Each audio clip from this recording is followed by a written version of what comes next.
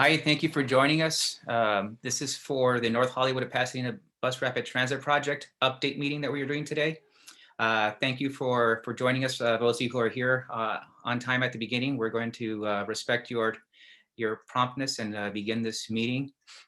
Good evening, everybody. My name is Tito Corona. I'm the Community Relations Officer for this project with Metro. And so last time that we saw each other on a community meeting was in May, it was in November when we did the draft EIR comment period. And we had 2 hearings to take comments from the draft environmental impact report. Thank you for those of you who did join us. We had almost 500 comments that were submitted, and a lot of great input was received during that time.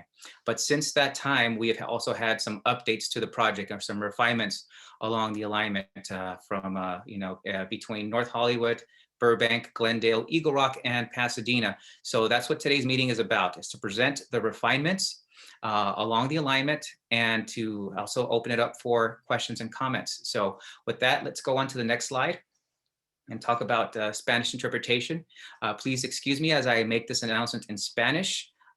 Pretty much, just 1 second. Buenas tardes, esta reunión va a ser conducida en inglés. Si gustaría escuchar la reunión en español, favor de oprimir el botón que dice interpretación y escoja para su lenguaje en español. Ahí tenemos una intérprete que está interpretando esta reunión para ustedes en español. Por favor, si gustaría continuar de oír esta reunión en español, oprime la lenguaje que dice, en botón que dice interpretación y selecciona el botón que dice español. Muchas gracias.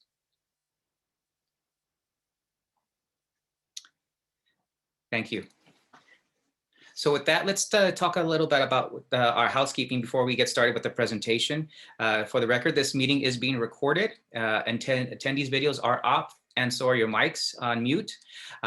When we get to the questions period, we will go by according to the order of the hands that are raised.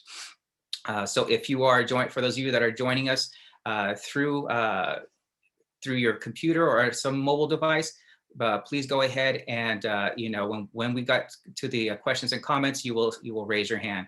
At this point, I would like representatives from elected officials' offices, if you are in attendance, to please raise your hand so we can acknowledge you.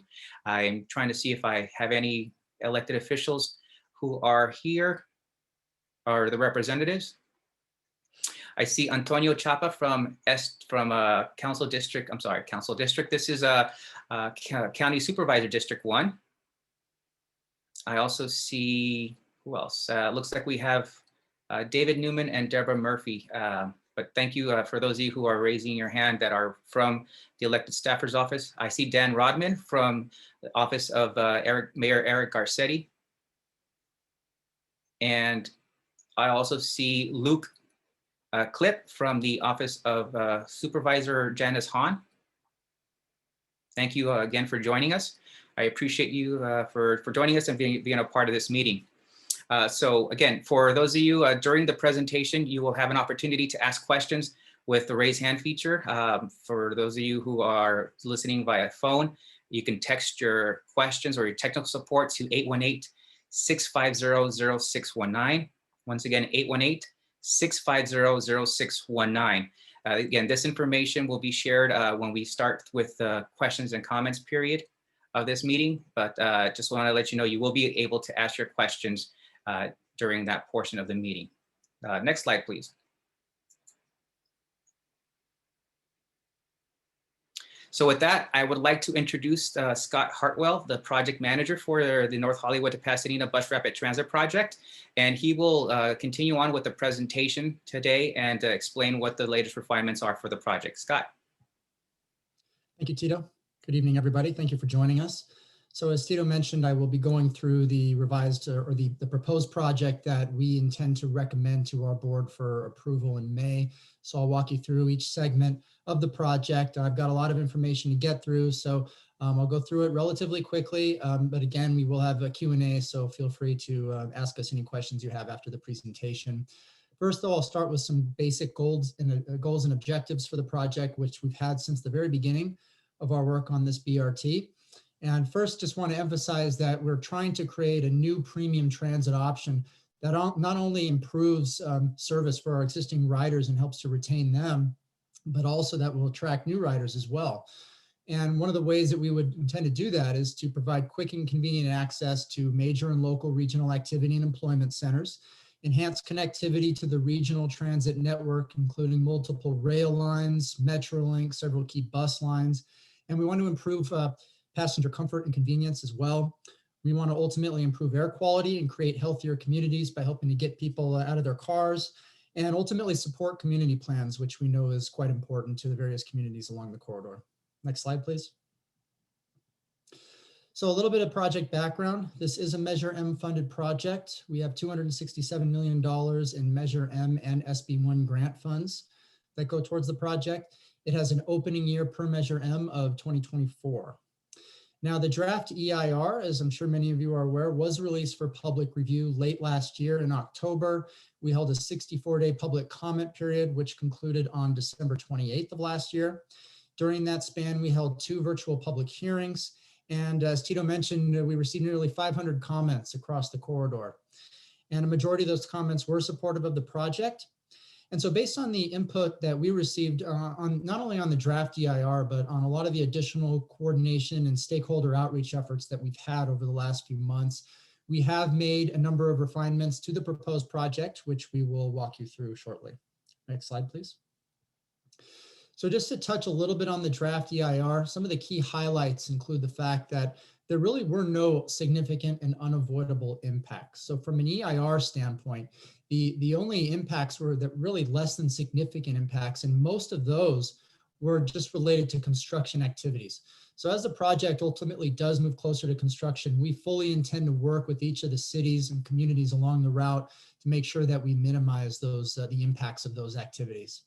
In addition to that, we want to point out that the vehicle miles traveled, which is the key metric for evaluating transportation impacts in the EIR, was actually demonstrated based on our analysis to be reduced based on this BRT. So in other words, the BRT would reduce the number of cars or number of trips made by cars on the roads, which would then have a transportation benefit, as there'd be less congestion in the sense that there would be less cars traveling on our streets. That in turn would translate to an air quality benefit, as well as an energy benefit, in that less energy would be used, less greenhouse gas emissions would be produced, and then there would be a noise benefit as well, as there would be less traffic noise.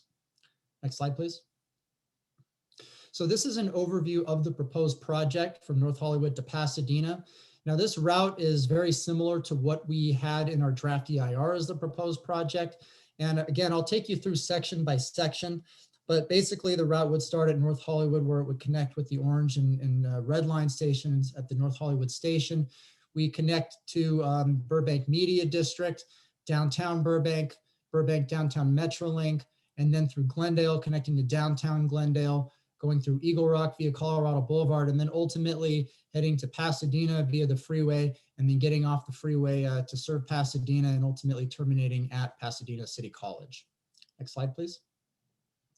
So just to touch on some of the key elements of the proposed project, there would be a total of about 11.5 miles of bus lanes. There would be 22 enhanced stations with a number of passenger amenities that would give the stations more of a rail-like feel.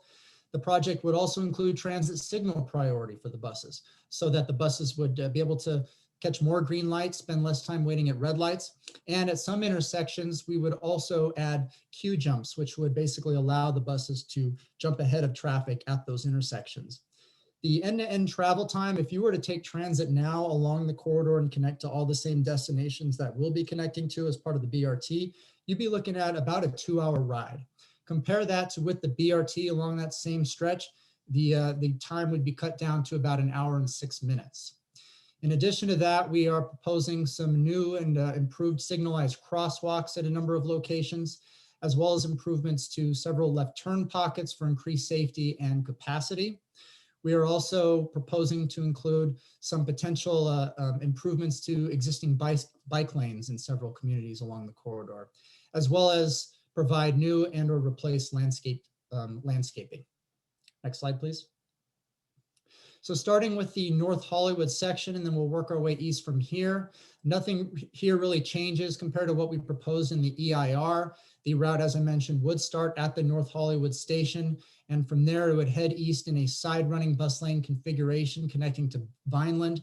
In the westbound direction, due to a lack of available right-of-way, the bus lane would operate in a mixed traffic condition. And then on Vineland, the route would head south in a center running type configuration for the buses before ultimately joining Lankershim and getting on the 134 freeway heading into Burbank. It's also important to note that in North Hollywood, in addition to stopping at the NoHo station, we would have a stop at Hesby.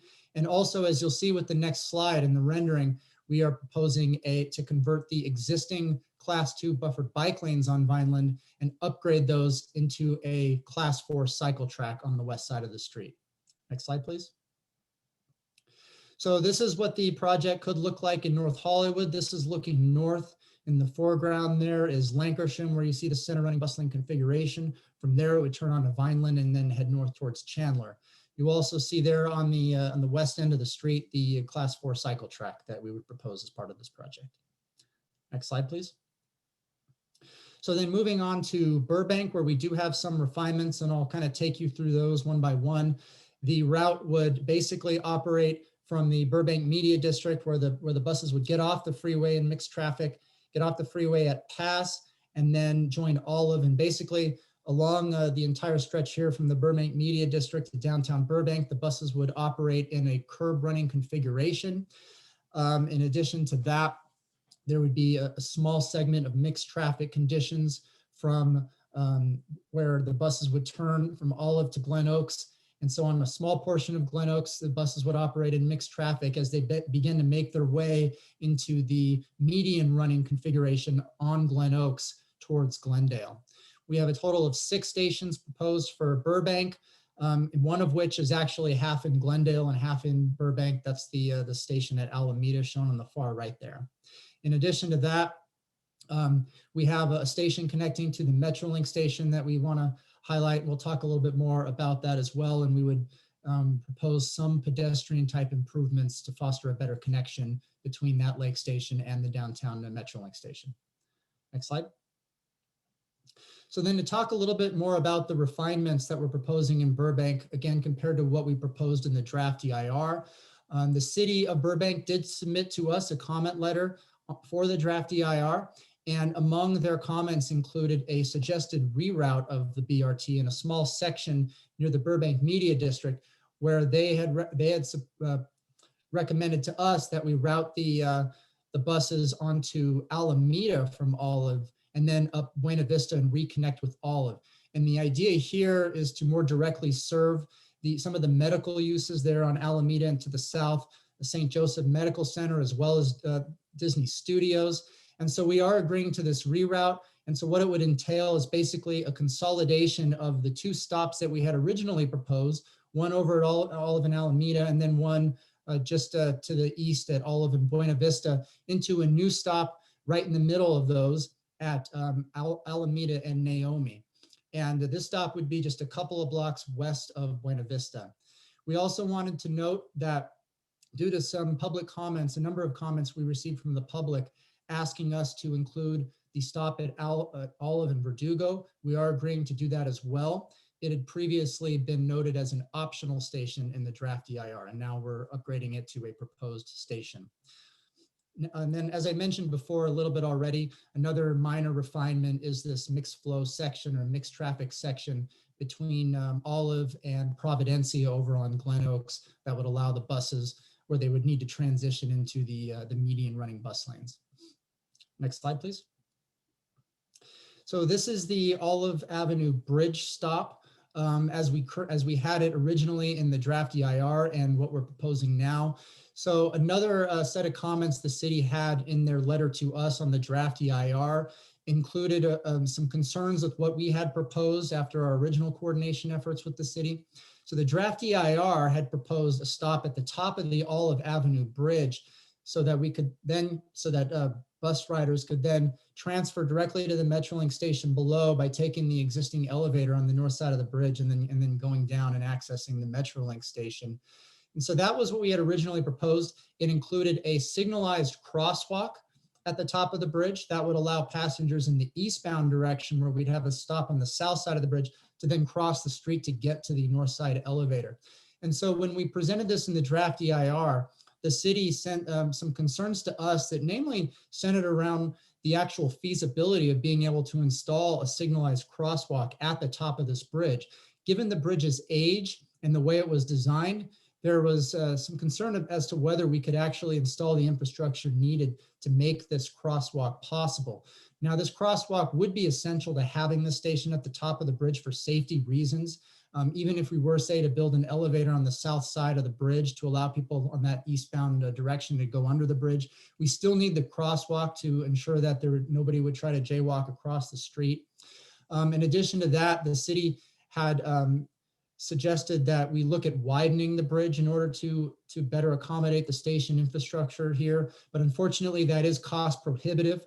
So in light of that, what we are proposing is to move the station just to the west a little bit, right before the bridge starts over at Lake. And then from there, pedestrians could walk over. It's a relatively short walk to walk over to the Metrolink station. And as I mentioned, to help facilitate a better connection, we would look at doing some improvements along the way in the form of better lighting and wayfinding type signage. Next slide, please. So this is what the configuration would look like on Olive. This is, again, a curb running configuration that we're proposing here. So basically the bus lanes would occupy what is currently a parking lane. Now you see the red bus lanes there adjacent to the curb. It's also important to note that where cars would need to make right turns, they would simply just merge into the bus lanes and be able to share the bus lanes in those areas in order to make their right turns. Next slide, please. So then moving on to Glendale. So this is sort of the Glendale section that you see here. Again, not much changing from what we proposed in the draft EIR.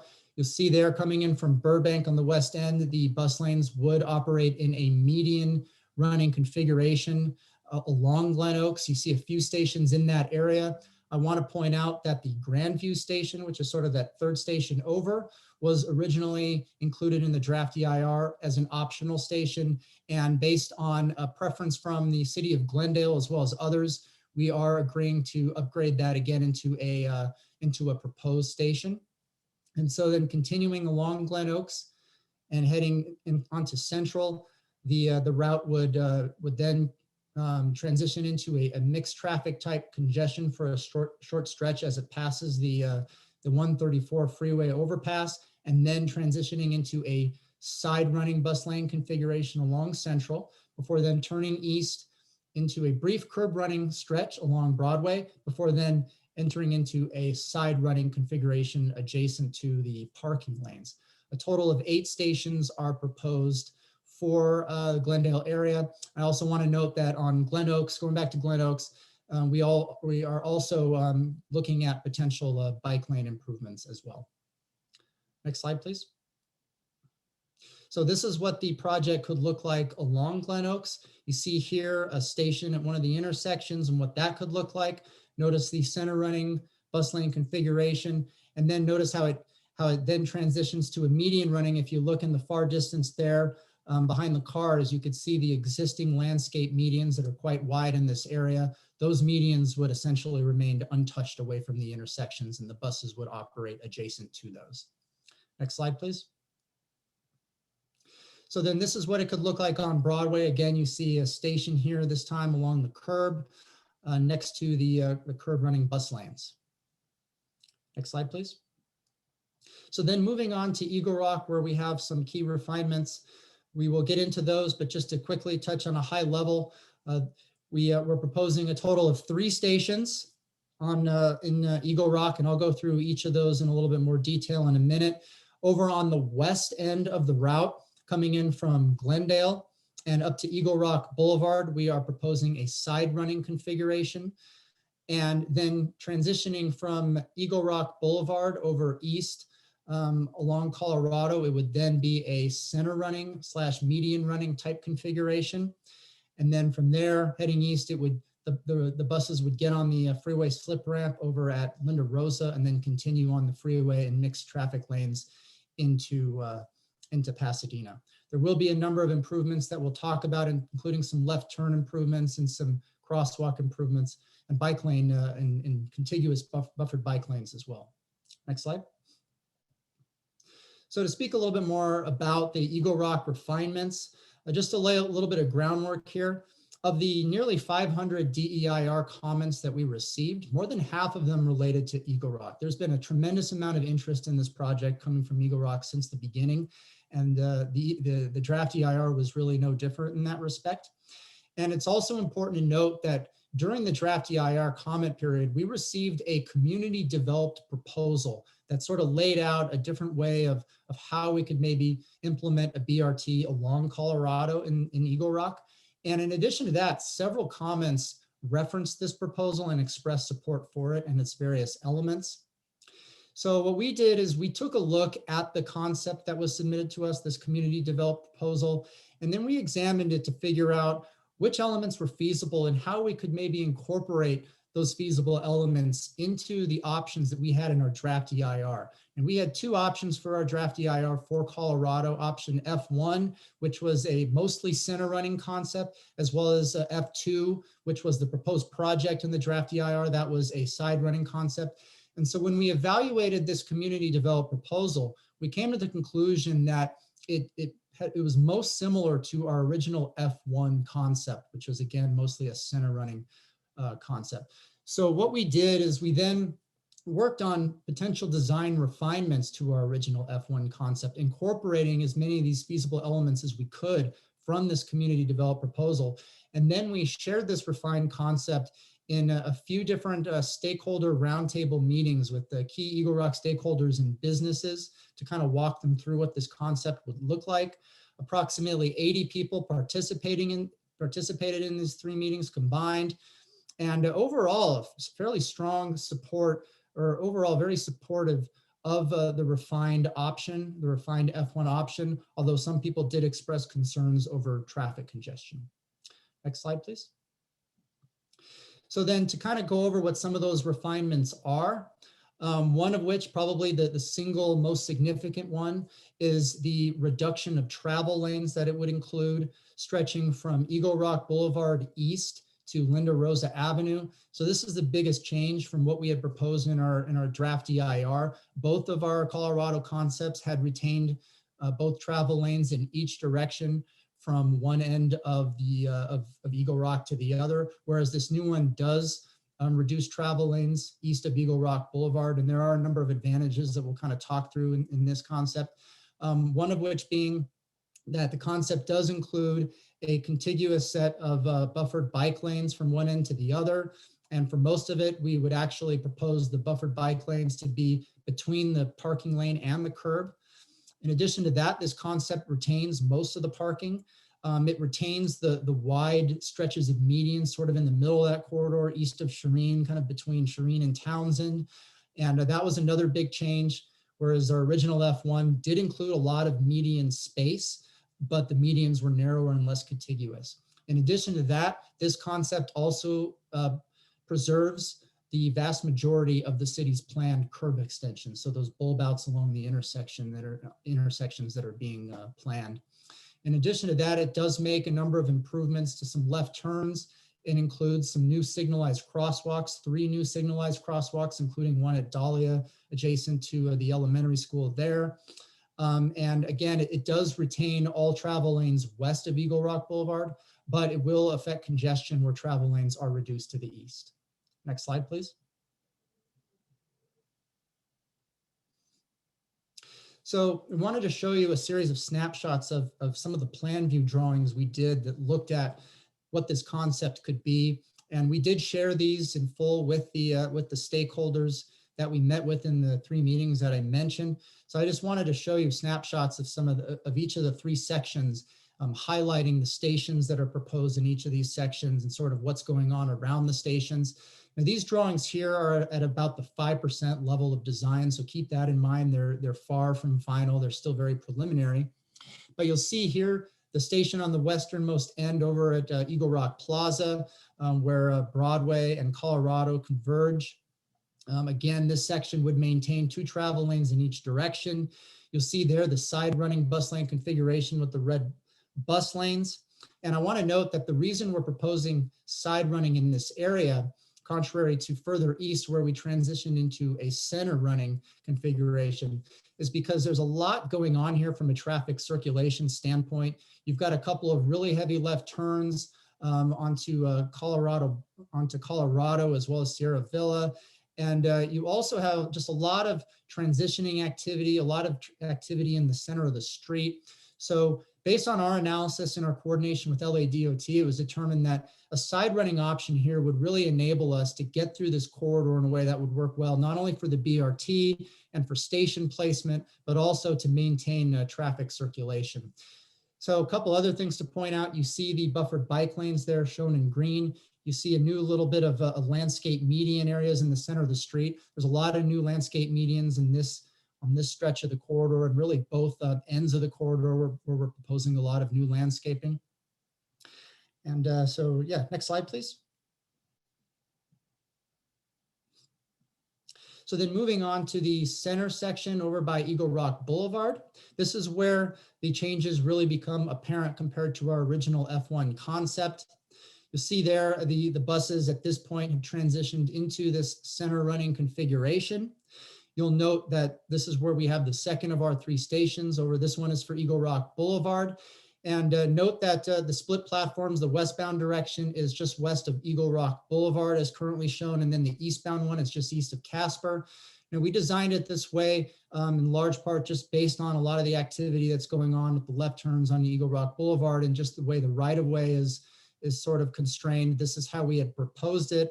That said, we did receive a bit of feedback in our stakeholder engagement meetings about this station and people asking about the possibility of moving both platforms east of Eagle Rock Boulevard. And that is something that we are going to look at doing. I also want to note that you can see here at some of the intersections, we've actually drawn in the planned bulb outs or ATP, active transportation curb extensions, as the city is planning. And you'll see the adjacent bike lanes, the curb running bike lanes where we flipped them with the existing parking lanes. And so we want to note that the way this would work, where the bike lanes would go around these curb extensions, we would do a gradual transition of the bike lanes as they kind of go around them. It would take probably a couple of parking stalls out in order to create that gradual transition, but we do think it would work well. Also note that with this concept, when you do have the reduced travel lanes, it does give you a lot more right of way to play with, which then allows us to preserve parking on both sides of the street, as you can see here in this drawing. Next slide, please. So then moving on over further to the east in the third section here, you'll see this is that the Colorado Townsend proposed station, a couple of platforms there right in that center little block area. Again, notice the parking is preserved on both sides of the street. Center running bus lanes continue. You've got brand new landscape medians over to the east. The contiguous bike lanes continue along this stretch as well. And then also notice on the left there, those wide medians. Now, again, this is one of the big differences from our original concept in that we're able to preserve those wide stretches of medians where they currently are now. Next slide, please. So we're going to show you a few quick before and after renderings of what this concept would look like. This is again over in the west zone where we're not actually proposing any refinements from what we had in the original F1 concept. This is looking towards College View. Next slide, please. And you see the after image here. Both travel lanes again are preserved on both sides of the street in this area. Side running bus lanes adjacent to buffered bike lanes. You can't really see the buffers all that well at this angle, but they are there. And then you'll see the brand new landscape medians in this area as well. Next slide, please. So then this is going back to the center portion of the corridor. This is near Maywood. Notice the existing medians there on the left. And the next slide, please. And this is what it could look like with the project. You see the medians there are preserved.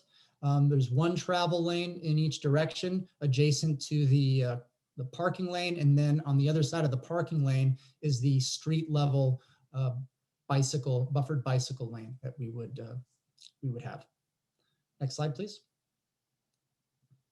So this is the third and final rendering we wanted to show you for this stretch. This is looking out towards the slip ramp as the bus begins to make its way to the ramp and go onto the 134. Go ahead and go to the next image. And this is what it could look like in this particular area. Now, this is not necessarily indicative of how it would look along most of the corridor. This is kind of unique to this one stretch where there's an opportunity to have potential landscaping on both sides of the lane, as you see here. And then you do see the adjacent travel lane and bicycle lanes. Next slide, please. So then moving on to the Pasadena stretch. Again, not much changing here from what we had in the draft EIR. The route would come in via the 134 freeway, exit at Fair Oaks, and then after a little short segment on Walnut, it would make its way over to Raymond, where it would connect with the Gold Line Memorial Park Station. And then the route would continue south, connecting with Colorado. And from there, it would continue east. We have a total of 4 stations proposed for Pasadena, one at Los Robles, Lake, and Hill. And the route would terminate at Pasadena City College, where we are planning to have some layover and bus charging space over adjacent to PCC. Next slide, please. So then to conclude with next steps, again, we intend to take our recommendation to the Metro Board in May and ask them to approve the proposed project. If they do approve it, we will then work on the final EIR, which we intend to have certified this summer. And as we go, we want to continue working with the various communities on design refinements as we go. Again, we're still at an early stage of design, and the next step is preliminary engineering. And so we will continue working on that as we go. And again, I want to thank you for your time, and I'll turn it back over to Tito. Thank you, Scott. If we can get on to the next slide, we will start getting ready for our Q&A. But before we do, I did want to acknowledge again our attendees that are from the elected officials' offices. I mentioned them at the beginning. We did have, I also recognize that we have Mr. Aldo Ramirez from Assemblymember Wendy Carrillo's office, and from the Office of Supervisor Hilda Solis, I saw Martin Reyes and Antonio Chapa.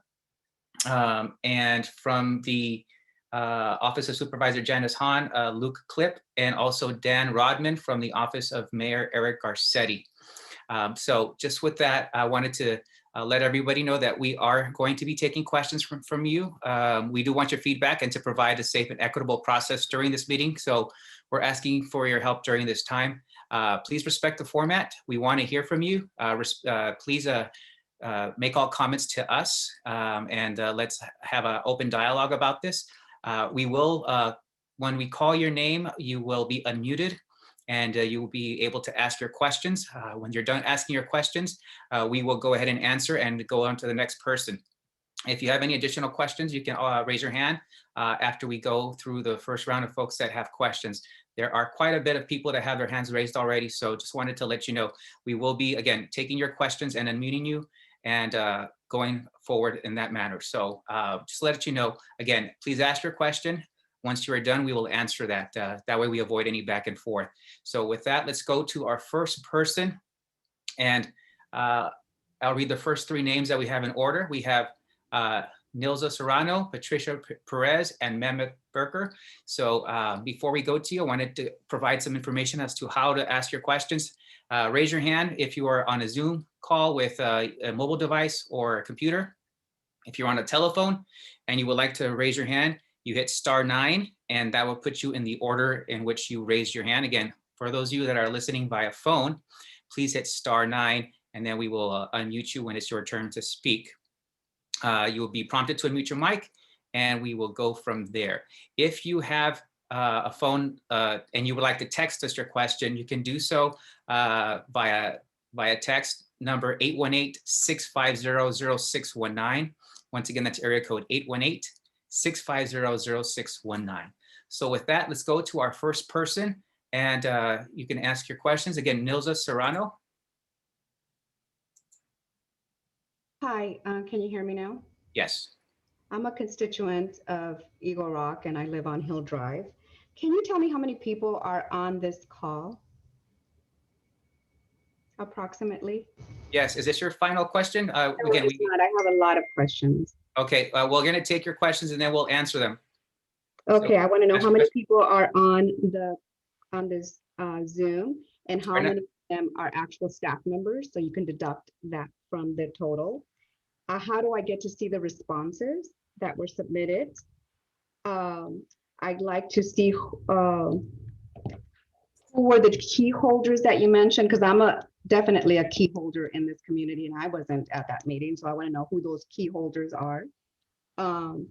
And Eagle Rock is a high filming entertainment corridor, and the red and green and all the lines and colors that you have proposed on all of your plans are going to kill the shooting of any movies in this district. Also, the last week's meeting, there was a total of 31 people. How many of those were staff and how many were actual constituents of this district? And those are my questions. Thank you. Thank you. So what we have currently, we have 210 attendees. That's not counting participants or panelists. And I will bring in Scott to address the other questions as to the alignment questions. As far as the key stakeholder meetings, yeah, we have that available. The presentations are on the project webpage and they are available for all to see at metro.net/NoHo-BRT. And Scott, if you can address the other questions.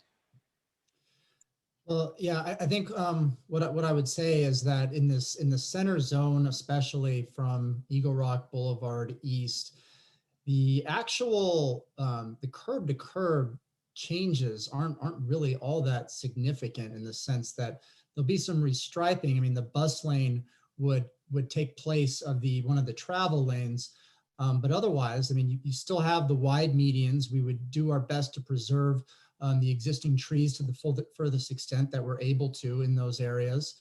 And we'll still retain the buffered bike lanes and the parking and the curbs. And then again, the curb extensions would be feasible to a very large extent under this concept. Thank you, Scott. And yes, the follow-up again, the meeting that we had was with the stakeholder groups that were in the Eagle Rock area. But again, we are opening up today's meeting again to everybody to participate. For those of you who were not able to make this meeting, we are making this available for everybody, and we will post this presentation as well on the project webpage as early as tomorrow. The next person that we have on to ask a question is Patricia Perez. If you can, let's see, okay, you've been unmuted. If you can ask your questions. Sure, absolutely. Metro knows that historically buses have not reduced traffic. I mean, you have that already, that information. And the concern is that the proposal that you have right now through Eagle Rock is going to divert traffic from Colorado to Hill and Yosemite Drive. In some parts, you only have one lane along with parking.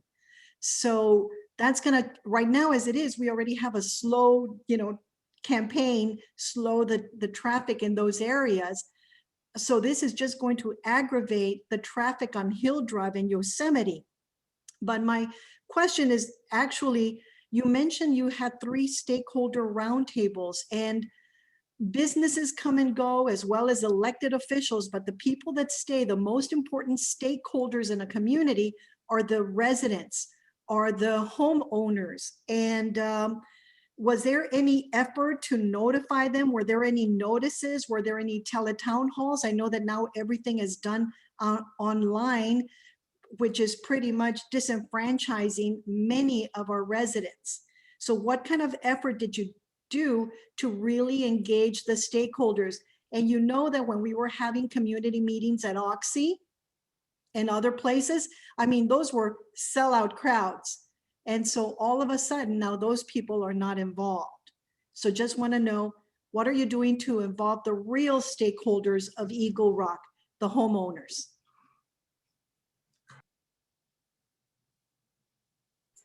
Thank you. Thank you for your question. These the stakeholders that we met with, again, were identified with groups. They were representative groups. For the residents that were at the Occidental College meeting that we had a couple years ago in August, they were added to our stakeholder database that were invited to today's meeting as well. Again, this is also additional opportunity for local stakeholders, residents to participate and ask their questions. So this is your opportunity to ask about the information that's been presented. And this is a way for you to also voice and let us know what your thoughts are about this. Again, we're doing an update on this project, again, from North Hollywood, Burbank, Glendale, Eagle Rock, and Pasadena. And this is where we're asking folks to go ahead and ask their questions. So let me go to the next three folks, which we have are going to be Mehmet Burker, Felicia Garcia, and Edgar Mejia. So Mehmet, if you can ask your question next.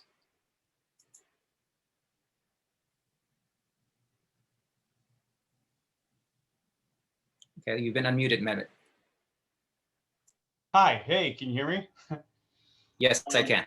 Great. So I'll just a few quick comments, and then I'll ask my question on the way out. Yeah, in all, I'm very pleased to see Metro changing and changing the project in a way that I think is really going to make it better and center the needs of people walking and people riding the bus. I'm hoping that where you're not having parking protected bike lanes, so where it's kind of a curb running bike lane, that you would have the bus lane or just have it just curb running. I'm hoping you can grade separate that bike facility, or at least protect it from the bus lane if at all possible.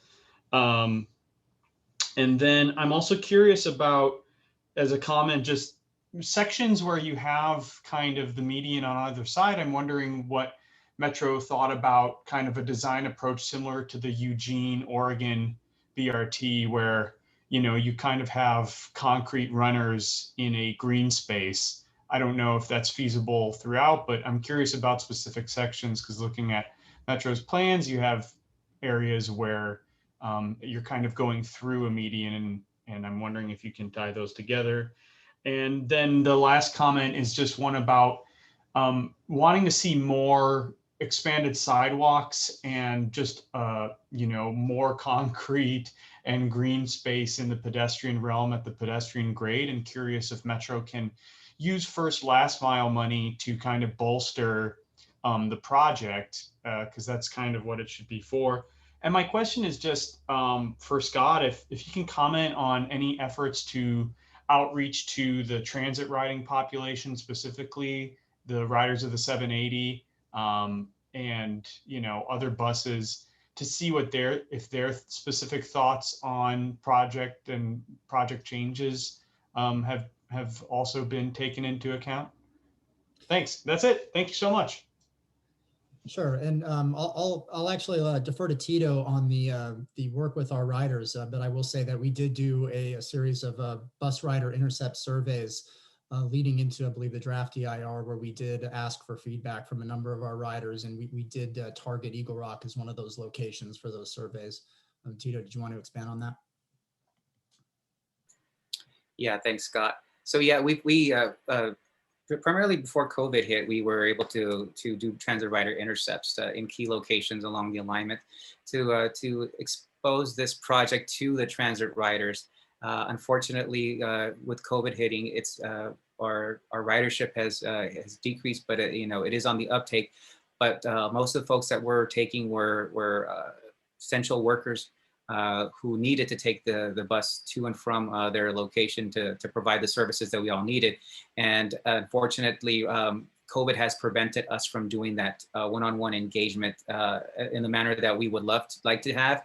Right now, folks are pretty much focusing on strictly the needs, and their needs are to get to and from their place of business with a minimal contact. But that doesn't mean that we're not engaging. We are going to continue to engage. Again, this is to benefit those who are the transit users as well as future transit users, to connect between the communities of North Hollywood, Burbank, Glendale, Eagle Rock, and Pasadena. as this project, connects to all those communities. So for that, I hopefully we were able to provide as much insight on that, but we do anticipate doing additional transit rider intercepts as the numbers for our ridership goes up and the people are more comfortable speaking one-on-one at these bus stops during COVID. So thank you for that question. I did have a question that was submitted written via text, and they were asking about when the recording of this meeting will be uploaded and where it will be uploaded. This recording, once we get it downloaded and shared, will be uploaded to the project webpage at metro.net/NoHo Pass BRT. And like all presentations that we've had, you'll see them uploaded there. You can also see the presentations from the roundtables on the project website as we speak. So let's go through to our next three folks with questions are going to be Felicia Garcia, Edgar Mejia, and Deborah Murphy. So I'm going to unmute. Hi. Okay, Felicia, you're on. I'm a longtime Eagle Rock resident and a bus and bike rider. I've been attending these meetings for the past 2 years. I'm really happy to see elements of the beautiful boulevard proposal in Metro's plans. I would ask that you stay as true to that proposal as possible, as it was developed with the best interest of the community, the businesses, and the environment in mind. One thing I really want to see incorporated from that plan is traffic calming on nearby streets. Is that something Metro can explore? That's my question. And then otherwise, I'm really glad to see that the new curb extensions will be maintained and that we'll get parking protected bike lanes. That's going to make the street feel a lot safer. Thank you. Thank you. Scott, the question about traffic calming in neighboring streets, can you speak on that? Yeah, so I mean, our focus, I think for the most part, is on Colorado, where we have the BRT. I mean, accomplishing the goals of the BRT is something that's paramount important to us, and making it work within the community and making it work with all the adjacent elements of the street.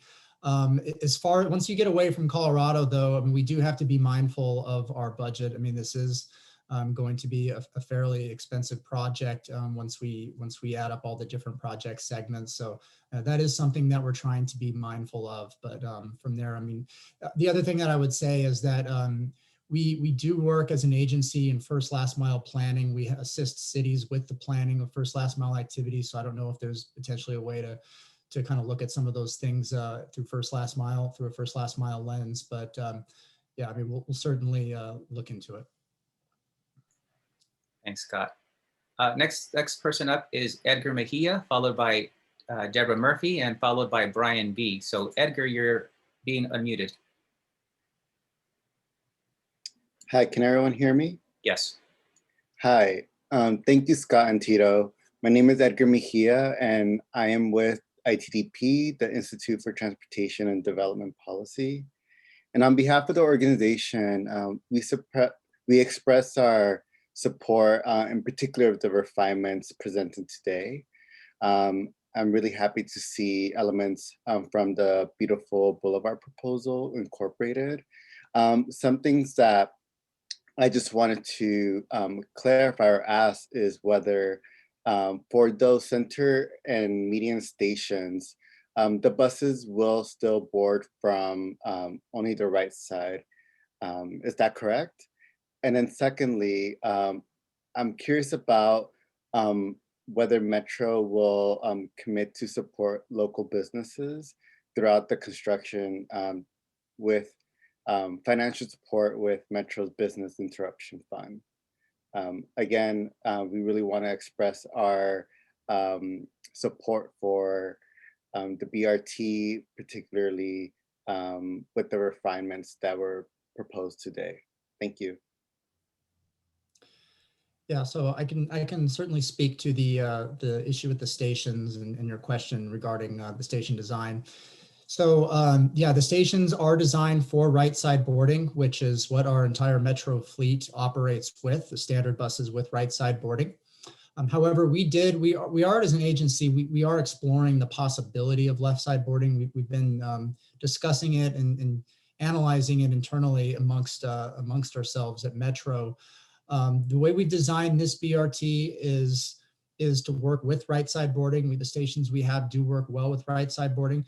However, we also did look at what a left side boarding design would look like along this stretch for these two stations where it would be applicable for both Townsend as well as for Eagle Rock Boulevard.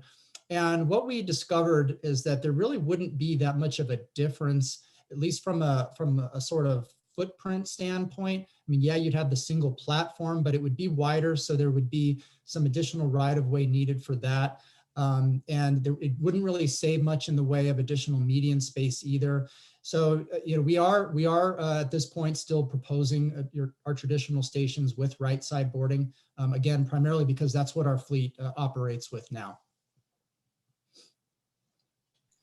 Thanks, Scott. And I can address the business support, business interruption fund.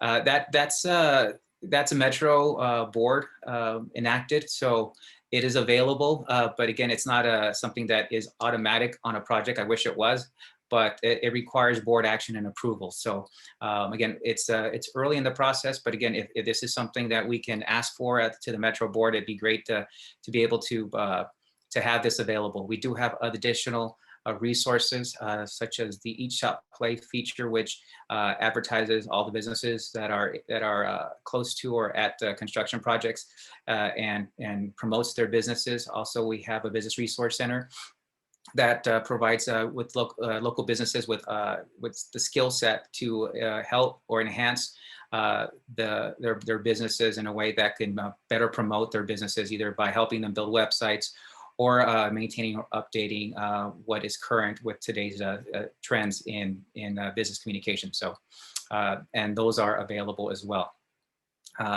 So going on to the next three people are going to be Deborah Murphy, followed by Brian B., followed by David Newman. So Deborah, you are next to speak. Good day. Thank you very much, Metro staff, for the opportunity to make public comments. I'm Deborah Murphy. I'm an urban designer and planner, founder of Los Angeles Walks, and I chair the City of Los Angeles Pedestrian Advisory Committee. So you can see my commitment to making streets safe for pedestrians. My comments are going to focus on the Eagle Rock section of the project. I've been involved in the $16 million Rockville Boulevard project that will provide pedestrian, cyclist, and transit improvements on Eagle Rock Boulevard from Colorado Boulevard right here in Eagle Rock, connecting to this project all the way down to York Boulevard. That project's going to proposes protected bike lanes for that 1 mile segment, and is being funded with Metro's I-710 North funding. So it's critical to tie these projects together so that transit riders, cyclists, pedestrians can have a continuous, complete streets experience in Eagle Rock and connect to this important BRT project. So I want to really thank Metro for listening to the Eagle Rock community's vision for the beautiful Boulevard project that will make for a transformative, innovative, and comprehensive project that will help Metro achieve its visions for the project as a premier transit project. However, the refined F1 option doesn't go far enough.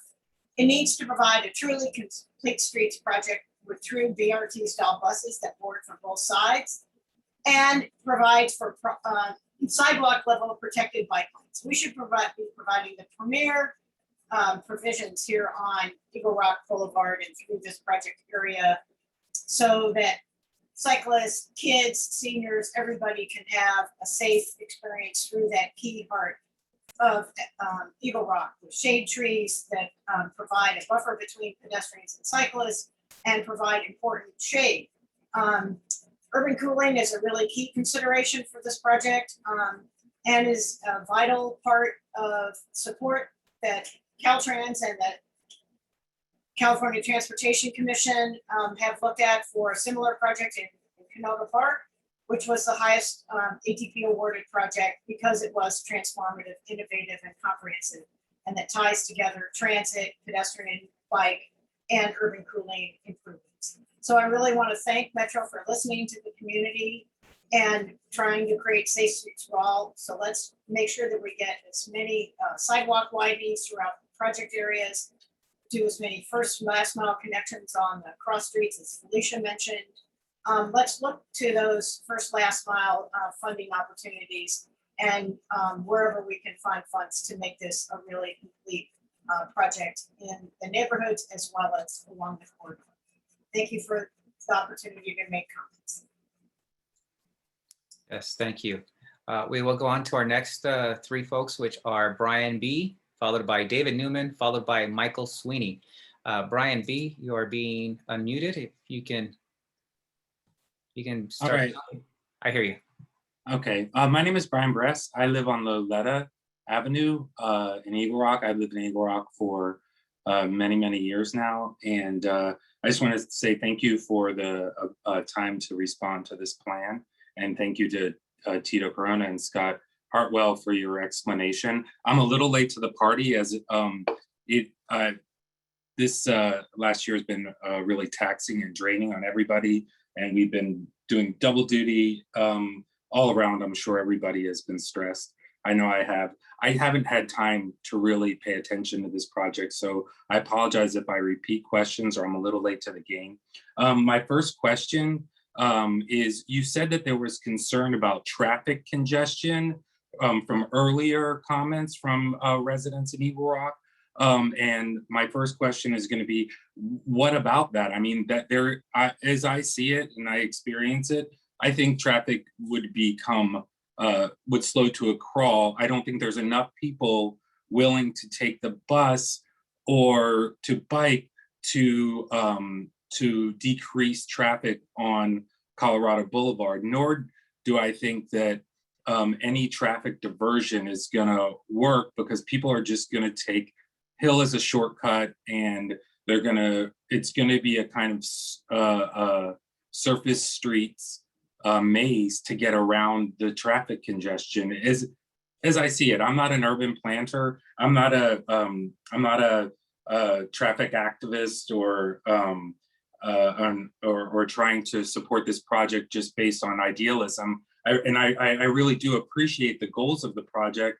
I am all for creating a more safer place to walk and a more beautiful environment. I think these are really good goals, and I appreciate the intention of the project. I just worry that there's going to be a lot of unintended traffic consequences on that stretch where you go down to one lane. Specifically, if you're parallel parking on Colorado Boulevard to visit one of these small local businesses, not a Starbucks, not a Jamba Juice, but a local business on that street, you're going to want to parallel park there. A lot of them don't have parking lots. Their only parking is right in front. When you go to Fort Cafe, you're going to park there. On your way home, you're going to stop and grab some dinner to bring home to your family from work. And if you try to parallel park right in front of Fort Cafe, you manage to find a spot, well, you're going to stop there, try to parallel park, and then slow traffic down. There's no way to get around you. Meanwhile, if you have a passenger, from your illustration, Scott, and maybe I have it wrong, but the bike lane is now on the right side between the parking lane, the parking area, and the sidewalk. So that passenger is going to open up a door, not used to a bike lane being there. Usually they're on the driver's side. So you're going to have a passenger opening their door to, it would seem, to block the bicyclists and perhaps clothesline them there. Usually bicyclists, at least if they see somebody's about to get out of the car, they at least have a little bit of room to go ride around that. It just seems, and I'm not a cyclist. I'm sure a lot of the cyclists, especially ones who are activist transit planners, are going to disagree, and I'm ready to hear those comments. But it just seems counterintuitive from just a flow of bikes, people, and cars, that you're going to make it. Sometimes you just can't fit everything you want into one space, and I feel like I appreciate the trees and the buses and the cars and the pedestrians. I know that they all need a beautiful and efficient way to get around, but that stretch of Eagle Rock, of Colorado Boulevard there, it seems like you're trying to squeeze way too much into it. And to just echo a point that was mentioned before about the voices that spoke up against this before COVID, I spoke to a lot of people on my block. They did not have time to come to this meeting because they are juggling care and their kids are not in school and they don't have time to come to these meetings or even be aware of it. So I think to sort of come to the conclusion that the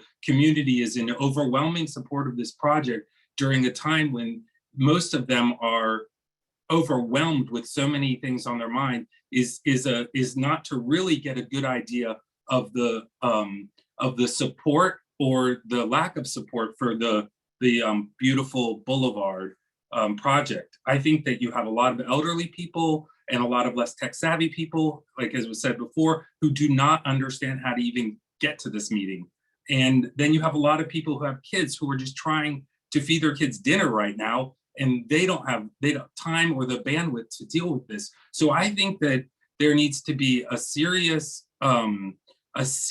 public outreach during a time after COVID, and really reach out to the community and really get an opinion. Because I think right now what you have is you have a lot of idealist activists calling up, and saying the same thing. I support the beautiful boulevard project, and that's great. They should, if that's what they believe. But I don't think that you have a true representation of the stakeholders in this project.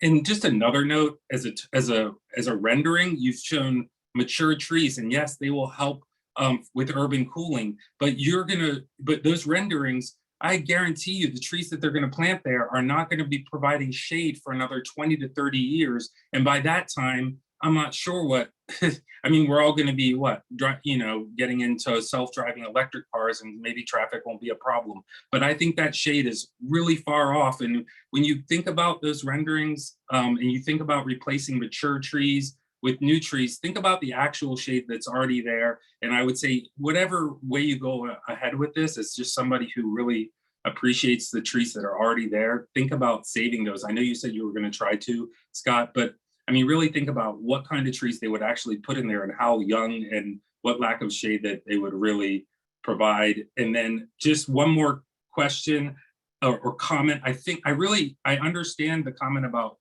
trying to save businesses and get them like websites or something, but all of that effort at trying to come up with a way to publicize these businesses and everything, it's not going to make a lot of difference in my opinion, because people are still not going to be able to get to them. There's going to be scaffolding and trucks and construction guys, and people are just going to go the other way. And they're going to avoid that altogether. And as that happens, the way I see it is we're going to lose our local businesses. They're going to go out of business, and then there'll be empty places there. And then after it's all done and those businesses are gone and never coming back, you're going to have the Starbucks and you're going to have the chain places come in and swoop in, and we're going to have another boulevard that looks like any other street in any other town. And that's not something I want to see. Anyway, thank you for listening to my long comments. And if you can answer any of those questions, if you remember them, thank you so much. Thank you, Brian. Again, those are mostly comments, but again, we are also working with construction. When construction happens, we do have additional construction mitigation. We have access to the businesses. We don't prevent access. If not, we provide the proper signage to maintain the access.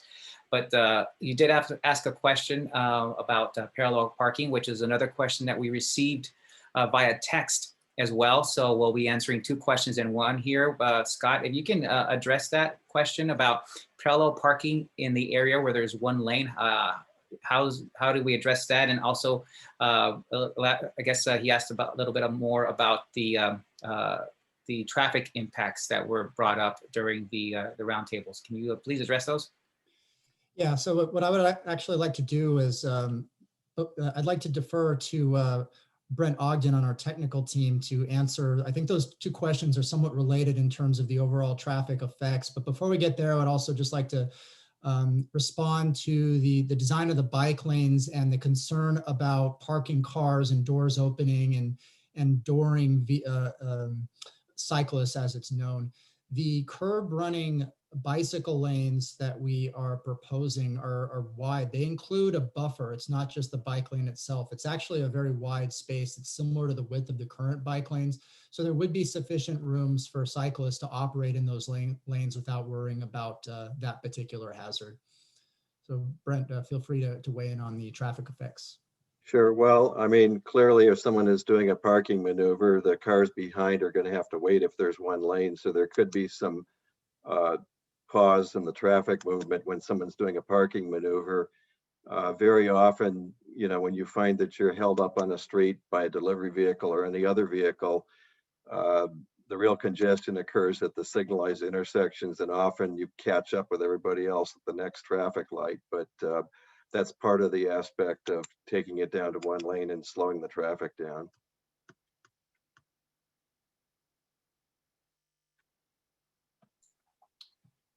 All right.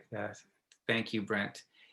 So we have the next three folks who will be David Newman, followed by Michael Sweeney, followed by Lionel. Just to let everybody know, we do have quite a few hands that are raised, and this meeting is until 7 p.m. So we want to make sure to get to as many folks as possible who have their hands raised. So please, you can be shorter with your questions so we can be able to appropriately address them and answer them. That would be greatly appreciated, so we can answer as many questions from the many people who are in attendance that have their hands raised. So with that, I'm going to Mr. David Newman. If you can speak, we are unmuting you.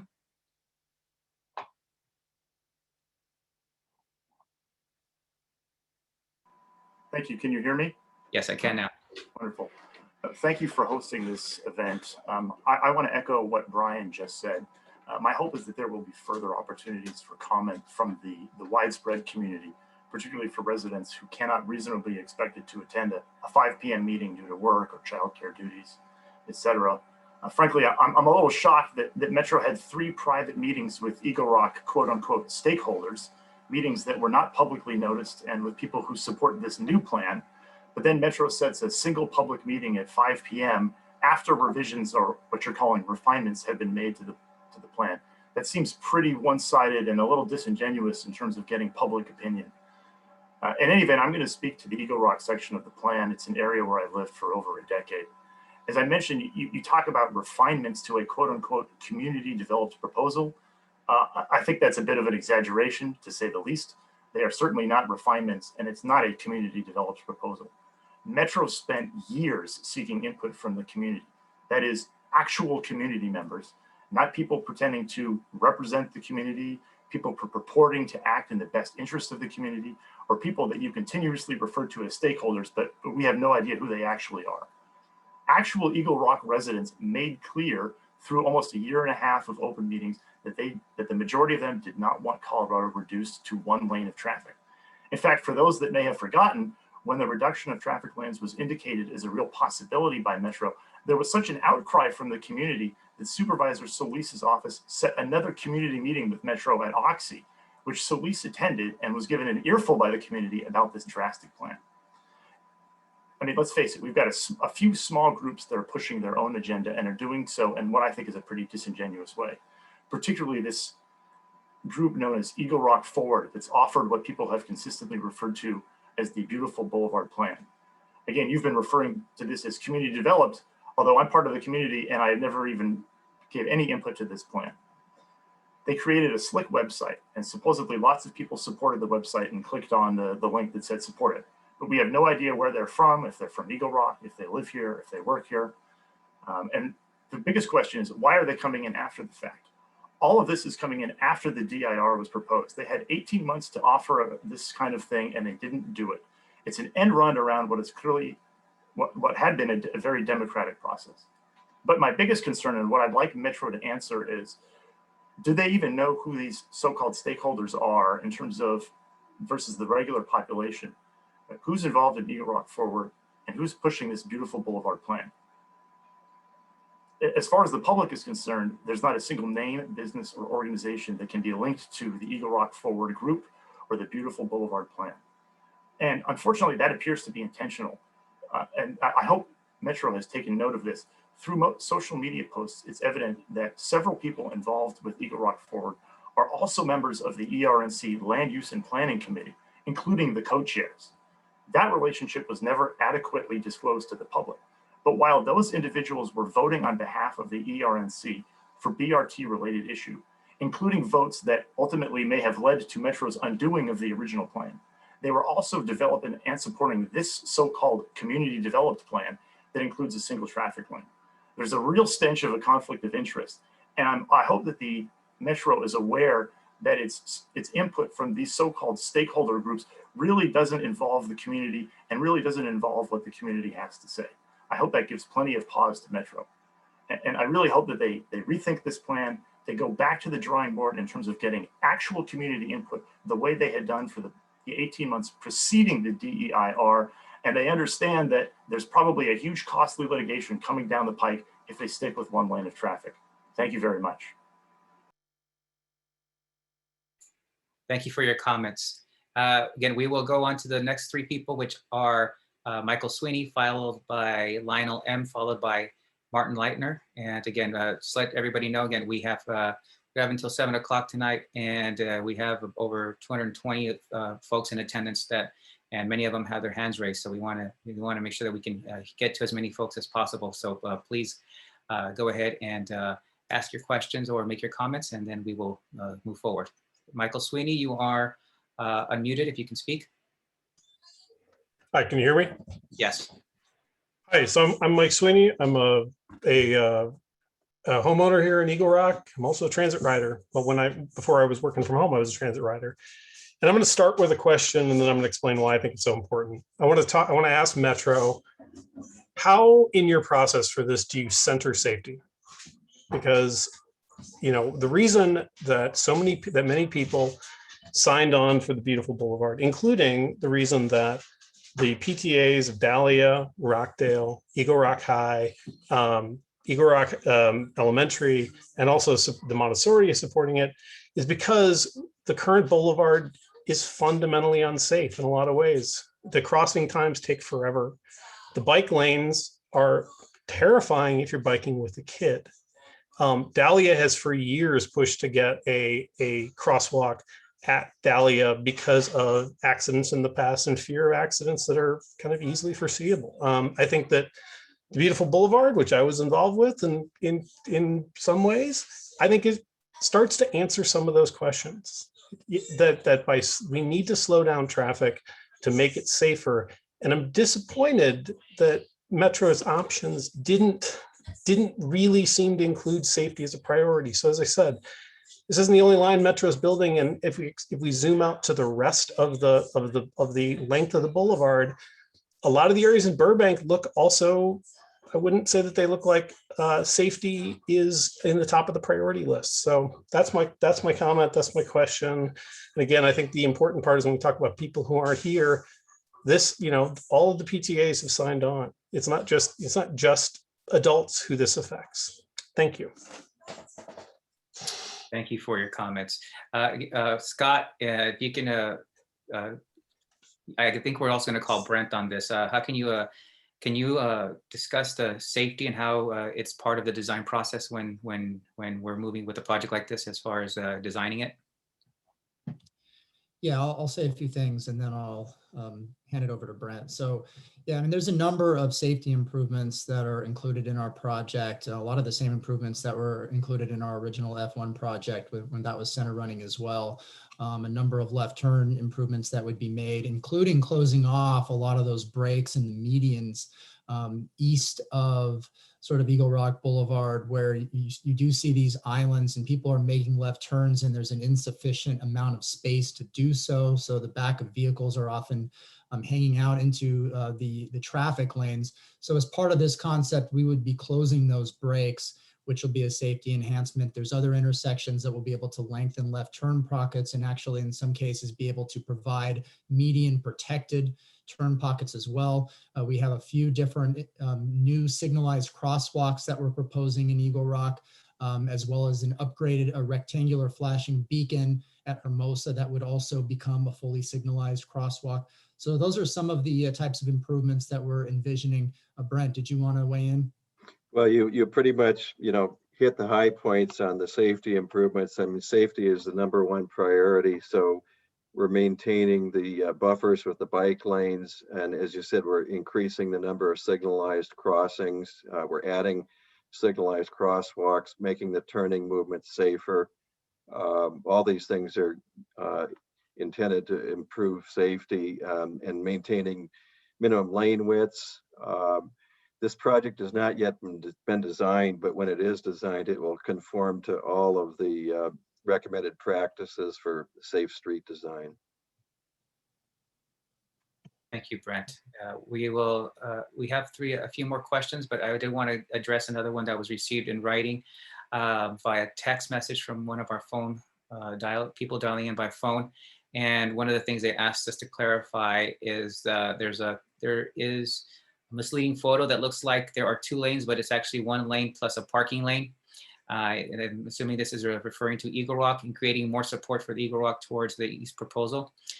Their question is pretty much, what are the chances of bringing back the 2-lane concept?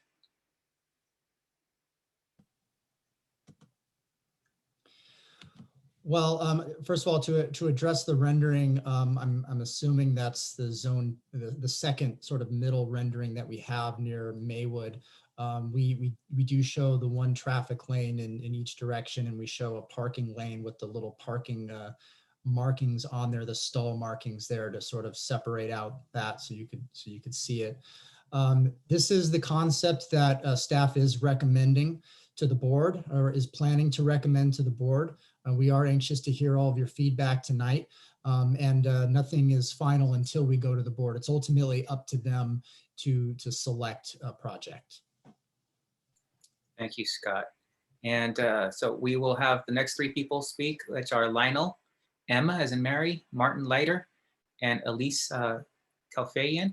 Do you want to also confirm with folks that we have this is our additional meeting that we're having. Again, the information that was presented here has also been shared with the stakeholder roundtable. The information is pretty much available for everybody on the project webpage beginning tomorrow at metro.net/NoHo-BRT. So with that, let's unmute Lionel. Lionel, you are able to speak. Can you unmute yourself? There you go. Hi, good afternoon. Thank you for having me today in this meeting.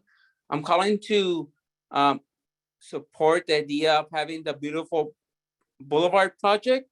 Is that right?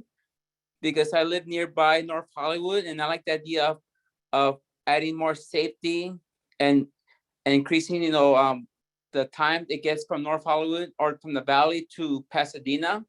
I like the idea, but I would like to echo what Brian B said about certain locations in a route adding too much.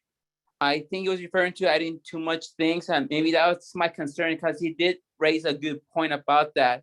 And maybe we could somehow maybe scale back a little bit on certain locations, certain routes.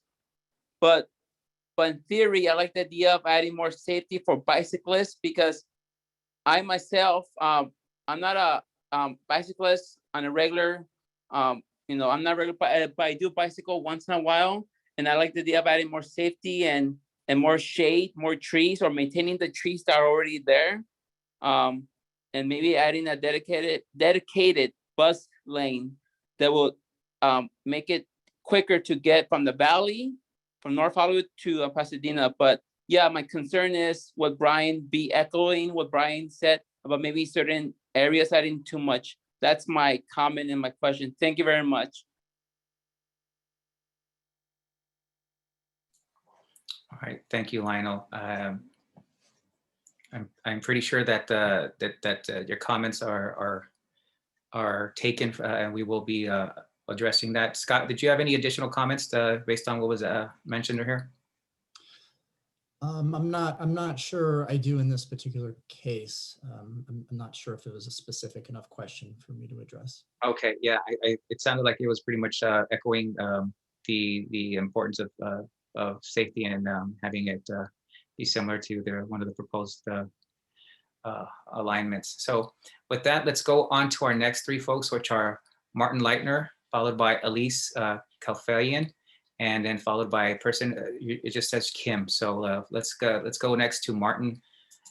You are able to speak. You're unmuted. Yes.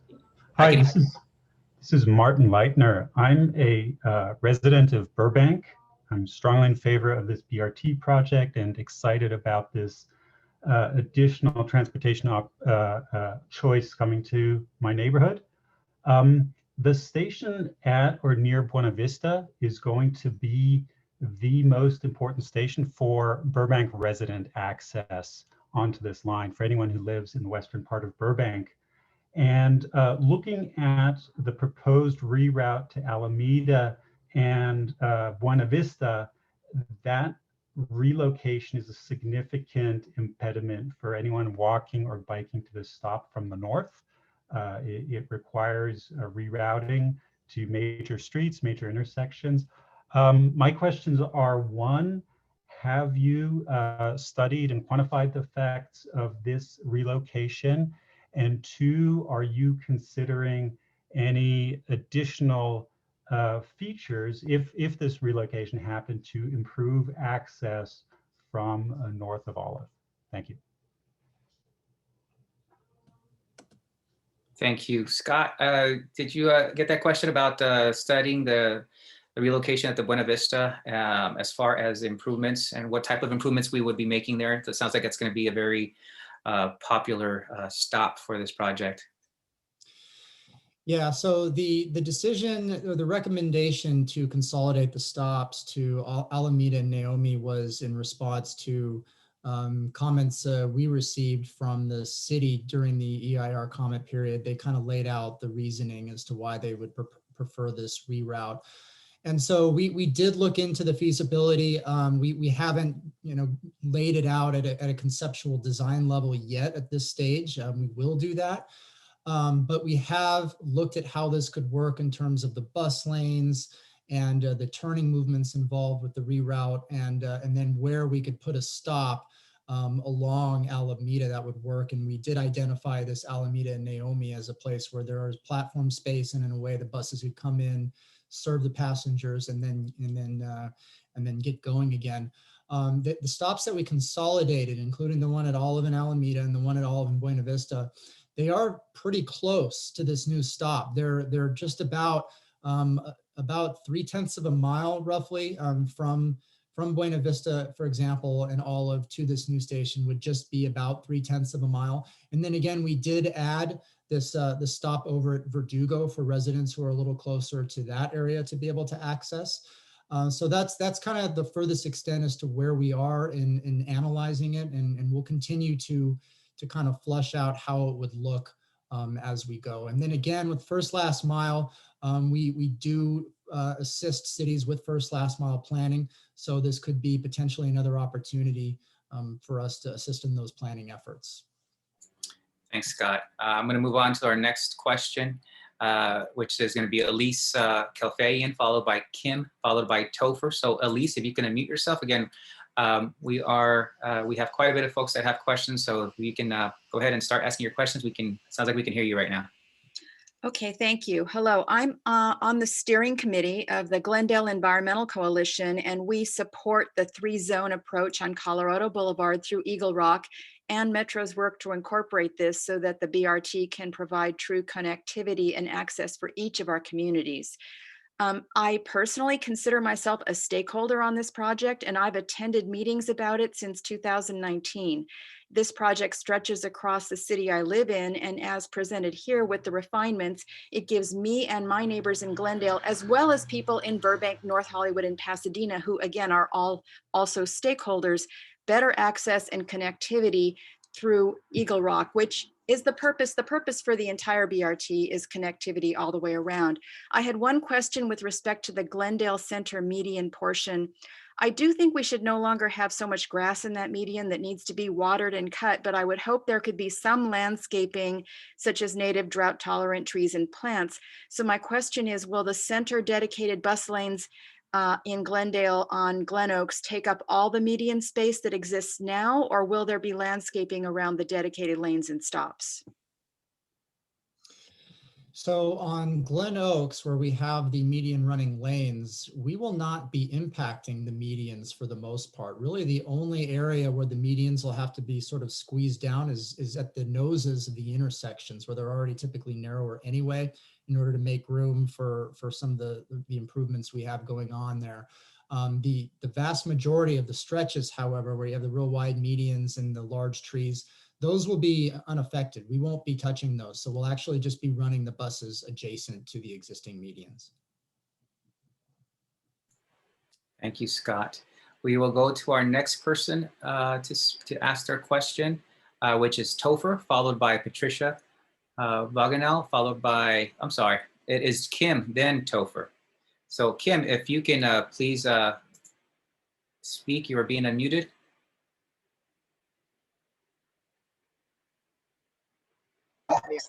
God. Hi, Kim. Hi, sorry, my dog. Hi, I'm sorry. Can you hear me? Yes, yes, we can hear. Okay, sorry about that. Of course, my dog started to bark right then.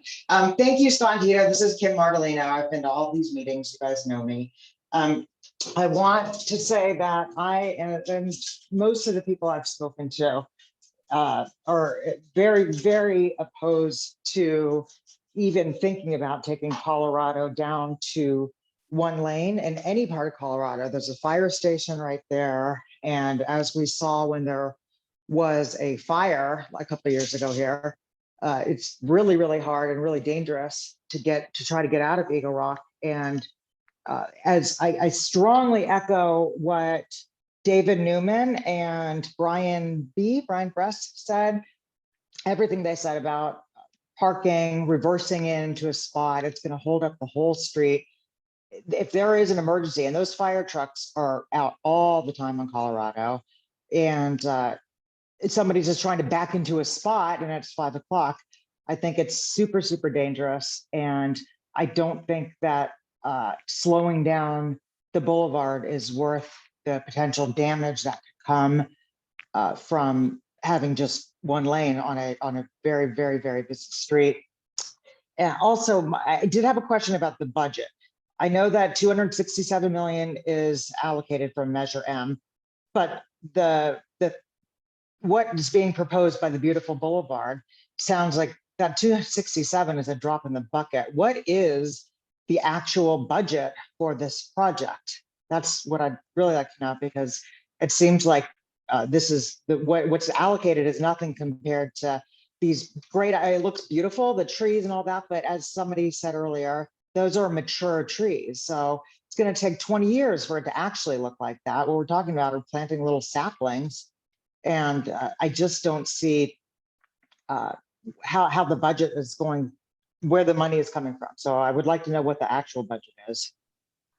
Okay, thank you, Kim. Scott, can you speak on the budget and how much is allocated, and pretty much if you have any initial numbers as to what we're looking at? I know that we have a limited budget for this project, and it's not intended to go up any bit. So wanted to confirm that with you, and also if you can speak on the question that Kim had.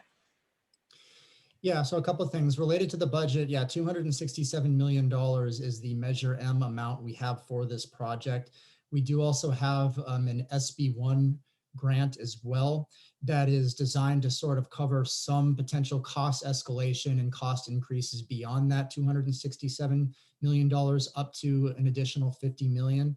So we do have some of that money to work with potentially if it's needed. I also would like to address a comment about the emergency vehicle situation.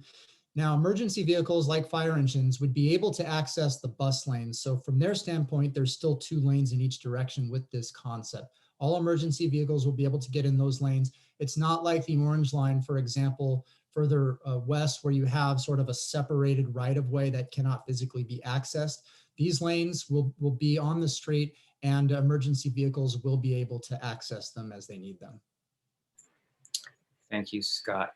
And I think that was the most of the questions. I think there was another question about the, no, we discussed it. It was about the funding. Okay, so let's go to the next 3 people. Again, I'm sorry if I'm trying to get to as many people as possible, but we are limited. So here, we're gonna go to Topher, followed by Patricia Vaganel, followed by John. So Topher, we're unmuting you. If you can speak.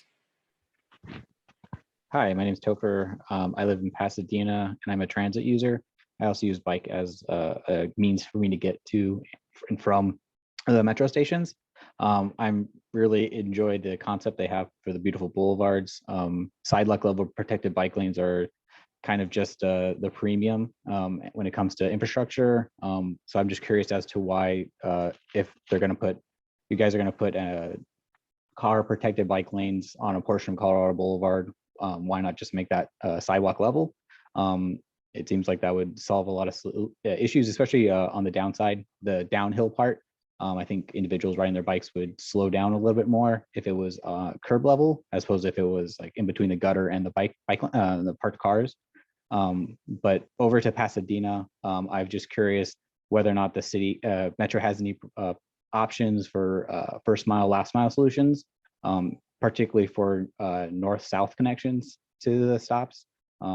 There's a couple areas in which we have bike lanes that don't connect to anything once you go south of the freeway. So just curious if there's any funding opportunities or potentials to do any first mile, last mile solutions in Pasadena with the associated stops for the BRT. Thank you. Scott, can you speak on the first last mile opportunities that we have? And he's asking specifically to Pasadena, but I'm guessing it applies to many areas along the whole alignment. Yeah, so a couple of things. One, the focus of the BRT project is the area immediately around the stations where we could do some improvements, some pedestrian type and bike improvements, again, immediately around the stations. As far as sort of a greater first last mile type footprint, as I've mentioned before, we do have a robust first last mile program at Metro that does look to assist cities with opportunities for first last mile planning, whether it's grant assistance and helping them find funding or actually doing some of the planning legwork. So we could certainly and would look into that along the corridor, including in Pasadena. As far as the bike lanes along Colorado are concerned, I'll turn it over to Brent in a minute to weigh in on some of the technical feasibility issues. I know there were some, and we kind of looked at it from a high level concept. Also from, again, a budget level concept, when you're talking about sort of a sidewalk raised bike lane, you're talking about something that could be extremely expensive and not fit within our budget. Brent, do you want to weigh in? Well, I think couple of concerns would be if the bicycle lanes are raised to sidewalk level, it means extensive reconstruction of the roadway. So the construction impacts would be far greater and a longer construction period. I think there would be concerns about the disruption to provide that feature. And there also would be then greater opportunities for conflicts between bicycles and pedestrians at the intersections where we're already very tight for space because we're trying to accommodate right turning vehicles. So, you know, I'm not quite sure whether it's fully feasible to actually raise the bike lanes up like that. We can certainly look at the protected bike path concepts and see if we can incorporate some of those solutions, but it really hasn't been fully designed yet. So that would be something that be considered more during the preliminary engineering phase. Thank you, Brent. The next three people to ask their questions will be Patricia Walgenau, followed by John, and followed by Cheryl Weaver. So Patricia, if you can unmute yourself, you are able to speak. Hi, thank you. I don't see a picture of me, but that's okay. First, I wanted to say thank you, Scott, Tito, and Brett. First of all, let me organize my thoughts since I've been able to see how this meeting is being held. So I'd like to make a couple of comments, and then after that, I'd like to ask one question. First of all, my concerns are I am a stakeholder. I am a real stakeholder. I own a house on College View. I own a business in Eagle Rock for 20 years, Swart Coffee on the corner of Eagle Rock and Colorado. I have been there from 7 a.m. to 3 p.m. every day since the pandemic hit. The bike lanes are hardly used. The bike corral that it was placed in front of the store, never used. I'm concerned. I'm really a stakeholder here, and I'm concerned because I know once the BRT comes through, the zoning changes. So that means we can start building multi-level apartment buildings on Colorado. And perhaps that's the agenda underneath everything. I'm not sure, but I'm concerned about business interruption, and I'm hoping that the BRT is able to distribute obviously the interruption fund. But I want to ask you a question, which is really important to me because I'm a cyclist also, so I'm a huge biker, and I used to bike around the LA River, and it's gone. It's completely been overtaken by the homeless, and it's so sad to see that. But that's that's our affordable housing issues that we need to also address. I wanted to send a shout out real quick to Brian B. and David Newman, as well as Kim. I think that these speakers were rock stars. I'm just saying. And so my question to you, as a stakeholder, I don't live in another country. I don't live in another city. I live in Eagle Rock. I raised my kids here. They went to Eagle Rock High. They went to Eagle Rock Elementary. So I'm really a person here that matters, okay? So when you guys talk about the people, the stakeholders, who are they? Who are they? My question to you is, this is a question, please. Tito, you did not answer any of David Newman's questions, so please answer this. When can we have a meeting with people, real people that actually live in the community and have businesses on Colorado Boulevard? That's it.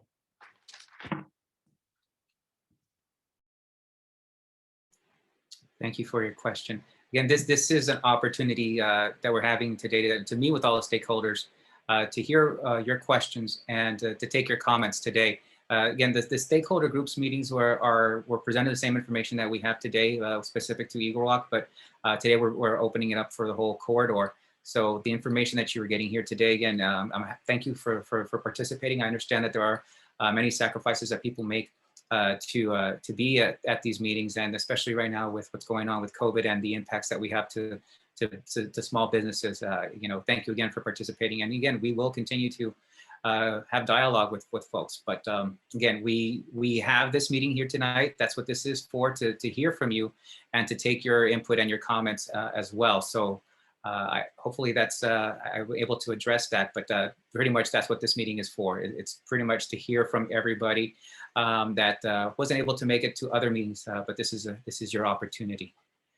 So with that, let's go to the next three folks, which are John, followed by Cheryl Weaver, followed by Nurse Barbara. So John, you are being unmuted if you can speak. Yes, hello. Questions about the time frame and whether a study has been done as to what the drive time is currently going from Eagle Rock Boulevard to the 134 on-ramp, and what it would be with these proposals during morning drive time, midday, and also evening, and also going the opposite way. And second question is, one number of people brought up about parallel parking. Bigger issue to me is Trader Joe's. Going east on Colorado Boulevard, every day, many times a day, there are people who are trying to get into the parking lot there, and they are backed up onto Colorado Boulevard. If there's only one lane there, that is going to back up traffic for a long period of time. Thank you. Thank you, John. Those are pretty good questions. That again, Scott and Brent, can you address these questions? They're particular to drive time with Colorado. If it goes down to one lane, what's the anticipated drive time that we're looking at, and also traffic impacts to Trader Joe's, which I've driven by there and seems to always be a line out the door waiting to go in. So can you address those two questions that we had? Sure, Brent, would you mind commenting on that? Well, we don't have the analysis of the impact on drive times at this point in the process. If we move forward, there will be some additional traffic analysis that's done in accordance with the City of Los Angeles requirements, and that would be some of the information that could potentially become available. I appreciate the comment about Trader Joe's. I have the one that I have nearest to me, I don't go to because of those types of issues, but we sometimes when we do the final design, we make tweaks to the configuration to allow those things to operate a little bit better, so we can take a look exactly how the traffic is channeled by Trader Joe's to see if we can do anything to keep it moving there. All right, thank you, Brent. Again, thank you for your questions. It's we're hearing your questions and your comments about traffic concerns and the impacts along Colorado, primarily from Eagle Rock. So next three folks will be Cheryl Weaver, followed by Nurse Barbara, followed by Stephen Kai. So Cheryl, you are being unmuted if you can speak.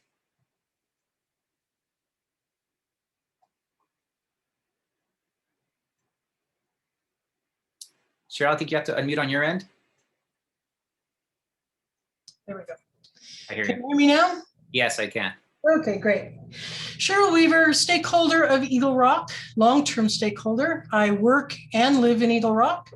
I have been following this whole process for a couple of years now.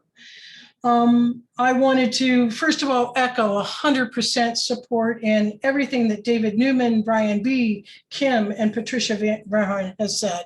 I won't reiterate that, but I will ask that since in the draft EIR, in your F1, F2, and F3 options, none of them included reduction to one lane anywhere within Eagle Rock.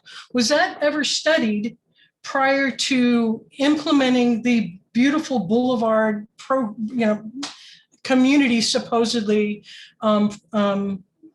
presentation? I'm also wondering if Metro is aware that Beautiful Boulevard presentation was only presented to a group of people that they basically knew would support their plan. It was never, ever, ever presented to the community at large for input or for suggestions whatsoever. And with that caveat, in addition, did you know that during your community roundtable meetings, of which I was invited to, I attended, and any opposition voices that were there against the Beautiful Boulevard plan were absolutely suppressed. So the community, even those that wanted to put input into it, that did not necessarily agree 100% with the Beautiful Boulevard plan, had no voice. I'm also wondering if Metro has looked at what they're going to do about the congestion at Broadway and Harvey. There's already a tremendous amount of congestion of people wanting to get on and off the freeway there, adding the BRT, taking away lanes, supposedly trying to divert traffic onto the freeway, which I don't believe much traffic going through Eagle Rock is going to go on the freeway. They're really going to locals, destinations in Eagle Rock, Highland Park, LaSalle Park, Mount Washington. That's where they're headed. Wondering if they'd studied any of that either. Thank you, Cheryl. Scott, so there were a couple questions here that were asked. There were a few actually, but I think let me make sure I got these right.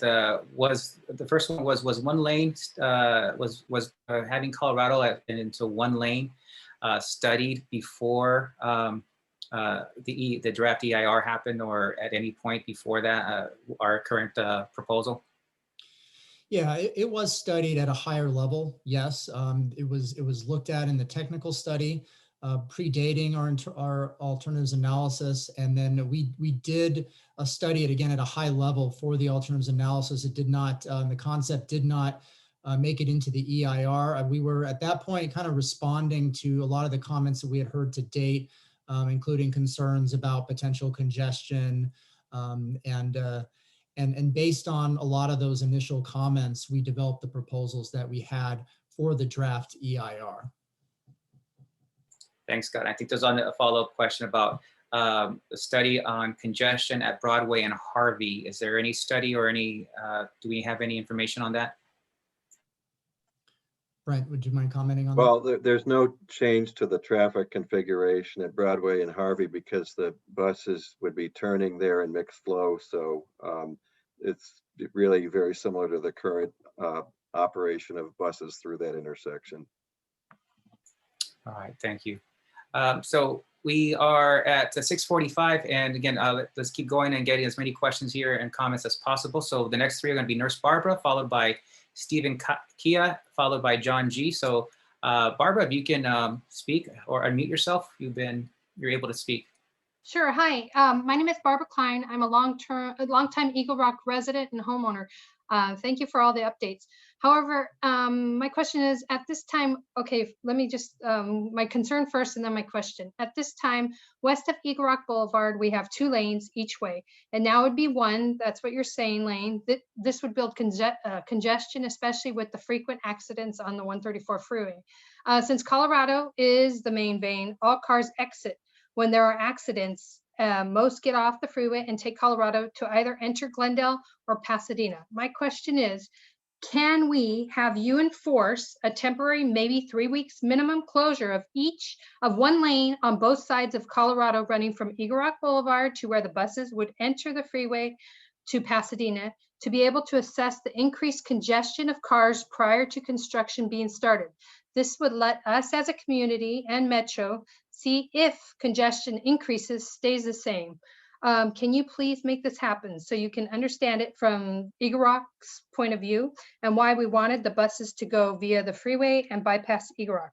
So maybe can you answer us as the Eagle Rock community and enforce this closure so we all can see how it truly will affect our community? That's my question. Thank you. Thank you. Thank you, Barbara, again for your question, and thank you again for your services again as a first responder, and also for everything that's going on right now with COVID. Scott, can you answer this question about, it sounds like she's asking for like a simulation for a couple weeks of one lane in each direction in the proposed area. Is that possible? And what's the, how can that be made, or how can that happen if it is? Yeah, I'm not sure if I can answer that question, to be honest with you. That sounds to me like maybe more of a question for the city of LA, since it is city of LA right of way. If that's something that they would be open to, then maybe they could consider that, and we could do something like that. Okay, thank you. So we'll share that comment again with City of LA folks for your request. You know, Scott, there was another question that I don't know if we were able to address. That it just occurred to me about the City of LA, which was the potential upzoning that the BRT, or the perception that the BRT would bring upzoning with the implementation of this project, meaning that it would allow for, I guess, high rises or anything else to happen like that. You know, can you address that briefly before we go on to our next questions? Sure, yeah, and this is something that's come up periodically from when we started this project. First off, Metro does not have any authority over zoning. That's something that the city of LA controls in conjunction with the communities that they work with to sort of figure out what zoning is appropriate for the corridor. I would also add that there is a Colorado Boulevard specific plan that is in place. It is it's still in effect, and it would apply regardless of whether the BRT were to come in or not. So.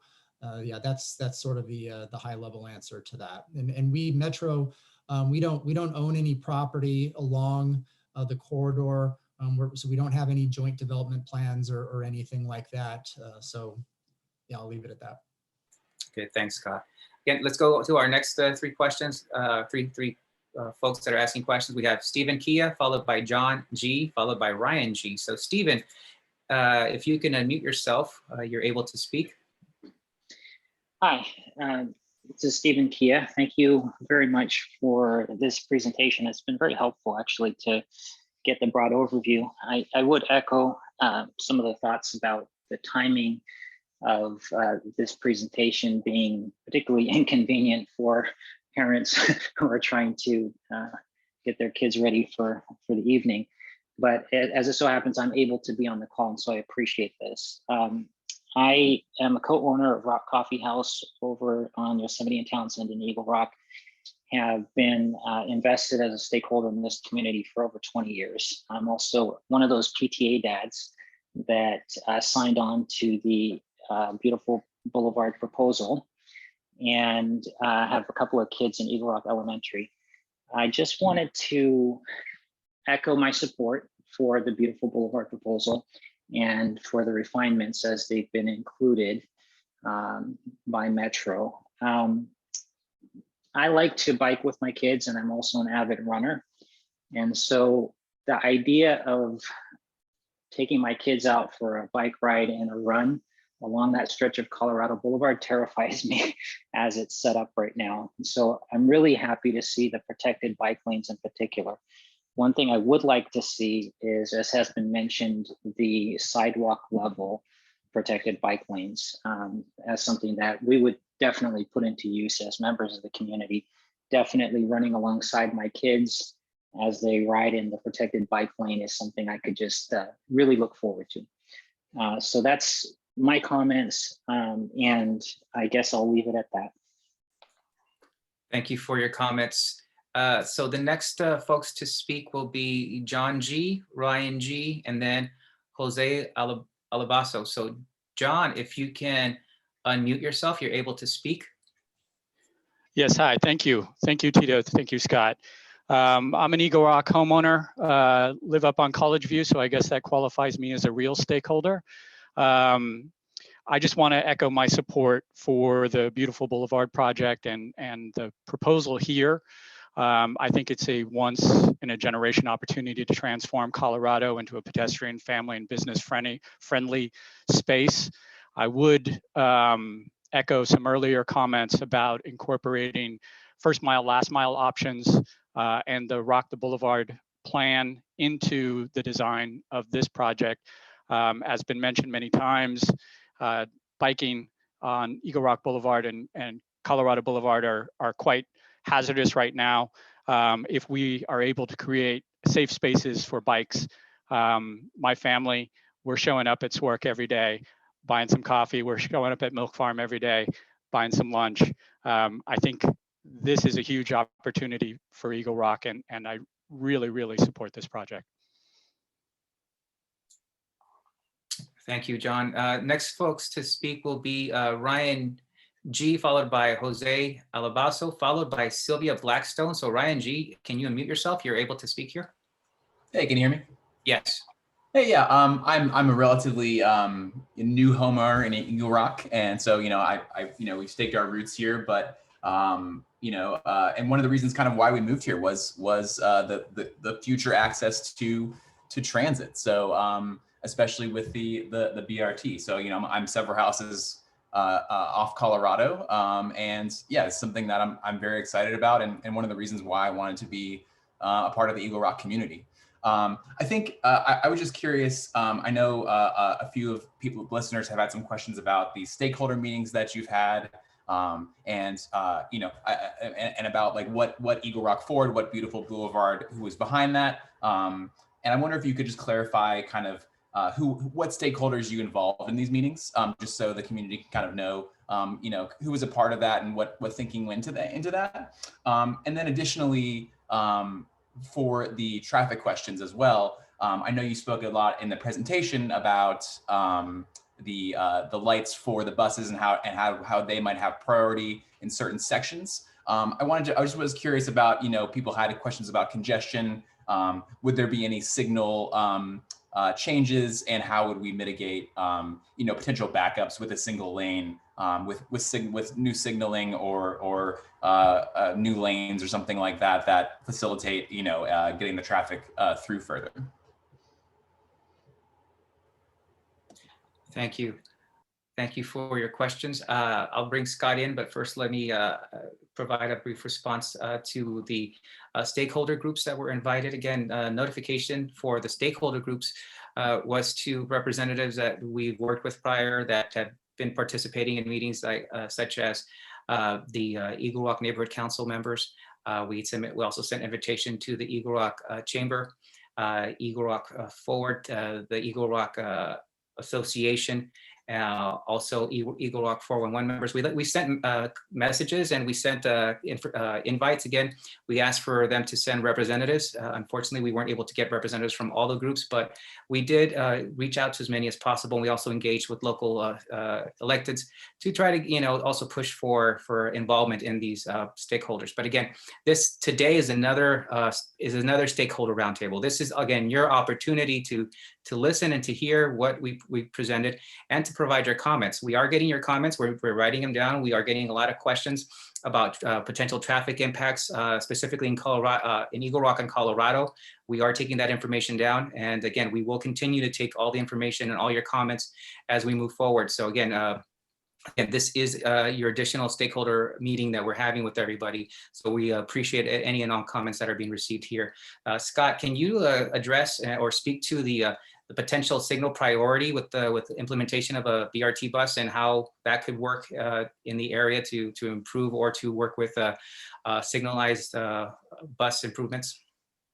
Sure, I'll just say that a transit signal priority is a big component of this project. It's something we intend to implement along the whole stretch of the corridor. But I'd actually like to turn it over to Brent to speak a little bit more specifically about some of the phasing improvements and signal timing improvements that maybe could help things flow a little bit better. Right. So the transit priority, it's City of Los Angeles along Colorado and Eagle Rock. So the city transit priority can provide the green light to come up a little bit early if there's a bus that's approaching the intersection that's detected. It can also hold over the green for a few seconds to allow a bus to make a signal, but it doesn't really change the overall timing plan. As far as the overall timing plan goes, anytime a project like this would be done, all those traffic lights would be retimed to conform to sort of the the traffic patterns that are prevalent with the project in place. And part of that would be trying to maintain a progression along the street to facilitate traffic flow. When the traffic lights are retimed, there's a travel speed that's considered, and that travel speed would be appropriate to the design of the street as it's reconfigured. Thank you, Brett. Again, we are approaching 7 o'clock, but we still have quite a few questions, so we will continue to go a little bit longer than our proposed end time, so we can get to these questions. But I do ask you again to please be as brief as possible, so we can get to all these folks. So the next person to speak will be Sylvia Blackstone, followed by Annette, and then Mayana Dellinger. So Sylvia, if you can unmute yourself, you're able to speak here. Hello, Sylvia Blackstone. I've lived here for about 30 years. I live on North Avenue 51, which becomes Townsend Avenue. And I just wonder what planet you people actually live in, because I'm 83 years old now. And let me tell you, the bike lanes are used as a speedway by motorcycles. Anybody else notice this? And the tree maintenance, who is going to take care of all these trees and all these plants that you show in the pretty drawings? Because the city of LA constantly says they don't have money to maintain the medians and they turn brown. So, and who's going to fix the irrigation when it goes haywire and starts squirting into the street and into the cars? So that's a little coordination with the city of Los Angeles.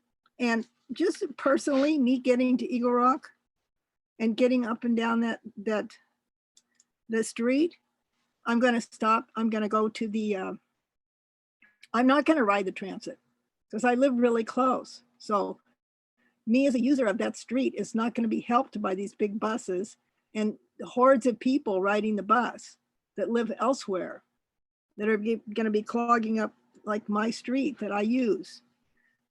So it's really personal to me. And how am I going to get to the Eagle Rock Bakery? And how am I going to get to Trader Joe's? And how am I going to get to my mechanic on Eagle Rock Boulevard? And how am I going to get to Target? I mean, I've already figured out ways to get around the neighborhood to avoid these very sections of Colorado Boulevard that you're talking about clogging up even further. And if you think of traffic as a flow and you think of water as a flow, common sense will tell you that you cannot get in the way of water when it's heading downhill. And if you block water, it just goes sideways and it goes elsewhere and it floods elsewhere. And that's what people are trying to tell you about this traffic, is that if you create a congestion, if you create a blockage, let me tell you, the body is going to get sick. And the whole neighborhood is going to get sick with all these cars zooming around and everybody on their little Waze directional instructions from their computer on their handheld device that they're looking at instead of traffic. That traffic is going to go someplace and it's going to go all over the neighborhood and it's going to slow down everything. And I'm 83 years old. There's a dash bus that comes right by my house. It is so, it's not something you want to ride unless you're desperate. because you have to negotiate the stairs and step into the street. And it's not, I mean, I'm not getting out of my car until I get to the Trader Joe's parking lot, which is not easy. And that's my feedback. And I'm a real person and I live here. Thank you, Sylvia. I did catch that that you did have a question about tree maintenance and whatnot. Scott, is that something you can address about that? I think they were mostly comments, but she did ask who would be maintaining the trees and any landscaping that would come with this project. Well, there will be quite a bit of new and replaced landscaping as part of this project, including in Eagle Rock. So I think to some extent the maintenance requirements of sort of the newer landscaping that's put in there may be less than some of the older existing issues with some of the medians and some of the existing landscaping. As far as maintenance goes, I mean, we'll be responsible for maintaining the stations. That's our primary focus, and maybe some other avenues related to the BRT. All right, thank you, Scott. Again, it's a little bit after 7 o'clock, but we'll continue to take on a few more questions so we can answer as many as possible or take comments. Annette, you're next to speak, followed by Mayana Dillinger, followed by G. The initial just G. So Annette, if you can unmute yourself, you're able to speak. Yes, I did. Hi, my name is Annette. I've lived here since I was 5 years old, and I now have great-grandchildren. So I've been in Eagle Rock for a long time. Anyway, I want to thank Brian, David, Kim, Patricia, Cheryl, Barbara, and Silva. Okay. Also, you know, we're in orange tier now. And since we're in the orange tier, the schools are going to be opening again. People are going to be going back to work. And the traffic or lack thereof that we've enjoyed for the last year due to COVID is going to be increased a lot. And we've been using Yosemite because Colorado's already a mess. And now with this Eagle Rock High School opening up again, that takes care of trying to use Yosemite. We do know where a few alleys are, those of us who've lived here for a long time, but we shouldn't have to do that. Also, I'm wondering, besides the congestion and the police and fire and paramedics and all that other stuff, and what happens when there's something, a police action, an accident, or a fire on the freeway, that's all been pretty much taken care of, but addressed. Sierra Villa transition to Eagle Rock Boulevard, I don't see a picture of that. I don't know how cars can get from Colorado Boulevard East onto the 134 East with the buses being in the middle of that. You don't show, let me see what else here. Yeah, how they change from the medium to the side and vice versa. And it would be really, really nice if this whole project went anywhere near the Burbank Bob Hope Airport, because that would be one thing that I would take this bus for. It's the only thing I would. I live 2 blocks from Colorado Boulevard, but I live on a hill, and there's no way that I could walk down to it and get back up. And I don't think there's going to be anywhere for people to park and ride. So I see no upside to this whole project. Maybe just for me, but I want to just be able to say my piece because I've said it before. I've been to Oxy, I've been to Yosemite Park to meetings, I've been to the Plaza to meetings. I've spoken personally with Hilda Solis, and obviously everybody is listening. And I want to know when you're going to have the next meeting like this, so that we can have another chance to talk. And thank you for letting me talk because I waited this whole 2 hours to do it.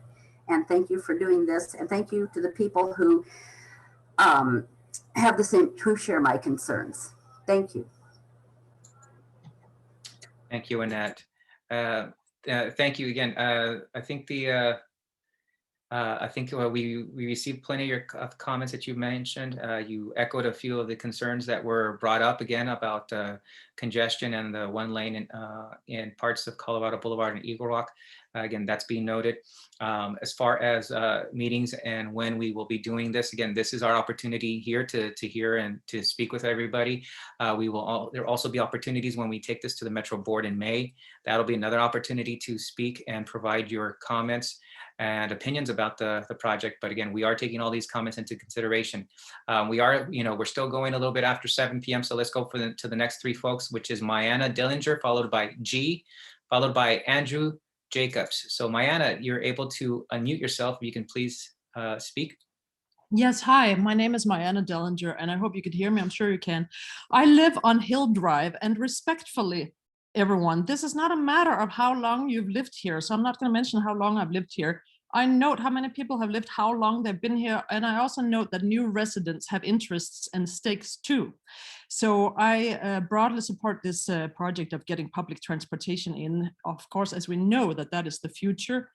And so we also need to look into, and there's not much time to comment on that here tonight, but even into broader pedestrian areas, sidewalks, or what about even eventually figuring out a way of maybe closing traffic? I know that sounds provocative, and I know that might not be possible here, but we know that international examples or national examples of where traffic is limited leads to more attractive areas, rising house prices, which we all like, right?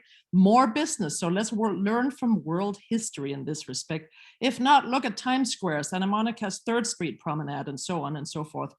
We know that enabling individualist traffic just creates more traffic. That's a fact, and I presume we go from science and facts here. About the median, so I do echo a little bit of the concern of the parallel parking. So what about narrowing the median? Let's just be honest here, folks. I know we all love trees and stuff, but it is kind of ugly right now. So a compromise think that it could be narrower and improved. There's no shade right now. We all saw the pictures. Let's just be real. It doesn't look that good right now. And maybe we're just gonna have to let part of that go and not have mature shade trees. Because it is true, there's a lot of grass, and maybe we should look into having more cactuses and climate change too. Will, as somebody said, cause for there to be more irrigation, which really isn't what we should do right now. Quickly, about the people that say that they're overwhelmed about the meeting being held right now, and there's times of COVID. So another way of looking at that is there's more time right now for these kind of meetings that there's ever been. So I'm glad to see that life in these meetings that are held under the law are not stopped because of COVID. So online is the future too. And finally, I'd like to say to my fellow residents and citizens and others of this meeting, kindly be more respectful of all of us. So I've heard a lot of comments earlier about how you're presuming that only activists are here. Is that bad? Or that there's no stakeholders here without any proof of that? There's more than 220 people here. And most people I've spoken to or not being an activist is not the legal standard here. About Eagle Rock Forward and other allegedly small groups, yes, this is how a democracy works. This is private group advocacy. Everyone can do that. You're all welcome to do that. But to be honest, to claim that some groups should have more powers than others, and those, let's just be honest, tend to be the not in my backyard, the NIMBY folks, should have more powers than others. In other words, those of us that want to see this project go forward. That is not the law, and that's not the future, and that's not who we are.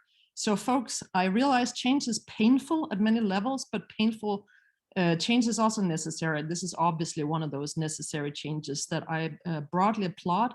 And I'm glad to see that the law is followed here and that these meetings are held. That's public participation, that's environmental impact statements and public and feedback.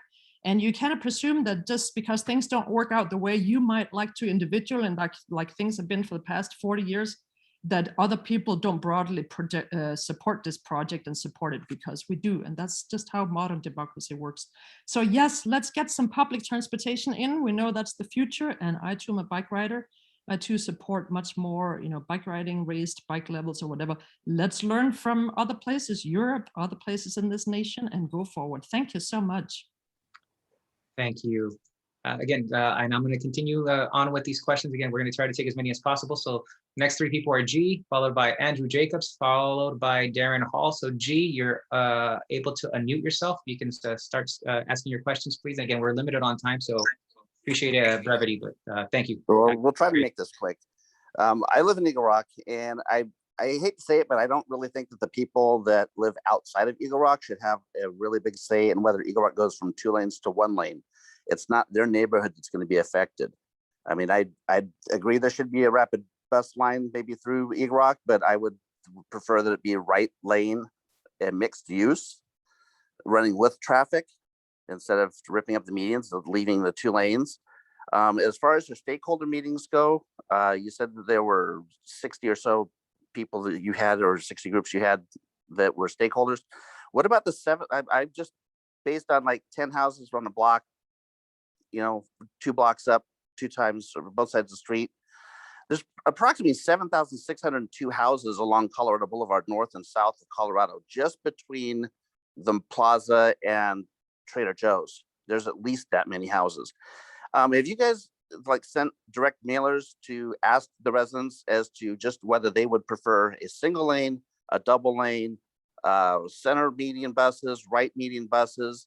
Have you done anything like that, an individual mailing to individual houses that would actually get you the results of the people that actually live in Eagle Rock that might not be aware of the program or the process you're changing?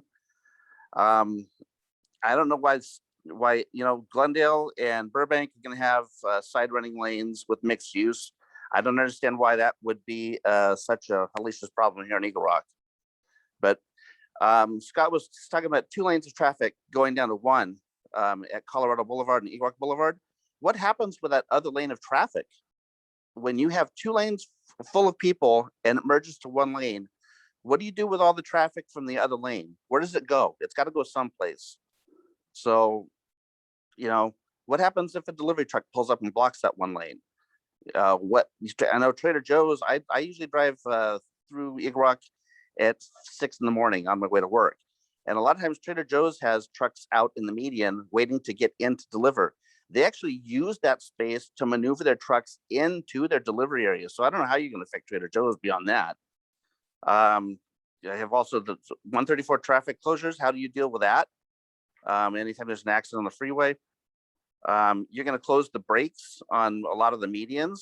So how do you deal with, if you've got fewer opportunities to make a left-hand turn to get into your neighborhood, that means you're going to have longer lines for people at the opportunities where you do have an opportunity to turn left. What happens to the people when they start backing up that 1 lane of traffic? One of my other issues was with the, let's see, when will Metro pay to replace all this if they realize that 1 lane of traffic is not going to be feasible? Yeah, those are my questions.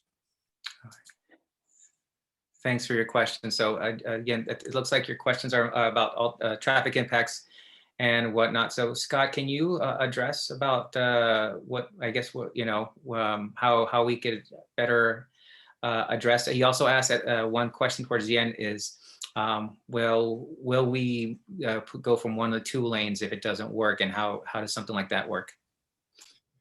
Well, I think as far as that last question is concerned, I mean, I think once we've built the project, we'll have an opportunity to see how well it works. I mean, we wouldn't design something and plan it and implement it if it didn't work for the BRT and work in conjunction with the other elements as we're planning it out. One thing I do want to clarify is that it was mentioned in Burbank and Glendale where we have bus lanes. I want to just clarify that there are dedicated bus lanes proposed in Burbank and in Glendale along virtually the entire stretches of the streets of those respective corridors.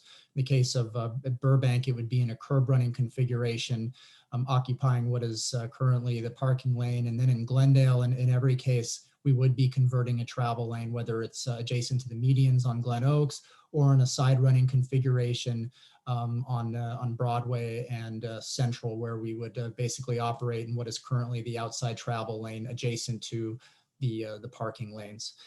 As far as traffic impacts go, I think we've touched on some of those issues already, but I would like to ask Brent to weigh in on sort of the implications for left turns and closing the median breaks and what that means for the number of left turns that we would be proposing to keep open.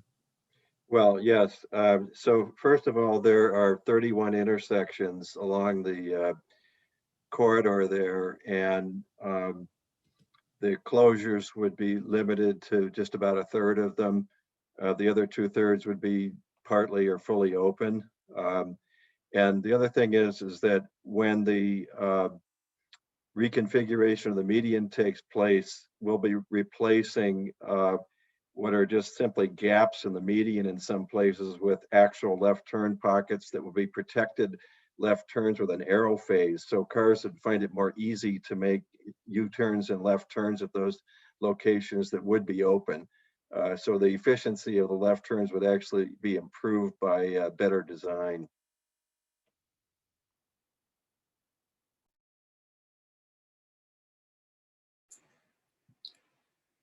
Thank you, Brent. Again, we got some more folks to speak up. Again, we have, looks like we may have lost somebody, but we have, so we'll go into the next, and if the person that was on comes back on, we'll add you. But we have Darren Hall, followed by MITTIM, followed by Christine. So Darren, if you can unmute yourself. Hi, my name is Darren Hall, and I'll lower my hand there. Thank you, everyone, for the presentation this evening. I just wanted to say I'm very pleased to see that Metro has incorporated many of the elements of the Beautiful Boulevard proposal for Eagle Rock. I am an Eagle Rock resident, as well as an employee at Occidental College. So I also work in Eagle Rock, and I wanted to echo or just amplify a bit that the some of the supporters of that Beautiful Boulevard project include many of the student organizations at Occidental College, and our student population as well as our employees have a lot of potential here to make use of the BRT to come to work, or for students to go out to employment opportunities, internship opportunities along the route. So I see this as a really useful project that will reduce a lot of the traffic for those communities. But as it was mentioned, some of that will also depend on effective first last mile treatments along Eagle Rock Boulevard. And the last thing I guess I would just say is I'd like to encourage Metro to continue to explore the opportunity to use the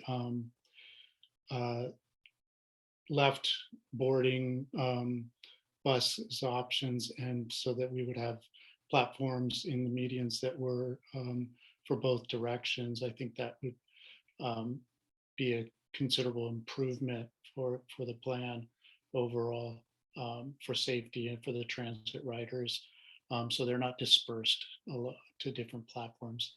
But otherwise, looking forward to it, and thank you very much. Thank you. Next up to speak will be Mitim 80, followed by Christine, followed by Karen So. So Mitim, if you're able to unmute yourself, you're permitted to speak. Hi, I'm Julian Haynes. Sorry I couldn't get my name up. I'm a central Los Angeles resident who uses transit and bicycles to get around. And I'll be using this project a lot. My comments and questions about the project relate to a certain section in Burbank where the line is projected to, or is drawn as, well, first of all, taking the mixed traffic lanes on the 134 freeway, and then second, actually using the existing entrances and exits in the vicinity of Hollywood Way and Alameda Avenue to come off the freeway and come eventually onto Olive Avenue. And my concern is when Metro was running the I think it was the 501 pilot line that was actually intended in a way to test the test various aspects of this project beforehand with existing infrastructure. I actually rode that line, and it was, and the one thing that stood out to me the most was that when you were going through that very section, getting off the Ventura Freeway at Alameda and Hollywood Way, that was where the bus kind of was held up the most, especially at rush hour.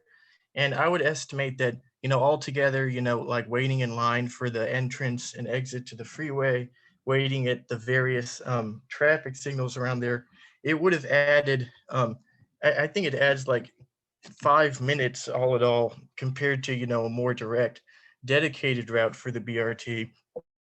And so considering how there are other, well, this of course, this freeway is owned by Caltrans, and on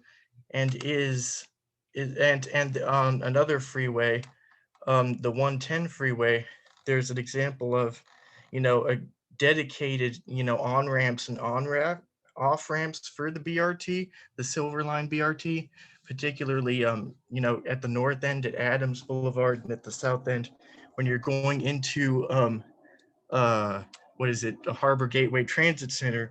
There's actually, a specific ramp that is dedicated for the use of the bus and, high occupancy vehicles, which, avoids, which kind of circumvents this problem already. And I know like something like that implemented here would add significantly to the cost, but considering how this is, branded as a premium transit service, in the likes of Metro Rail and the Orange Line, I think if you're going to build one structure, it would have to be here. You could actually, with the dedicated structure, I think it would save 5 minutes or even more at rush hour. So my question is, would it be possible, if Metro had the money, would it be possible or impossible for Metro to construct a dedicated, to engineer and construct a dedicated on-ramp and off-ramp for the BRT in the vicinity of, Alameda Avenue and Hollywood Way, or would it be impossible? And if it is impossible, then why is it? So I'll say that early on, we did look at sort of the possibilities of dedicated on and off ramps at various locations along the corridor, and a number of them had feasibility issues from a right-of-way standpoint. I know, Brent, do you want to sort of weigh in specifically on some of the challenges surrounding getting on and off the freeway in Burbank? Well, we're taking advantage in some cases of existing diamond lanes on the ramps. So there are some diamond bypasses on some of the ramps that would be used. Notably there's a diamond lane, coming on off the slip ramps in Eagle Rock, and there's others further to the west. The issue with the particular location of Alameda and Hollywood Way, the backup there is primarily caused by the actual congestion along the freeway itself. So just improving the ramp there wouldn't really address the problem without, reconfiguring the entire freeway for quite some distance, which clearly is, cost prohibitive. I did want to indicate that we did look at a service street alternative to that segment. And despite the congestion on the freeway still was much better travel time than the parallel service street route. Thank you, Brent. Again, we are short on time. We're pretty close to wrapping up here. So let's get to as many questions. We have Christine, followed by Karen So, followed by Andrew Jacobs. Christine, if you can unmute yourself and ask your question. Again, we're asking for brevity so we can be able to answer as many questions as possible with the limited time here.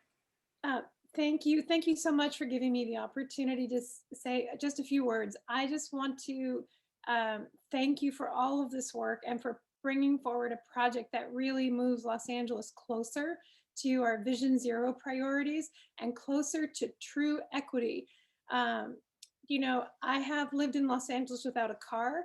As a student, I can't tell you the number of times I waited alone at a dark bus stop, hoping my bus would come from a late class to get me home safely. I was able to take my first job in my field because the Orange Line existed, and as a BRT that I could count on, I was able to commute like a huge number of miles to take that job. Like, I cannot say how important it is that we have this safe alternative. I want to just give a shout out to, please, let's not disregard the left side boarding. I know it's not what Metro does most right now, or all the buses are right side, but just because something is one way doesn't mean that's the right way. And as a mom, you know, who's continued to use transit, I can speak from personal experience of like disembarking from the #2 bus downtown with a child in a stroller and then not being able to find the return bus and walking blocks and blocks with a baby in my arms. And you can't underestimate the elegance and the simplicity and the safety of what that left side boarding would offer us, and the density, like, so station can be combined and you have quick access to your coming and going. So I really just want to please say, please, let's keep that in the dialogue. And I also just want to speak out as a person who pre-pandemic commuted by bicycle to work in Eagle Rock. What Deborah Murphy brought up about the need for truly complete streets and connectivity. Riding down Eagle Rock Boulevard to Colorado is a really deadly way to go. And I have had a number of near misses because of people putting their trash cans in bike lanes, parking in bike lanes, filming, taking up bike lanes. Like, let's bring the gold standard, right? Why can we not just, like, when we're doing all this work, let's elevate those lanes, let's have it be really safe. We do not need to lose another human being on a bicycle being struck and killed by a car. So let's just bring our best and try to find elevated bike lanes and protected bike lanes. And I just want to say, so the basic message is, please keep this centered on transit users. Like, we are stakeholders, right? Whether we're commuting to and from or using it to try not to drive, we are the stakeholders. And thank you for connecting our city in the way that we need to, and keep this dialogue going. And I just, for the record, since I didn't get my name updated, I want to specify that as an individual, I'm also representing the East Area Progressive Democrats Transit Committee, and you've received our letter. But for anyone who's still listening on here, our group is 1,000 members strong. We have a lot of Eagle Rock residents. Many of them are seniors, and we had a unanimous support of this proposal, the beautiful Boulevard proposal. And thank you for including as much as you can of that. And please, let's make it work that way. Thank you. Thank you. Again, we have, let's keep going. We're going to go with Karen So, followed by Andrew Jacobs, followed by Fred X 2000. So Karen, you are able to unmute yourself. You're permitted to speak here. Thank you, Mr. Corona. Thank you also, Mr. Hartwell and Mr. Ogden, for hearing some of the comments. And I'm going to just say that I concur with what David, and I think I also heard David Newman and Brian, Nurse Barbara, Silva Blackstone. I hear their concerns and I share their concerns. My first question will be for MTA, for the MTA staff to answer. Are there public MTA documents regarding the ridership decrease on Colorado Boulevard in Eagle Rock before and after the pandemic? My second question will be, does the MTA have a security plan in place for the BRT, for all the plans that are involved in the MTA's program to put the BRT in effect? And what is the security plan? Are there public documents regarding that? And what was the outreach to disabled passengers who use MTA's access vans? I know that the MTA has a board or some sort of advisory committees. And I believe, what's her name? In any event, I'll leave her name out, but I could get you her name. regarding the outreach that's done for the accessibility of the bus for disabled passengers. So I'll limit my questions to that because I do appreciate that I was able to ask these questions. Thank you. Scott, again, can you address the question that was asked about if we have documentation about ridership before and after the pandemic on Colorado? Well, as an agency, we're always tracking our ridership for each of our bus lines and it's sort of the daily boardings at each station that we have or each stop that we have along the route. So we certainly, that data does exist. We do track it. To what extent it's been published by line specifically, I don't necessarily have an answer to that, Tito. I don't know if you do, but yeah, that data certainly is out there. Yeah, and I'm pretty sure we have our service planning folks who monitor and track on a monthly basis what the ridership numbers are. And I as I stated earlier on in this meeting, was that our ridership has been affected during COVID. It's slowly on the rise again, but again, it's been primarily for folks who are transit dependent. There was another question, Scott, about the security plan put forth on the BRT. Is there a plan, or what's I guess I'm trying to get more information as to what type of security plan we would have on a BRT moving forward with this project? Well, I mean, we would apply our same security standards that we have across our entire system, with just making sure that our stations are safe and well lit. Lighting's a big component of that. So there wouldn't really be any difference in that regard. We would certainly do everything we can to make sure that both our riders are safe, both on the buses and at the stations. But we don't have like a specific security plan for this project. At this point, it's been a focus on the environmental review and evaluating how the BRT could work and what the potential impacts of that could be. Thank you, Scott. And I'll speak to the to outreach to disabled passengers. That's another opportunity that we will definitely work harder at reaching. We again, we did have the stakeholder database that for previous attendees that we send the e-blast to with the constant reminders. We also canvassed 15,000 notifications and specifically in the EGROC community about this meeting with QR codes to for people to scan with their phones or any type of device that can scan them to help and join this meeting if possible. But again, we look for partnerships and opportunities to always improve, and that this is one of those that we'll have to work on with accessing working with disabled passengers and any additional riders that use our service. Again, times are a little bit more challenging right now with COVID, and it's been an ordeal at many times when trying to get our passengers involved. Again, many of them have very strict schedules, just like many of you here that are with us today. So, we will continue to engage with everybody. So it looks like we have Andrew Jacobs, followed by Fred X, followed by CB Fuji. So Andrew Jacobs, if you can, I'm trying to see how I can unmute you so you can speak. Here we go. You're permitted to unmute yourself now. If you can speak, please. Hi, yeah, can you hear me? Yes. Perfect, great. Yeah, so I'm a stakeholder. I'm a real person. I live here. I own a home here in Eagle Rock where I live with my wife and son. We're about a block off Colorado, so we've been paying attention to this very closely. We are a one-car household, and my wife works in NoHo, so we're really excited about this project and to potentially use it. I wish it were coming sooner. I do want to add that I think a lot of people with kids and jobs, 5 to 7 is the toughest time of the day to make a meeting. So it does make me happy to have heard earlier that the various PTAs are supporting the beautiful Boulevard project, because that shows me that there are other parents and with young kids who are having their voices heard, even though they can't make this meeting because they're trying to get home from work and trying to get dinner, kid and bath and all that stuff. I do want to say that I do support the Beautiful Boulevard proposal. I think it will make Colorado safer for pedestrians, bikers, and drivers.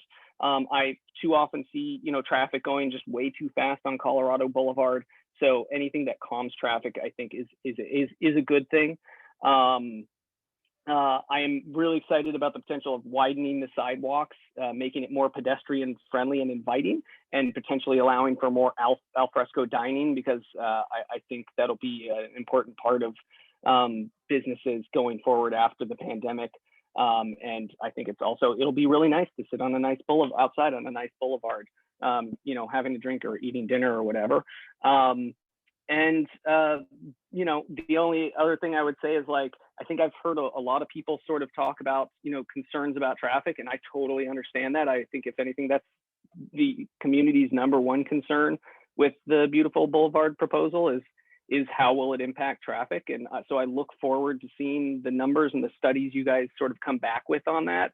I do think that people who say that traffic is already insane on Colorado Boulevard today strike me as people who may not be commuting to NoHo back and forth every day, or to Santa Monica every day. That's traffic. What we have on Colorado is an occasional backup. And the only other thing I'll say is, like, I'm pretty sure I've seen it, and I suspect it'll happen. If there's a parallel parker kind of doing a bad job at trying to get into their spot, people will probably slip around into the bus lane and go around them, and traffic won't, end up going too far back. So I look forward to hearing more about the proposal as it comes together. I look forward to seeing the numbers and the statistics on, how it might impact traffic. But I do think that this proposal has a lot to offer to the community. I think it'll benefit businesses and the people who live here, and also the people who are coming here to work here and all that good stuff. So thank you. Yeah, thank you. And we'll go on to the next few folks. Again, we're going to try to take as many questions as still possible, but we're almost 40 minutes after the conclusion of the scheduled conclusion of this meeting.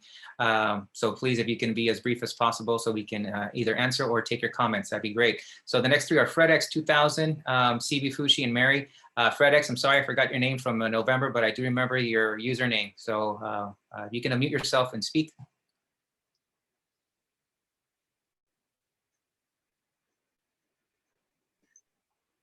Hi, I've been a long-term resident here, and I think that does count for something. I've been here for 22 years, and fairly close to Colorado, and I've been walking on that street with my dogs and whatnot over the years, and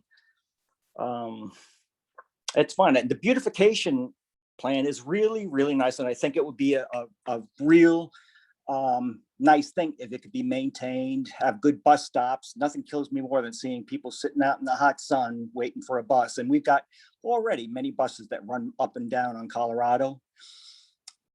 With the coronavirus and everything, the craziness that's gone on, I kind of missed a couple of scenes in the movie here, because I'm still pushing for the 134 and using Figueroa as a station, and possibly Harvey. And I don't know why that is not being considered. I've seen I drive for work, and I have seen the traffic over the years. And yeah, right now we're having a treat, but also Yosemite with the high school. It's like, I basically had to work around everything with those things in mind.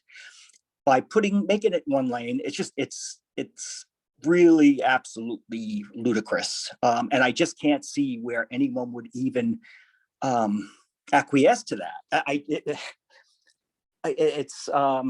I know the street, I know the traffic here. I've been here a long time.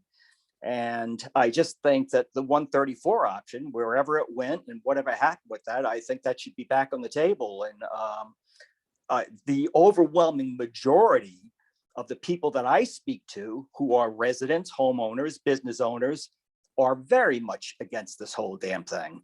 And I think that we can do better. We can do better by beautifying the boulevard. Sure, that's great. Put nice bus stops and whatnot for the existing buses, but then put a nice station over on Figueroa and utilize that and use the 134.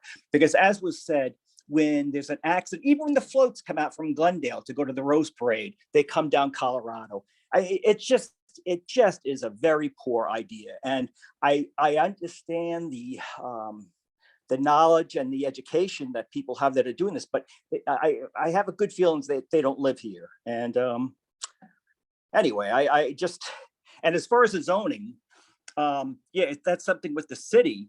However, it's kind of a hand-in-hand thing, you know, that's going to happen and then that will happen. And there's a lot of people that are invested in that and hoping for that. So we can't ignore that. It's not, oh, because that's the city, it's not going to, you know, have anything to do with Metro. What the heck, it's going to stop. How about a moratorium if this thing goes through in any form?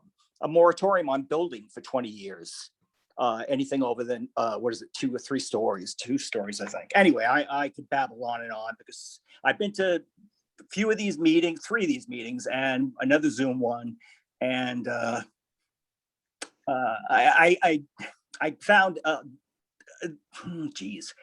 I found a lot of disingenuous people representing something that they really have no stake in. And it's real, it's real, it's a real problem. Anyway, well, thanks so much for giving me a chance to talk, and I appreciate it. And the beautification thing, wonderful, wonderful. Okay, bye-bye. Thank you. So the next 3 folks will be CB, Fauci, Mary, and Leslie. So CB, you are permitted to unmute yourself if you can speak. Can you hear me? Yes. Okay. Very good. Yeah, I'm a 20-year resident here in Eagle Rock. Greatly appreciate your time and thank you for going over, and thank you for the presentation. I'm also a parent, walk in the neighborhood, have a kid, and I'm also a commuter. Well, pre-COVID was a commuter, was driving close to 3 hours a day commuting. And that has changed with COVID, as I imagine other people's jobs have changed since the pandemic. That said, I'll go into my questions that I have. Will the BRT be involved in the Peerless System initiative that Metro is proposing? That's question number 1. 2, where are the other buses going to travel along the route? Are they going to utilize the BRT lane? And specifically in Eagle Rock, and how will that affect the multiple stops that the existing buses make, as opposed to 3 stops that will be in Eagle Rock for the BRT? My third question is, when the final ERE is proposed in May, I believe I heard, will alternative 2 be proposed in conjunction with the proposed routes for the BRT? A fourth question, the sidewalk, there are currently sidewalk improvements going on in Eagle Rock. Is Metro involved in these? Is this a Metro project, or is this a city project? And if it is a city project, are they being done in conjunction with and in communication with Metro as far as the BRT goes? There are plant wells along Colorado Boulevard in the Eagle Rock area that have been empty for 13 years. These are the responsibility of the city or Metro? And I have another question. What is the enforcement of autos using the red lane?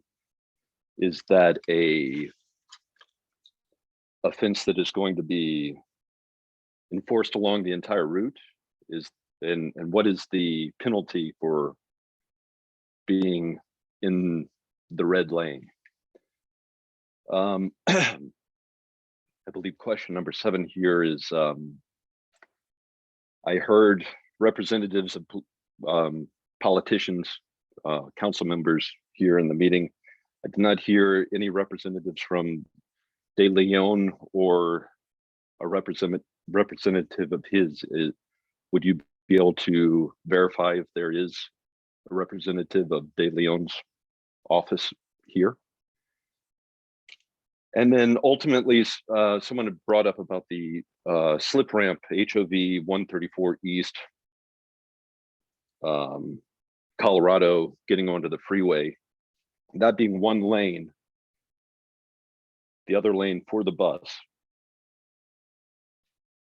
Where does the one lane that continues along through town towards Figueroa, and then when there's a light for the freeway and that traffic is backed up into the lane that's traveling through, what is going to be done about that particular traffic flow?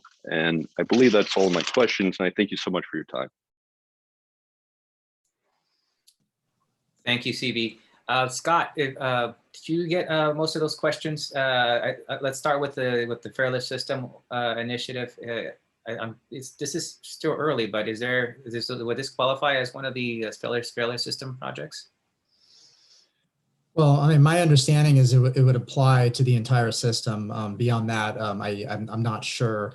And I know that's still very early in the process, and that's just a study at this point. Whether that actually comes into fruition, I think, is still to be determined. Right, and as I recall, again, it's early and the studies are still going on. And from what I hear is correct, implementation would, again, would be in certain zones, and then, I guess to see how it would work, basically like a pilot program.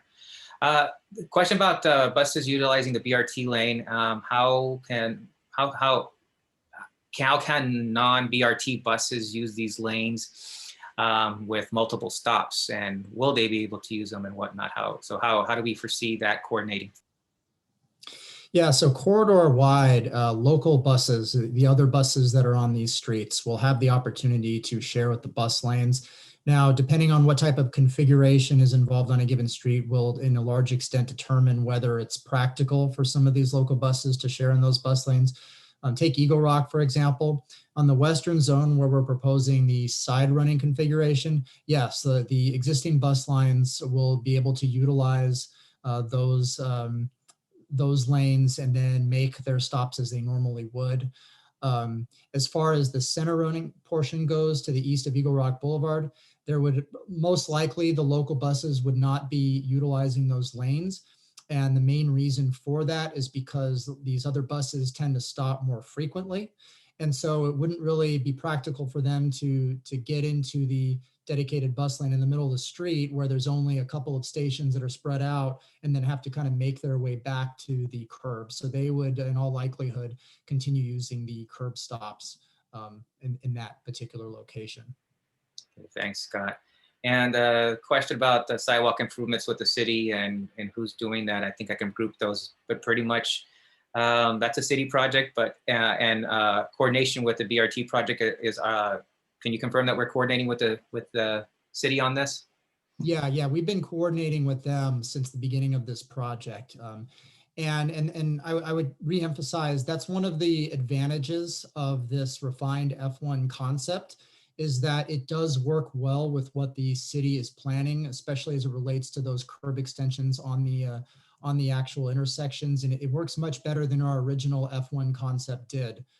So that's again, one of the advantages of this refined concept. All right, thanks. And let's see if we can speed through these other questions. The plant's empty. The plant's wells have been empty for 13 years. Is that Metro or city responsibility? That's a city responsibility. Yeah, okay. They own the property. Gotcha. And enforcement of autos and run lanes. This was we actually were recently asked about this, and I think there are assembly bill that is trying to make this enforceable with cameras on our BRT projects.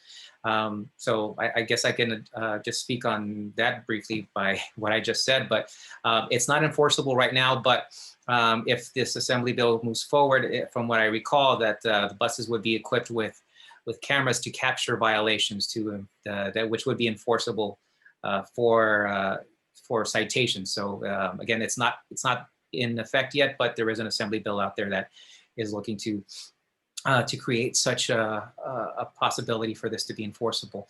And I think the last question was about Representative from De Leon's office. You know what, I'm sorry, I haven't been able to read through all of the persons that are on here, but they have been at other meetings as well. I just can't, I can't go and read each person that is on here to confirm that if the De Leon's office is here, but they have been engaged and they are part of. Okay, yeah, we do have somebody. We have Sarah.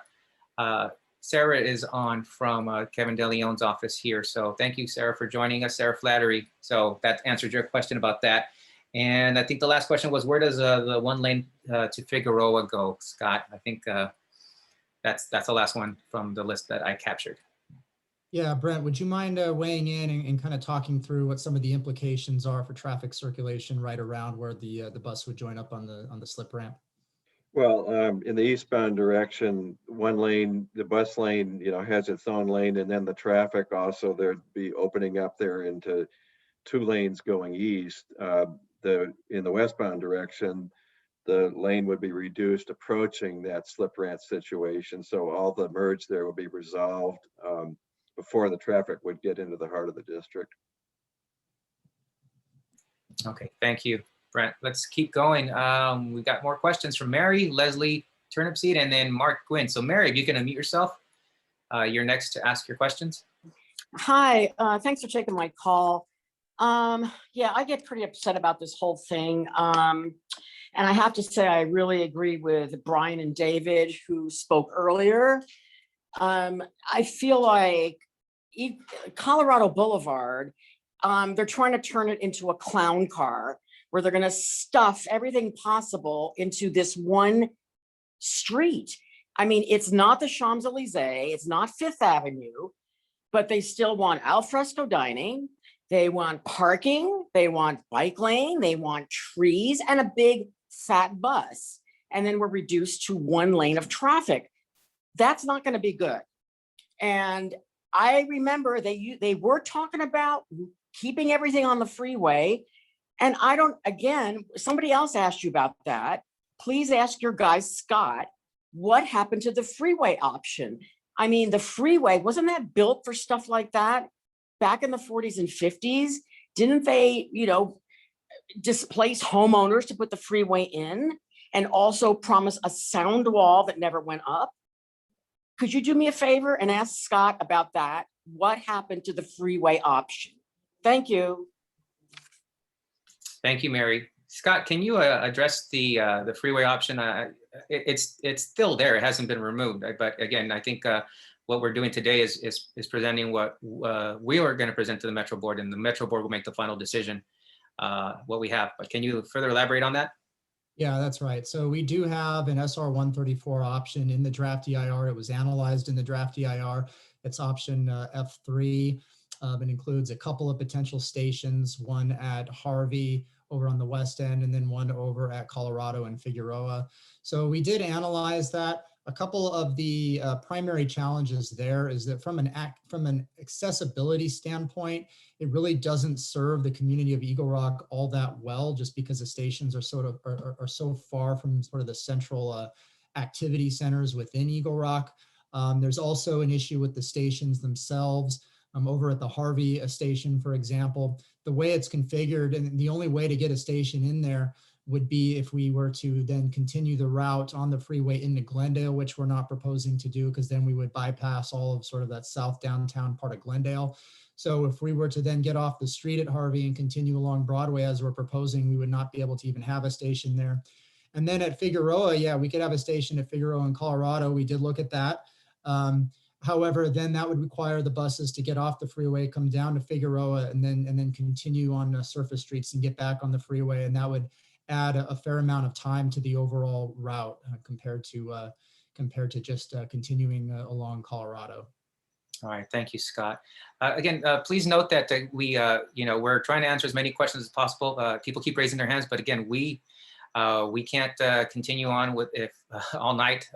We are over an hour after the proposed end time of this meeting, and we are trying to answer as many questions as possible. We do appreciate the latest folks trying to be more brief, and we do appreciate the brevity, but we do want to make sure that we do get to capture your comments or your questions. So with that, let's go to Leslie, followed by Mark Gwynn, followed by John Kerr. So Leslie, if you can please unmute yourself and ask your questions.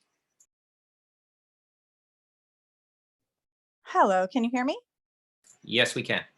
Thank you very much, Mr. Corona and Mr. Hartwell. I am an Eagle Rock resident now for 20 years. I have a lot of questions. Number one, I am concerned about your reduction to one lane on Colorado Boulevard in two directions. As it is extremely challenging to make left turns onto Colorado Boulevard. I'm wondering what you're going to do to remedy that situation. What do you envision as a solution to traffic that will eminently come from Colorado Boulevard into the neighborhoods? We have children that play in our neighborhoods, that ride bikes, skateboards. We have folks that walk through the neighborhoods. Are you planning to put stop signs in to slow that traffic as it creeps up into the neighborhoods and down into Townsend Boulevard, Yosemite, Hill Drive, all of those? Number two, let's see here. Are you planning to remove any current bus lines that are running in the lanes that currently exist?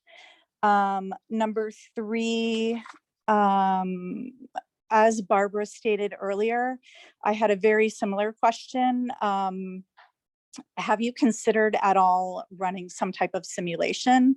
I know for myself, I'm simply adding a few windows to my home right now. And I myself am thinking about some simulations and just taping off areas. I teach via Zoom, and I'm currently going to be welcoming some students into my classroom in a couple of weeks. So I myself am running simulations in my workplace to see what that's going to look like. I'm wondering if, because you're going to be affecting many, many more people, are you going to run some type of simulation before actually pushing the project through? You mentioned that if you did do a simulation, that would be up to the city of LA. I was wondering if you could be very specific about who in particular would be in charge of that type of simulation. My next question is, as that traffic, I think I addressed that with the stop signs and control of traffic as it creeps down and up into the neighborhoods. Let's see here. Oh, okay. I have attended many of your meetings. I do feel like we give our input, we are asking questions, we don't always get answers to our questions. We get to vent, but we don't always feel like we're being heard, I think, a lot of the time. I do also agree with the fact that I feel like you're trying to solve many different problems with just one solution, and it's not actually doing a great job of solving any of the problems really well, but sort of band-aiding a lot of different problems. Let's see here. And to not analyze drive times after putting in the BRT seems ridiculous, because I thought that was the whole point in the first place. My next question is, how many potential riders are you expecting that you will actually improve their lives overall, as opposed to the cost to those that are being negatively affected by your project? Have you addressed that or thought about that? And is the recording going to be available to those that were not able to attend this evening?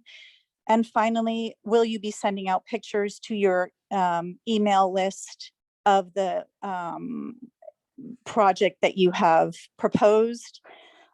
You also mentioned that the one lane option was not actually, didn't actually come about after the environmental impact report.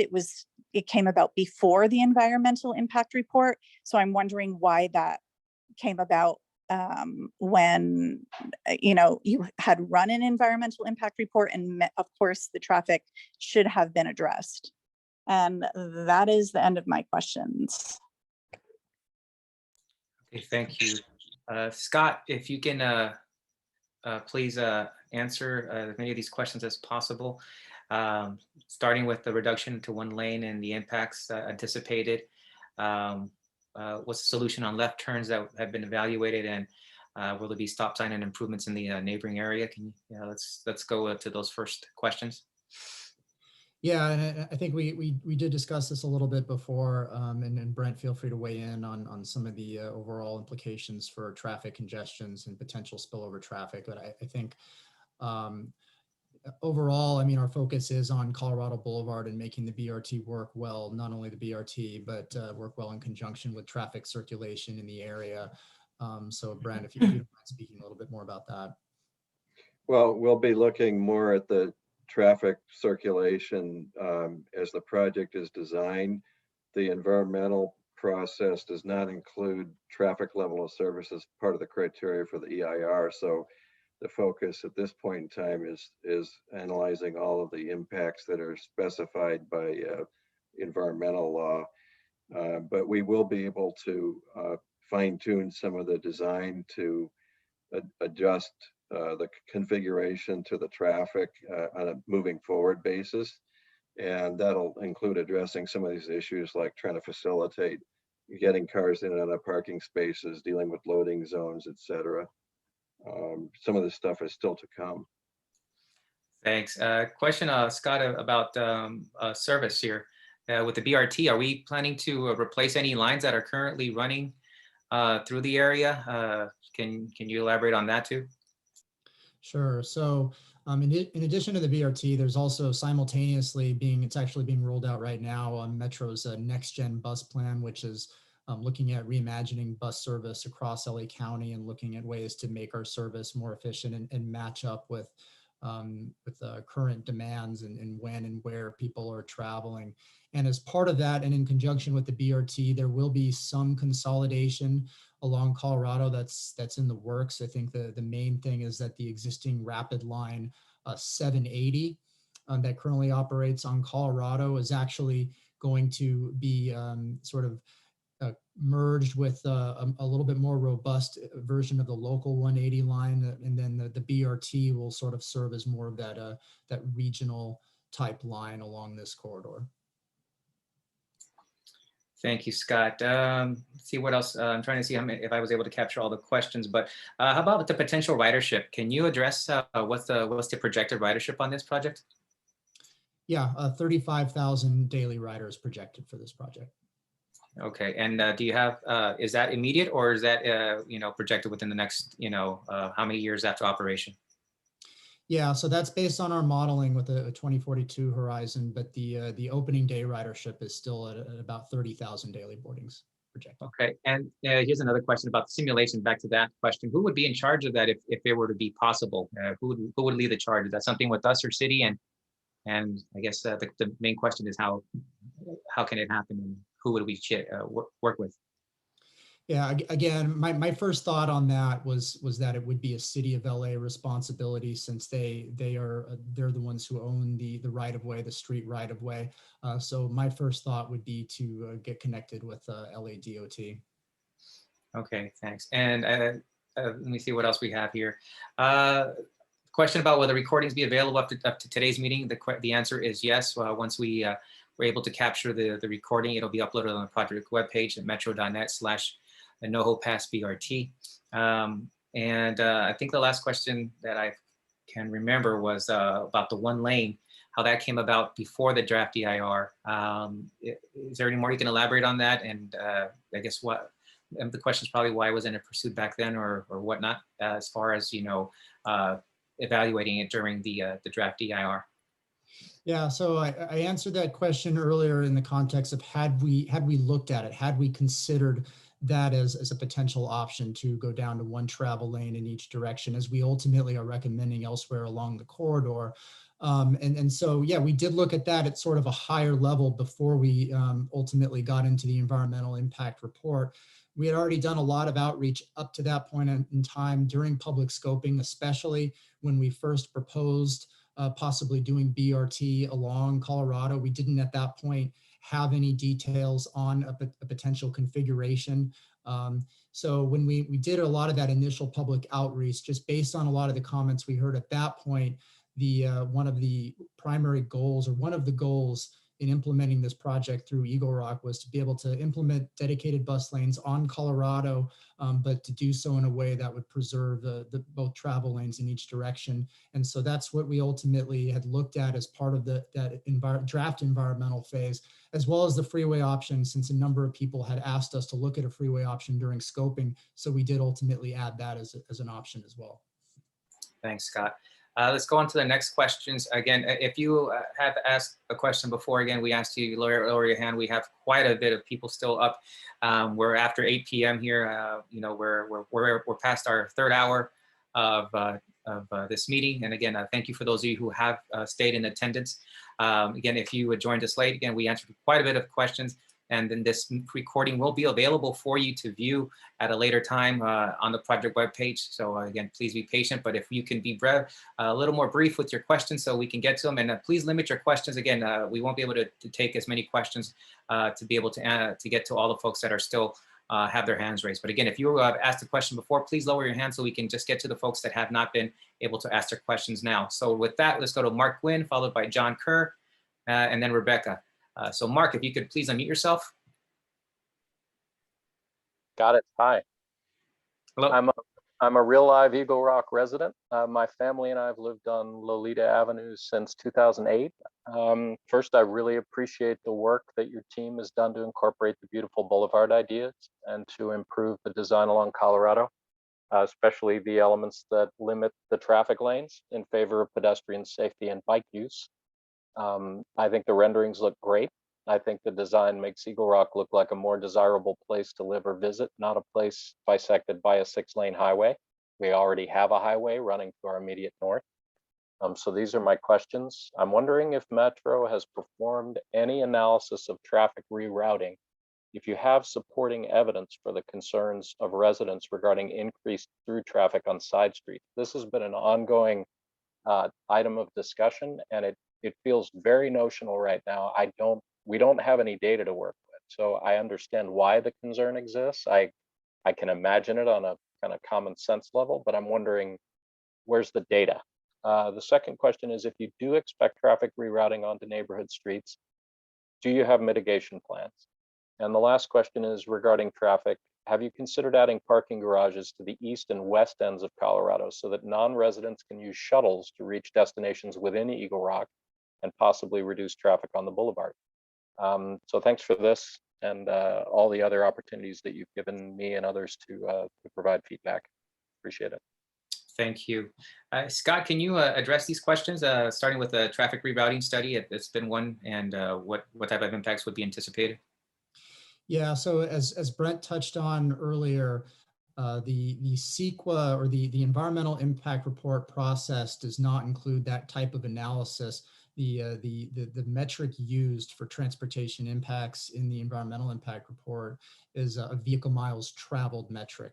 That said, the city of LA does have its own requirements as far as traffic analysis goes, which is why we have done some analysis for the city, and we anticipate we would probably do some additional analysis, including a potential look at what kind of traffic might occur in some of the surrounding neighborhoods from Colorado based on an option like this. And again, that's outside of the environmental impact report, but something that we would continue to work with the city of LA on. And I think a follow-up was about the mitigation plan for traffic, if it's been developed, or is there such a thing that could be looked into? Yeah, that's something that I think would be looked into after we coordinate with the city of LA on it. Again, it wouldn't be a part of the environmental impact report as it relates to what some of these congestion effects could be, but yeah, we would coordinate with the city of LA on that. Okay. And then the last question about parking garages on both ends of Eagle Rock. Is that something that is part of this project plan, or is that something that's being evaluated? No, the goal here is to get as many people on the BRT as possible so they don't have to use their cars, for one. I mean, I wanted to stress that for one, but two, as far as parking garages go, there's a couple of challenges there. One, a lack of available property or right of way in order to construct such a garage.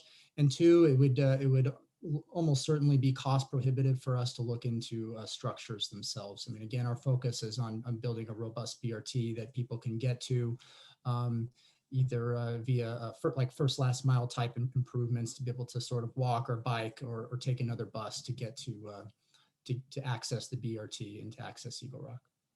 Okay, thanks, Scott. Okay, in the interest of time, let's go on to our next callers or folks that are on the line. And again, if you can limit your questions to 2, so we can get through many more of these folks. I don't want to skip any. So we're going to go with John Kerr, followed by Rebecca Kalaskis, and then TH. So John Kerr, if you can unmute yourself, you're permitted to speak here. Hi, can you hear me? Yes, I can.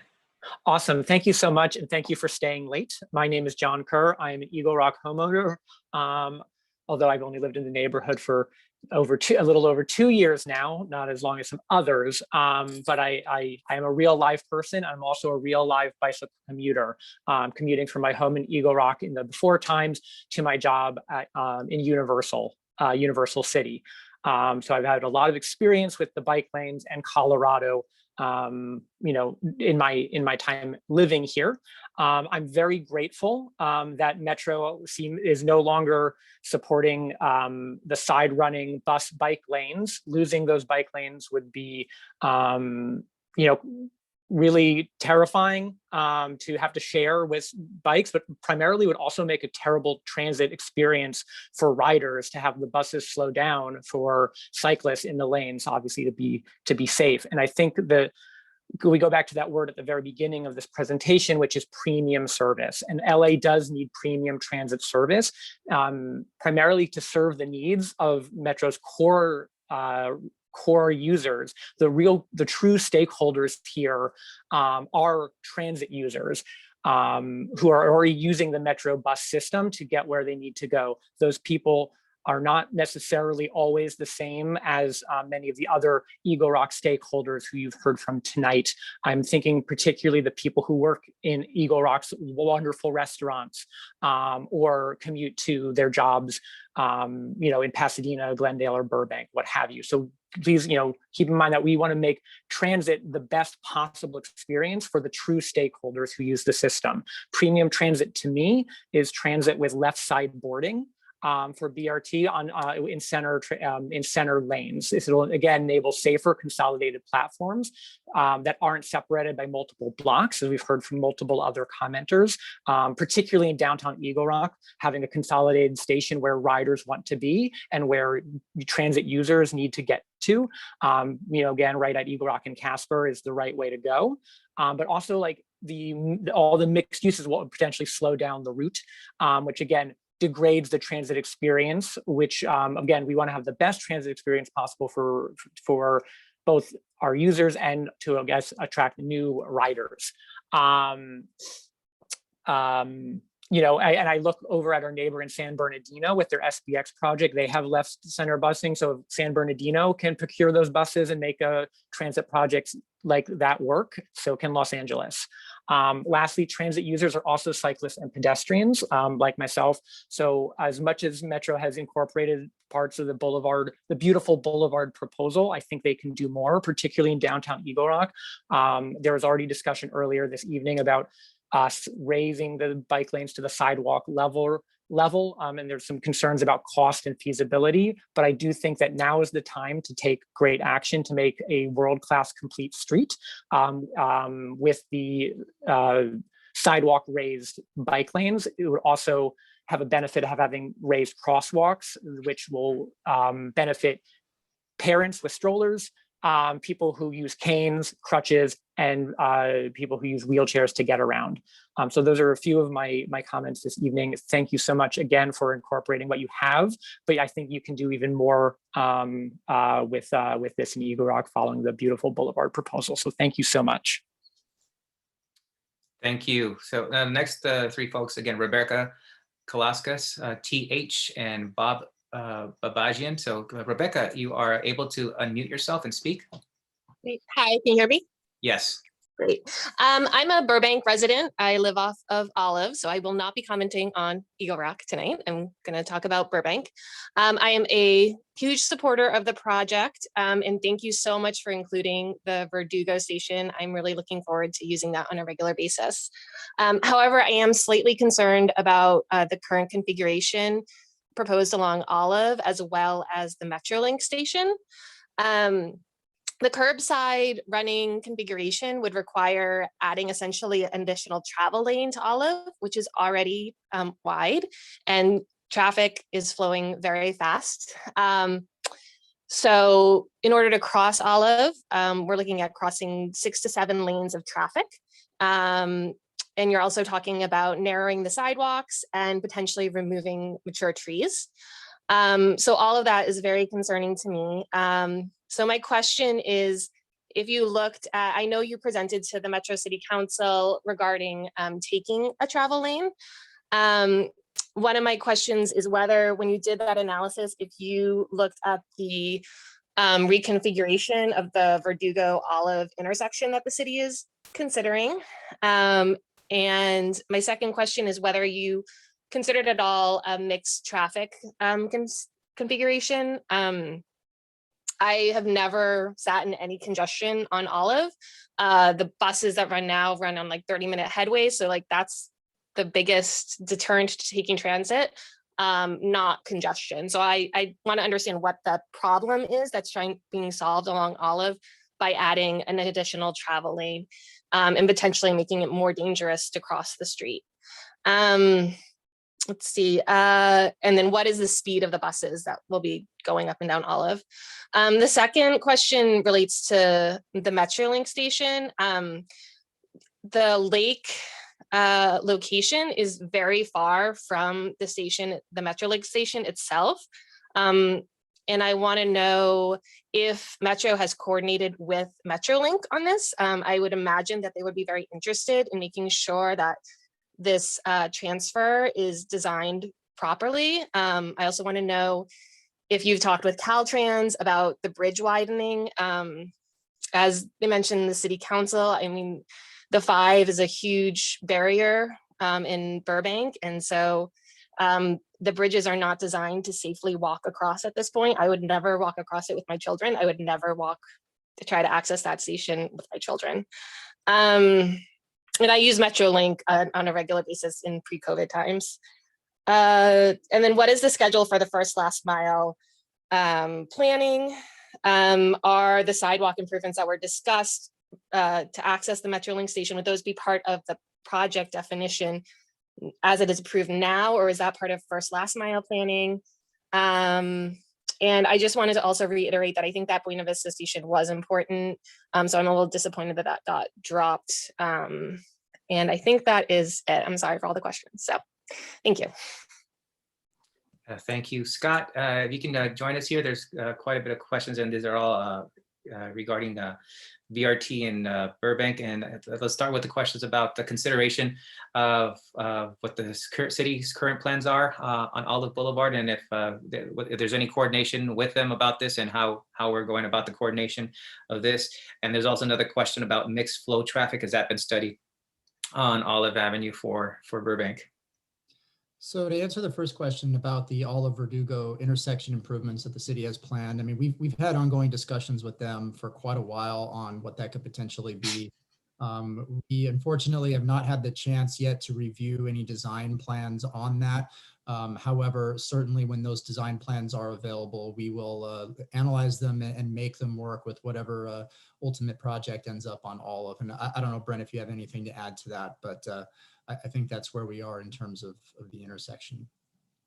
Right. We would be looking at it once we know what their intention is in more specific detail. And then as to the question about a potential mixed traffic type consideration, I mean, the goal of the BRT is to get dedicated bus lanes along as much of the corridor as possible. The dedicated bus lanes are a key component of BRT. And really the purpose of the study up to this point and looking at it in the EIR is to understand how a dedicated bus lane could work on each street, what sort of the effects and the benefits would be. So that's how we've approached it up to this point in time. And ultimately, the benefits of the dedicated bus lanes would certainly be there along Olive as they would elsewhere on our corridor. There would be a bus speed improvement that is part of it. In addition to that, there would be a big reliability benefit as well, not only currently, but also into the future. Because as congestion sort of swings throughout the day, where you get rush hour in the evening, at different times of the day, evening, morning, what have you, the buses are largely immune to those sort of swings in congestion and varying run times. So the buses will arrive more predictably and reliably and on time with this type of service, as well as over time, because traffic is likely only going to get worse on these streets. It'll get worse on Olive as more cars spill onto it. So having the dedicated bus lanes allows the buses to avoid sort of that long-term degradation in speed and reliability. And I would also note that existing buses on Olive, namely Burbank Bus and the Pink Line that's on Olive, would also be able to use those bus lanes and derive that benefit. Thanks, Scott. And I think there's a follow-up question about dedicated bus lanes and mixed flow, but the speeds of the buses. And she's asking what do we consider the speeds of the buses to be on Olive Boulevard? I'm guessing whatever the current speeds will, we're not planning on going anything or exceeding any of that. It's just eliminated any traffic congestion for the buses. But did I get that right, or is there any additional? Yes. Okay, all right. Now the question about the location of the lake station in coordination with the Metrolink transfer, the distance about that. I think that we can also coordinate, add that with the first last mile plan, as far as what the distance is, but what is the distance between that lake station and the Metrolink station and in conjunction with that? Yeah, it's about 1/3 of a mile, roughly. And to answer the question specifically about some of the improvements that I mentioned at a high level, I mean, again, we're in an early phase of design. We haven't totally fleshed out what some of the improvements would be, but our initial thought is that we would include some lighting improvements between the two stations, as well as some wayfinding type signage. And that would be incorporated as the project. That would be separate from some of the other first last mile planning that may occur along the corridor. Okay, thanks. And I think that was another question about the schedule for first last mile planning and when we anticipate that and what the process entails for first last mile planning for this project and whatnot. Is there any additional first last mile updates before we the next question on this? Yeah, I think the goal with the first last mile, first of all, is I think there needs to sort of be a final decision on where the project's going to go and which stations we're going to be serving. Now in Burbank, that is pretty straightforward. It's not as straightforward elsewhere along the route. So I think the first step is having the board approve a proposed project. And then once we sort of work through that and some of the design refinements and complete the EIR and move into preliminary engineering, then it'll be more of an opportunity to start looking at some of the first last mile planning efforts. Okay, thanks. And I think hopefully I caught this as maybe the last question about Caltrans coordination on the bridge widening. I think that's what she was asking about. Is there any talks about that? I don't think that was something that we were looking into, but you've been coordinating with all the other agencies, but has there any of that been considered or discussed? Well, I mean, we've coordinated from the get-go with both Caltrans and Metrolink. As far as the bridge widening specifically, no, we have not coordinated with Caltrans on that.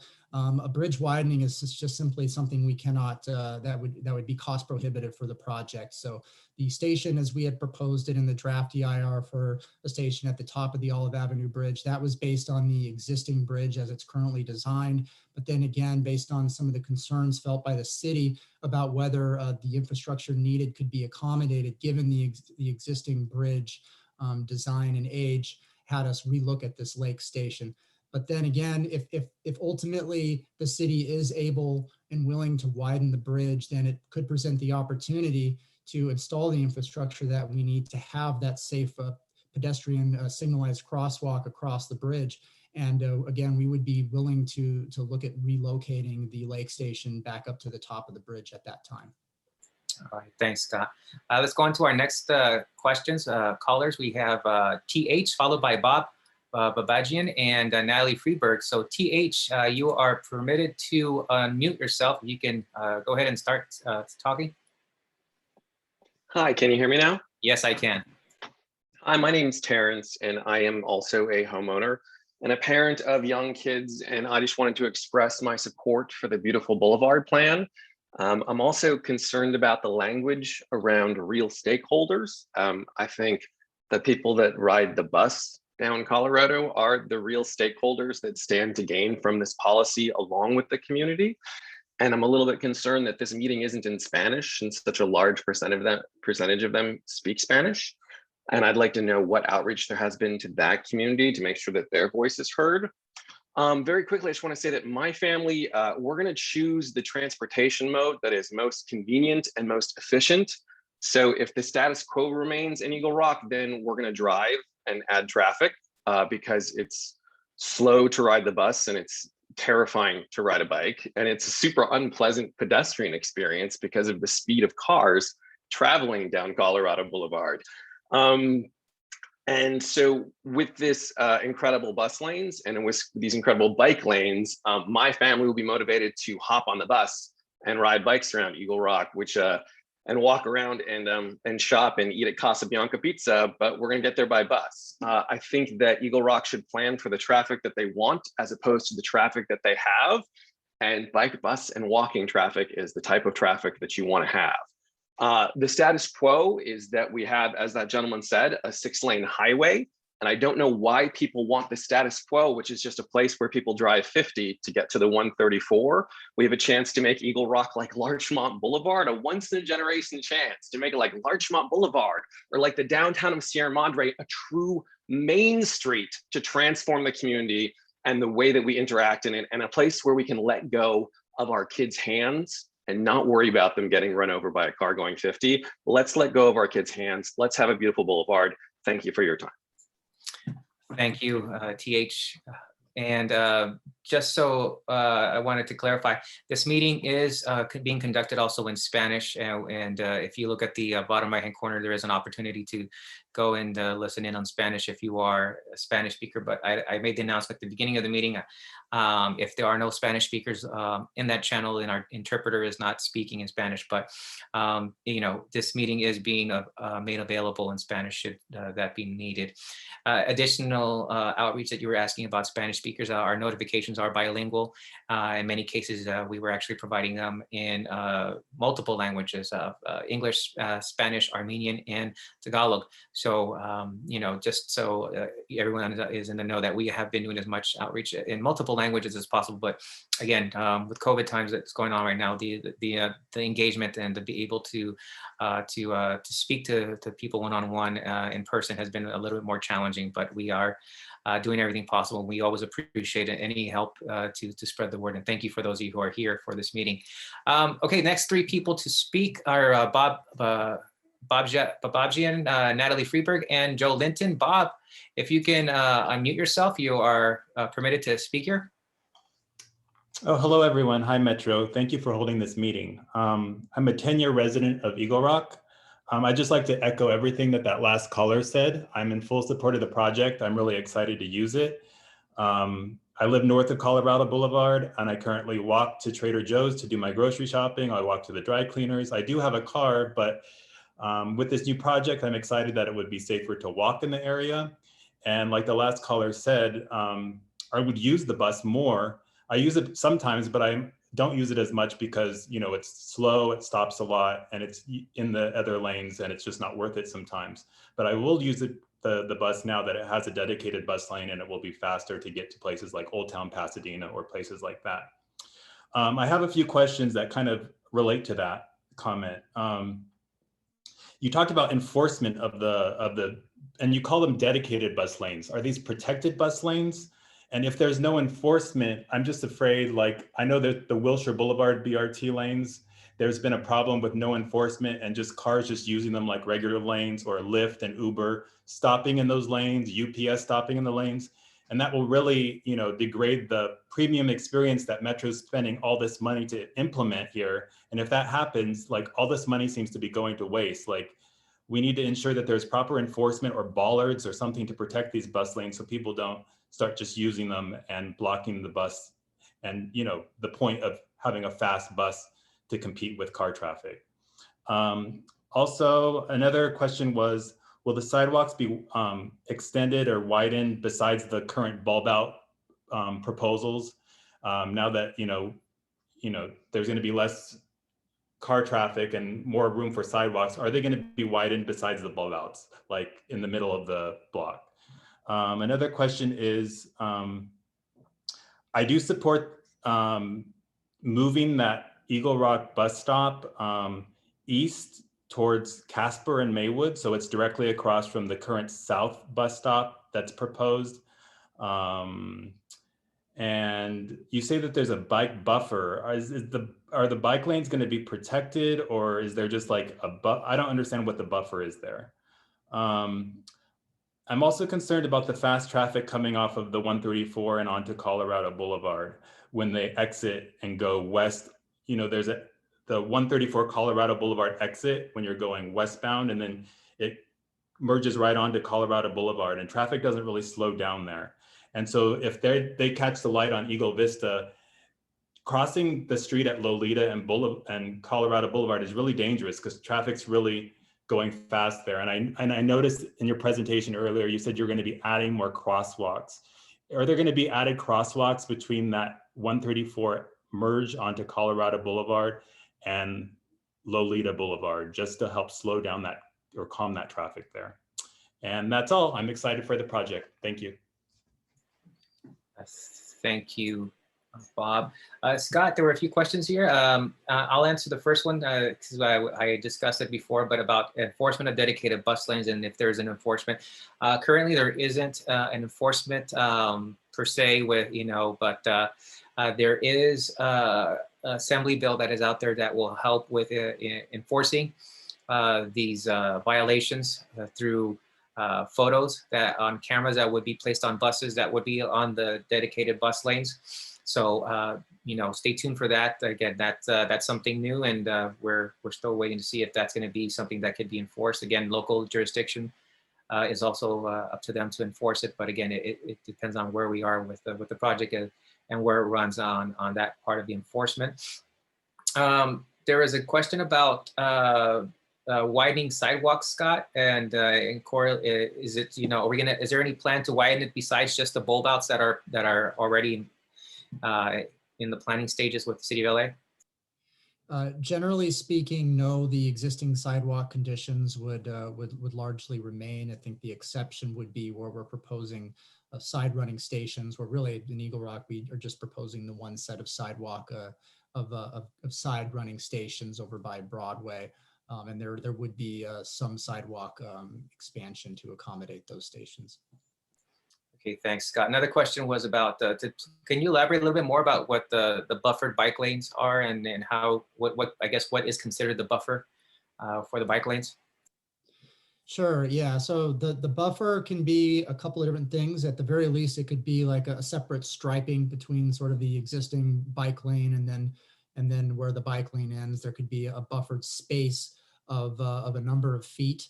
That's how we're sort of proposing it. Another option is to put in some sort of physical barrier, most likely in the form of like a bollards or something like that. That could also be an option for buffers.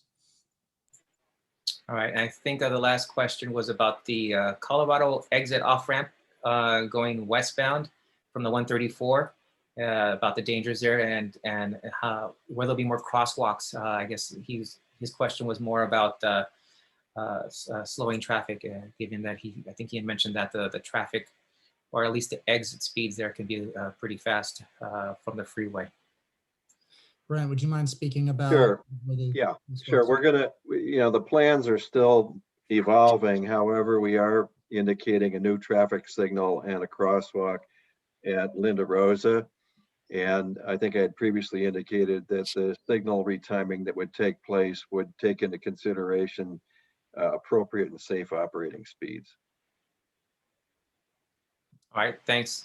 Thank you. Let's go to our next three folks. So we have Natalie Freeberg, followed by Joe Linton, followed by Jean Leland. So Natalie, if you can unmute yourself, you're able to speak here. Hello. Thank you very much for this opportunity and for all your hard work. Appreciate you all staying late. I'm fortunate to be a homeowner on Hermosa, just off of Colorado, so I'm right in the thick of it. For the record, I'm the co-chair of the Land Use and Planning Committee for the Eagle Rock Neighborhood Council, but I'm speaking here as a private citizen. In that capacity, I support the aspects of the beautiful boulevard which you've adopted, and I look forward to sitting on a sidewalk outside one of our local restaurants and having passing traffic be slower and quieter, especially since SB 314 is more than likely to make outdoor dining a permanent opportunity. Thank you also for understanding some of our key community concerns, specifically preserving the medians, keeping all or most of the parking, and keeping the bike lanes. Which brings me to my first question. Have any of the other proposals hit all three of those targets? I also happen to be the president of the Silver Lake Chamber of Commerce, and I've been working closely with restaurants in Silver Lake during the pandemic. I started to also do that with Eagle Rock restaurants about 7 months ago once I realized that they needed help too. Regardless of the outreach which you have done, I'd like to mention the many people that I've been speaking with who just aren't able to be on this call, specifically business owners, especially restaurant owners, and employees in Eagle Rock. Many of the restaurant owners have told me that approximately 50% of their staff uses public transportation. Those employees aren't at this meeting, but the beautiful boulevard has received signed employee petitions which support essentially this refined F1 proposal. As one small business owner said to me, please tell Metro that unless they have meetings before 7 a.m. or after 9 p.m., I'm working. I gave you permission to use my logo for the beautiful boulevard. You didn't steal it. Because like the other business owners who've signed on to it, I believe this will be good for our businesses. My other question then is, if those owners are not able, or those employees are not able to be on any of these calls, but they've signed the petition and given permission for their business names to be used as part of the coalition that supports the beautiful boulevard proposal, will that support still be counted, along with the over 600 people who've signed that petition? Again, thank you so much for your time. We really appreciate it. Thank you. Scott, there was a question about if this latest proposal hits the three targets that she had mentioned. Can you elaborate on that question? Sure. So if I recall correctly, the three targets as laid out were bike lanes, medians, and parking. I hope I have those three correct. And the answer is that this proposal does retain those elements more so than any of the other concepts that we've looked at. They do retain the buffered bike lanes at approximately the same width that they are now. Medians, as I mentioned before, would be preserved in a full wide fashion as they currently exist. This is the proposal. This is a big change from our original F1, which did narrow them and make them less contiguous. And then from a parking standpoint, yeah, this one does preserve most of the parking. And so, I mean, the basic, the sort of takeaway here is that when you're planning a BRT with dedicated bus lanes, something has to give, right? I mean, you need that right of way to come from somewhere. And so looking at all of our different proposals, I mean, we've looked at how we can do it and maintain the travel lanes. We've looked at sort of what the difference is in with potential impacts to medians and compared to parking. And then we looked at the bus bike lane combination that would preserve a lot of these other elements, but then the buffered bike lanes would become bus lanes that bikes could share. And this proposal does take the travel lane that used to be Eagle Rock Boulevard, but in doing so, it does allow a lot of these other elements to be maintained largely as they are today. Thanks, Scott. And the question about those who are not able to attend, again, the final decision is by the Metro Board, and they always take into consideration any and all comments that are made to the Metro Board. So if anyone has any additional comments or recommendations, again, you can make them to the Metro Board when this project moves forward to be decided on by the Metro Board in May. So they always welcome and take any and all comments. So again, hopefully that helps answer that question. We do have more hands raised. So let's go with Joe Linton, followed by John Leland, followed by Rebecca. So Joe, you are able to unmute and ask your question, please. Hi, can you hear me? Yes, I can. Yeah, I just want to say that I'm very supportive of Beautiful Boulevard and of Metro taking more aspects of Beautiful Boulevard into the plan, including the left side boarding, the sidewalk level bike lane, and some folks earlier had brought up the concern with fire trucks and emergency responses, and I think that really argues for, I'm sure those folks would be in support of doing more center running BRT, including west of Eagle Rock Boulevard. Can you explain why it would be side running in that area, not center running, especially if we can do left side boarding, especially for the fire trucks and all the congestion? Thank you. Thank you, Joe. Scott, yeah, the question's about why not center running east of Eagle Rock Boulevard on Colorado, and why are we looking at side running instead? Yeah, so I did lay out some of that in the presentation. I'd be happy to go through some of it again, and Brent, feel free to jump in. I will touch on the left door boarding concept. A single left door boarding platform would not work well over near Broadway in Colorado. I mean, I can say that right off the bat. There just simply isn't enough room in the center of the street for something like that over in that area because of the left turn pockets and sort of the transitions that are going on there. And just all the activity in general. I mean, there's a number of other challenges as well with crosswalks that would be needed to access the center platform in this area, and to implement crosswalks again in this really complicated area where you have Colorado and Broadway merging, and then where you have Sierra Villa also would add some challenges as well. Brent, do you want to add anything to that? Sure. Well, I think you've mentioned that we have a bit of a traffic knot over there because you've got the two different roads, both of which service freeway off-ramps coming together there. So there's a lot of congestion. The center running configuration at that location would require left turn lanes to be operating separately from the bus, so that the bus would actually have to hold the traffic at the left turn lanes, and that would actually make it more difficult for pedestrians to get across the street. With the side running configuration there, the buses and the traffic move at the same time, and the only need for the left turn lane, and then it's just for the left turners, so that it's easier to get the pedestrians across the street. So that was mainly done for pedestrian timing. All right, thank you, Brent and Scott, and thank you, Joe, for one of our shorter questions. Let's hopefully we'll have more of these questions again, and thank you for those of you who are still on the call with us. We are approaching our 4th hour, but hopefully we'll be wrapping this up soon. The next 3 folks who are going to speak are Jean Leland, Rebecca, and Severin. So John, you're next to speak. If you can unmute yourself. Thank you, and I'm Jean Leland, and I'm going to say only. Can you hear me? Yes, I can hear you. Oh, thank you. I've been a resident of Eagle Rock for 47 years.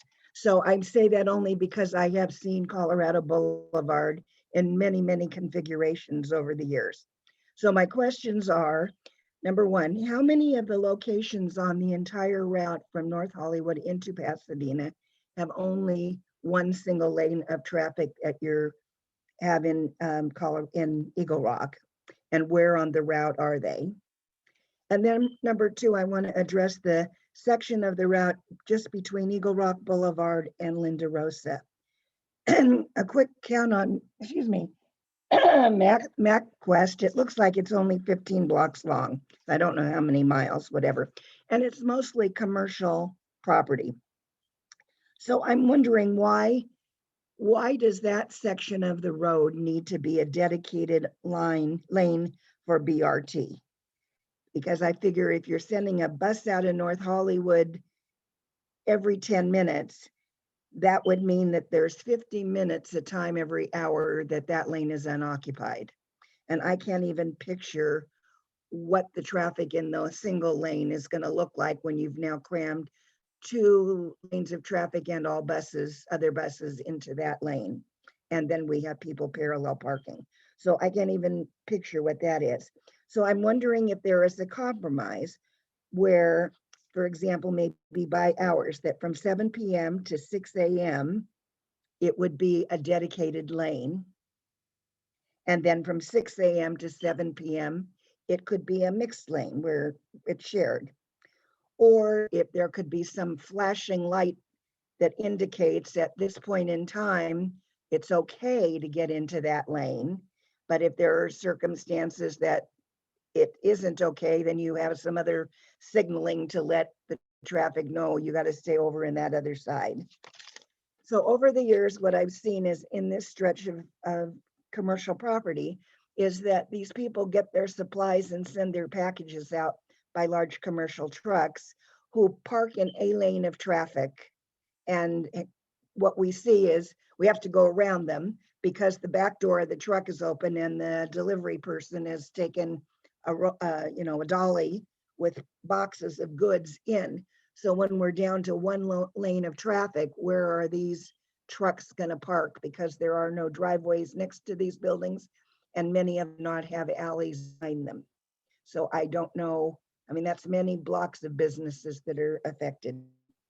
And my last thing is a suggestion to you for future presentations like this. It would be wonderful when you are about to give your answer, if you put up the map of the segment of the route we're talking about. So as you're giving us answers to say at Casper or at whatever, we're able to look at it and understand better what you're saying. Thank you. Thank you, Jean. Scott, there were some quite a few questions here, so I wanted to ask you these questions. But the first one was about how many locations have only a single lane of traffic along this alignment, and if you can share where they are. Sure. So there are 2 segments of the corridor outside of Eagle Rock where we are also proposing a configuration that would have a result in 1 travel lane in each direction. The one location is on Central, heading down the spine of Glendale, and then the other would be on Broadway, also in Glendale. All right, thanks, Scott. Another question was, why does the section need to be a dedicated lane for BRT between Eagle Rock between Eagle Rock Boulevard and Linda Rosa? I think the question was about the concerns about traffic, and then there were follow-ups as to can there be some sort of compromise where it's it's a mixed use lane from 6 a to 7 p.m. and then dedicated times other times. Sounds like a hybrid she's asking about. Is there something like that that could be proposed, or is that something that's been considered? Well, so peak period bus lanes is something that we have not evaluated per se in the environmental impact report. We've studied and gone under an operational assumption of all day bus lanes so that we can get that benefit all day. And the EIR sort of, by looking at all day, you can kind of evaluate sort of with the fullest extent of what the impacts could be with an all day lane. So that's how we've approached it. Now, whether a peak period sort of bus lane that would then revert back to mixed traffic during certain hours, whether that would be operationally practical and feasible for the section in Eagle Rock. Brent, would you mind weighing in on that a little bit? Well, the configuration that we're currently looking at wouldn't really accommodate that because the left turn pockets to allow the maneuvers to occur, from the mixed flow lane to make the left turns and whatnot, they're outboard from the bus lanes. And I don't think we could have mixed traffic, operating inboard from the left turn bays. It would, certainly could be looked at, but it would require a completely different design concept. All right, thanks. And the rest were, I think, pretty much comments about putting the maps segments when we're talking about certain areas. So I think that's a good suggestion. But again, we don't normally have 4-hour meetings where we would exert our maps and going back and forth.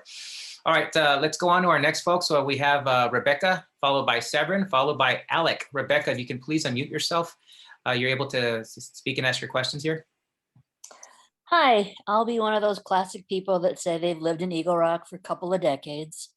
My home is within earshot of Colorado Boulevard. I love living within earshot of Colorado Boulevard. I love this neighborhood.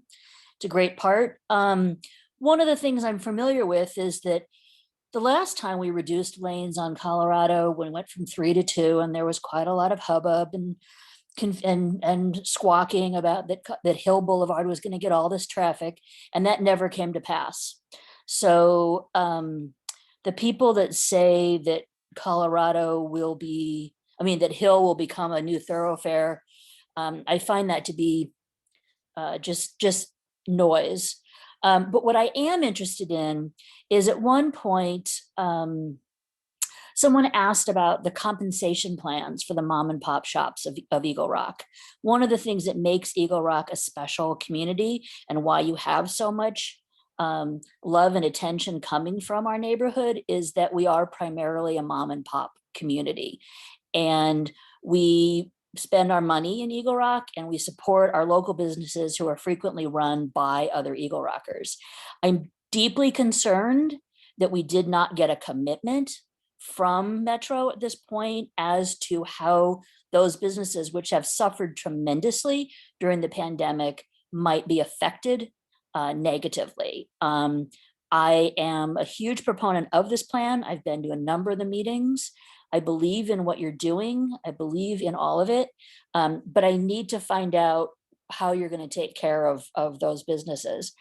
I'm a little bit confused also about why this route is not going to go to the Burbank Airport, which is something else someone mentioned. As much is being done to try to get something to go from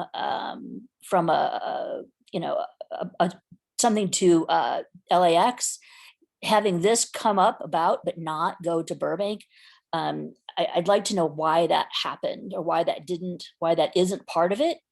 And lastly, someone at once said that they didn't know who was on the beautification plan that you have looked at and taken so many plant ideas from, which I'm very grateful to see.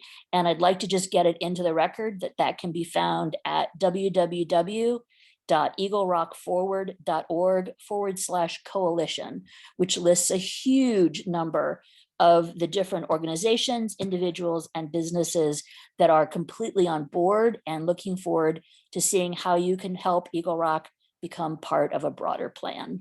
Thanks. Thank you, Scott. Well, before we go to you, thank you for your question. And again, I see your concern about the business interruption fund, about not committing to it. And unfortunately, we're not the folks who can make that decision. It is up to the Metro Board. But again, this is where you all come into play. Again, the Metro Board makes that decision, and it could always be requested for consideration at our Metro Boards. And we encourage all of you to participate in the process and be notified as well when these meetings happen. So we will definitely let you know. Thank you for your concern about the small businesses. Again, the Eagle Rock is well known for its small businesses, and we appreciate what all the small businesses have been having to deal with just to stay afloat right now. Question, Scott, about the Burbank Airport. I know that in the beginning stages that was one consideration, but why did we no longer consider it, and what were the studies, or what made us decide not to go there? Yeah, so we did look at it early on in the alternatives analysis phase of the project, and a couple of challenges there. One being that we didn't see a good opportunity to get dedicated bus lanes between the airport and where we would be connecting from along our route. So that was one issue. Another is that, quite frankly, we didn't see necessarily a big ridership generator there. There is a lot of parking at the airport. In addition to that, accessing the airport as somebody using the airlines would actually be better served using like a flyaway type service where they could store their luggage on it. And so our thought was that would really be more of an appropriate service for the airport. I would also note that the airport is actually already pretty well served by transit. There's several bus lines that go in there. There's about 3 dozen Metrolink and Amtrak trips that are made through those stations every day. So overall, it is pretty well served, and our project will connect to other transit services that will be able to access the airport. All right, thank you, Scott. Again, moving on to our next questions. Again, we're almost going to wrap up this meeting. Again, hopefully we'll get a little bit close to 9 here. So we have Severin, followed by Alec, followed by Chris. So Severin, if you can please mute yourself, you're able to speak.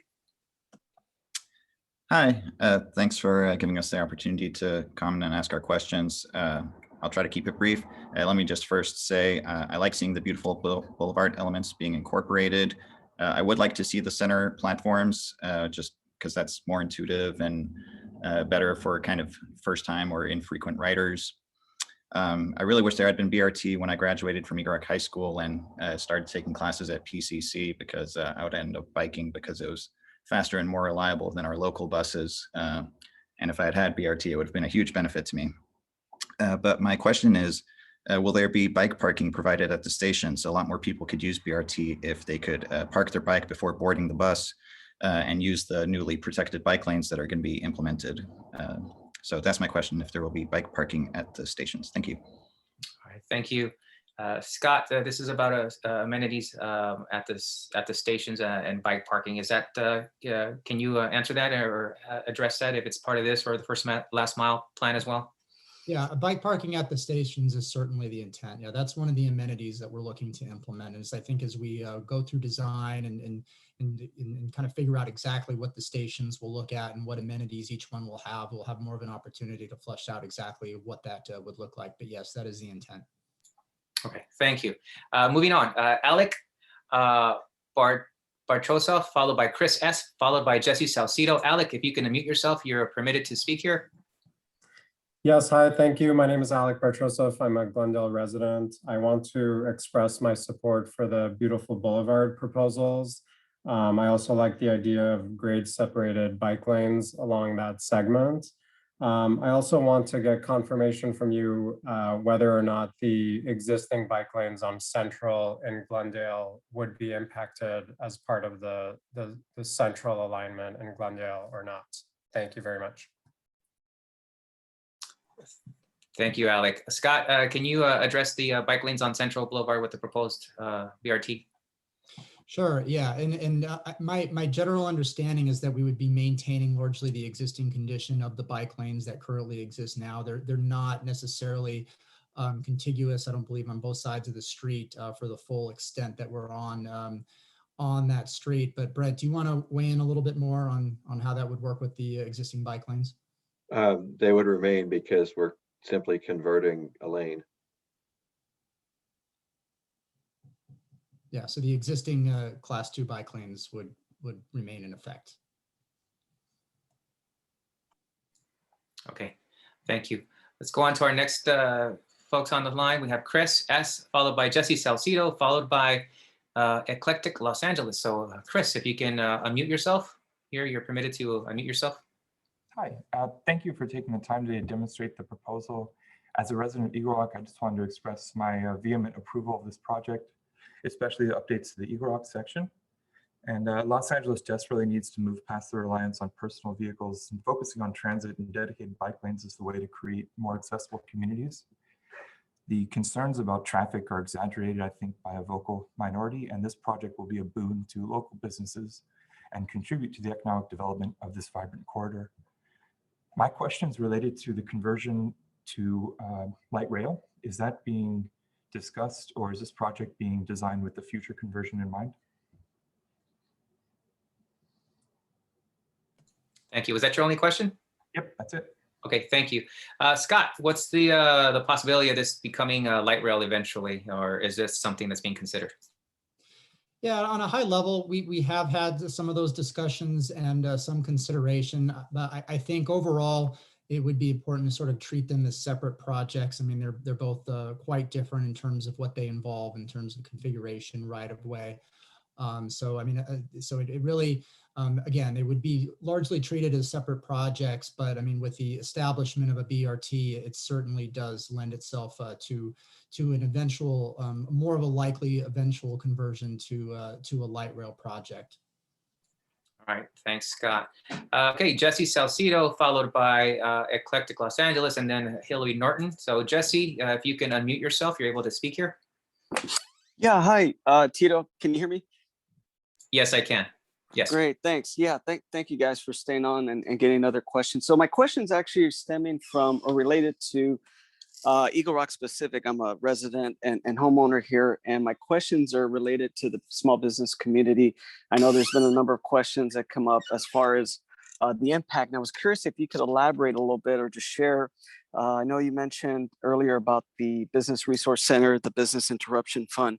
And I was just curious if you had, if there was some data. Now I understand that you mentioned the Metro Board is making those decisions, right? But I'm guessing that y'all would have some data or examples of when Metro has used those resources and gotten approval from the board in past projects. And if you were planning to share that data with the small business community, especially the folks that are going to be impacted, right? And all small businesses, not just restaurants here, but just wondered if you're going to plan to share that with the small business community.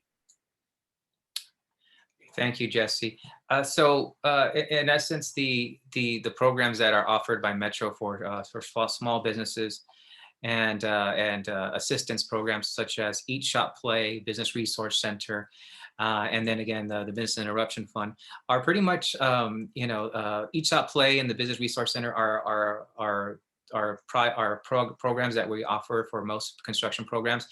Business Interruption Fund, I think most recently was enacted in the Crenshaw LAX project, the light rail project. Again, again, that's on a case-by-case basis by the Metro Board, and again, that could be requested, and made known to the Metro Board by community, and also, just ask for additional evaluation for such a need. Now, just so you know that right now the Business Interruption Fund is being put on pause because it's we're unable to tell the differences right now between impacts that are from construction or COVID.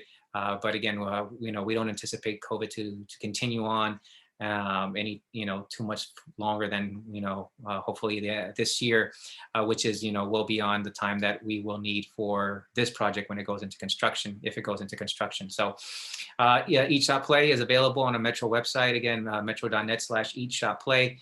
And the Business Resource Center is also another opportunity that Metro has on their website that we can always supply the links to that, to shows and shares pretty much what type of resources are available. So hopefully that provides a little bit more insight on that, which, when we get closer to construction, that's where the construction team comes in and provides those additional resources and access to this type of impacts, which they go in and assess with every business as to the type of ways that they can participate in this program.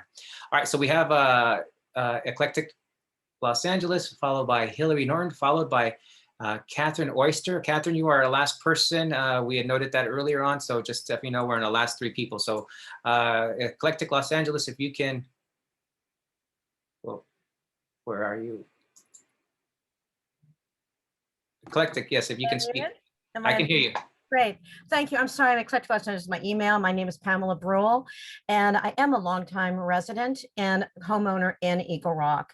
My home is within just a few blocks of the major district of the business district of Colorado. So I'm on Colorado Boulevard quite a lot. And as I believe G mentioned, there are thousands of homes, or hundreds of homes anyway, that border north and south of Colorado Boulevard, who come down onto Colorado Boulevard every single day to do their shopping, picking up their kids, going to and from the freeways, which we know are on both east and west of Colorado Boulevard. I just want to say right off, I am not against a Metro coming into Eagle Rock. I think beautification of the boulevard would be fantastic. And I am not one of these people, not in my own neighborhood. I've been on Metro a few times, a number of times actually going into downtown from Highland Park. So I know there is a but and a however coming. And because I just am wondering how they could why, first of all, why Burbank, Glendale, North Hollywood doesn't seem to have the same issues that a lot of the residents are having about this issue of one lane on Colorado Boulevard. It is basically going to be, and I'm not even exaggerating, and I think that some of the people from MTA, a couple of these people need to come here and live here for a few days to see the traffic that is on Colorado Boulevard at any given day, usually between 3 and 7 in the afternoon. And the bike lanes, I'm all for bike lanes. Bikers, I'm not one of them, but I'm all for them. I'm for safety for people. But they are underutilized. And I'm not saying they shouldn't be there. They guess they should be there for the people that do need them. But as Chris just mentioned, saying that there is a vocal minority against this is not a vocal minority.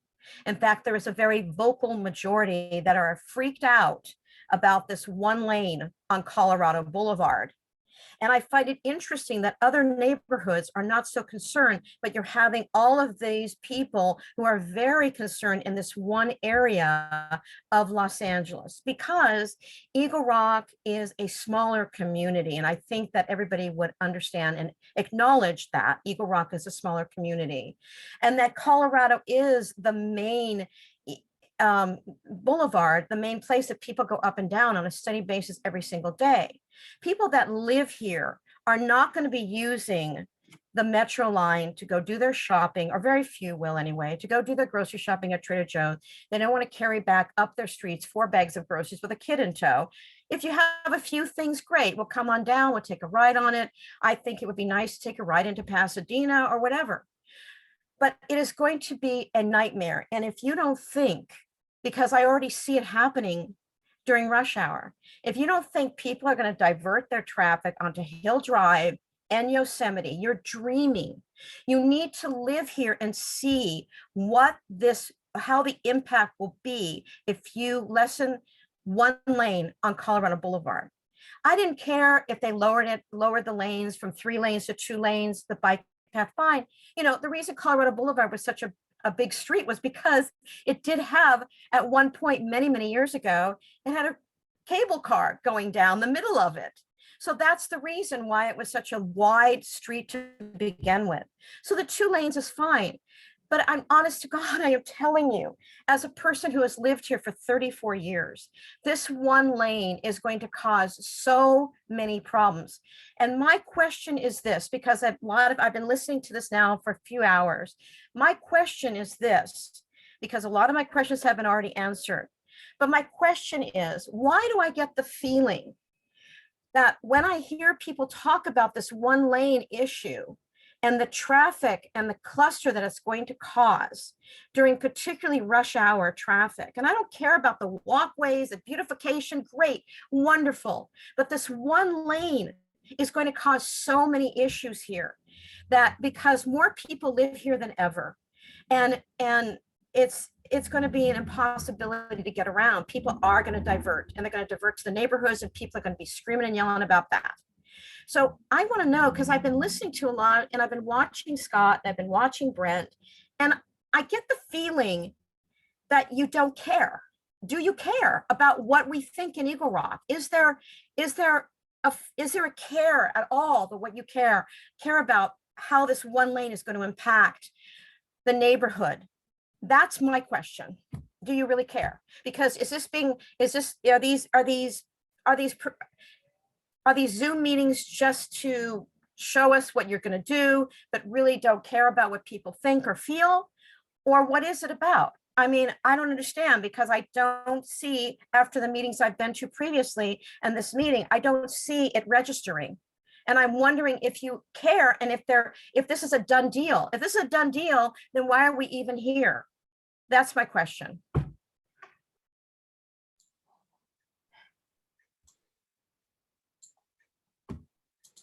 Thank you. Again, we are here listening to everybody and we're taking all comments. Again, this is not a done deal. The Metro Board will make the final decision. And again, until they say that project is happening, that's when we can say this project is a done deal. It is not.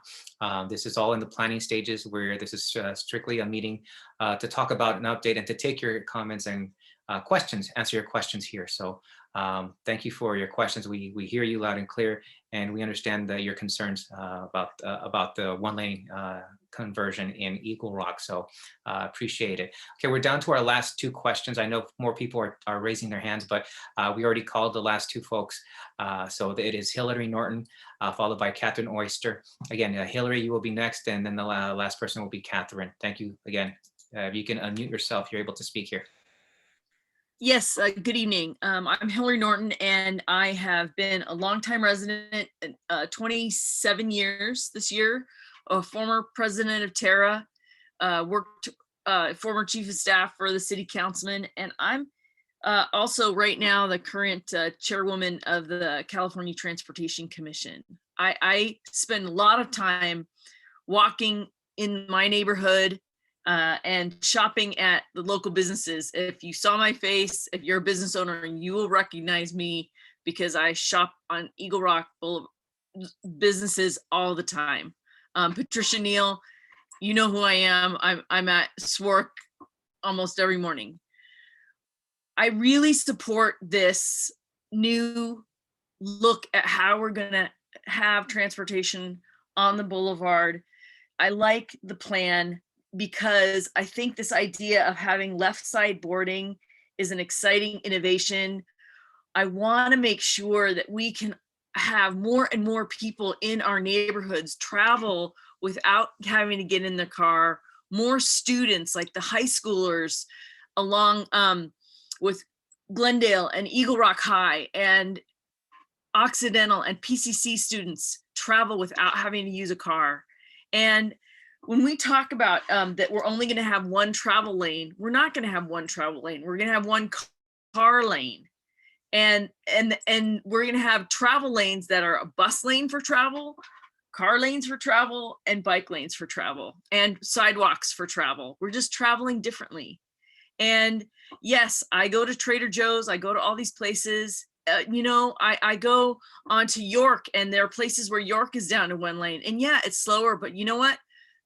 That is a business community that's thriving. Pedestrians are thriving on the street. It's full of people. And I would like to see a prettier, safer, and a commute route along Colorado where we can get to the places we also want to go, like Pasadena, Burbank, Glendale, and so many places where there are new jobs that people want to get to, new places to shop, new places to be. And I think it's only going to bring more people to Eagle Rock and be customers, because every single one of those 35,000 people that's going to be riding the bus, they're going to be passing Eagle Rock and looking at the new businesses and thinking, next time right now, I'm going to get off and I'm going to shop here, I'm going to eat here, and I'm going to get back on the bus.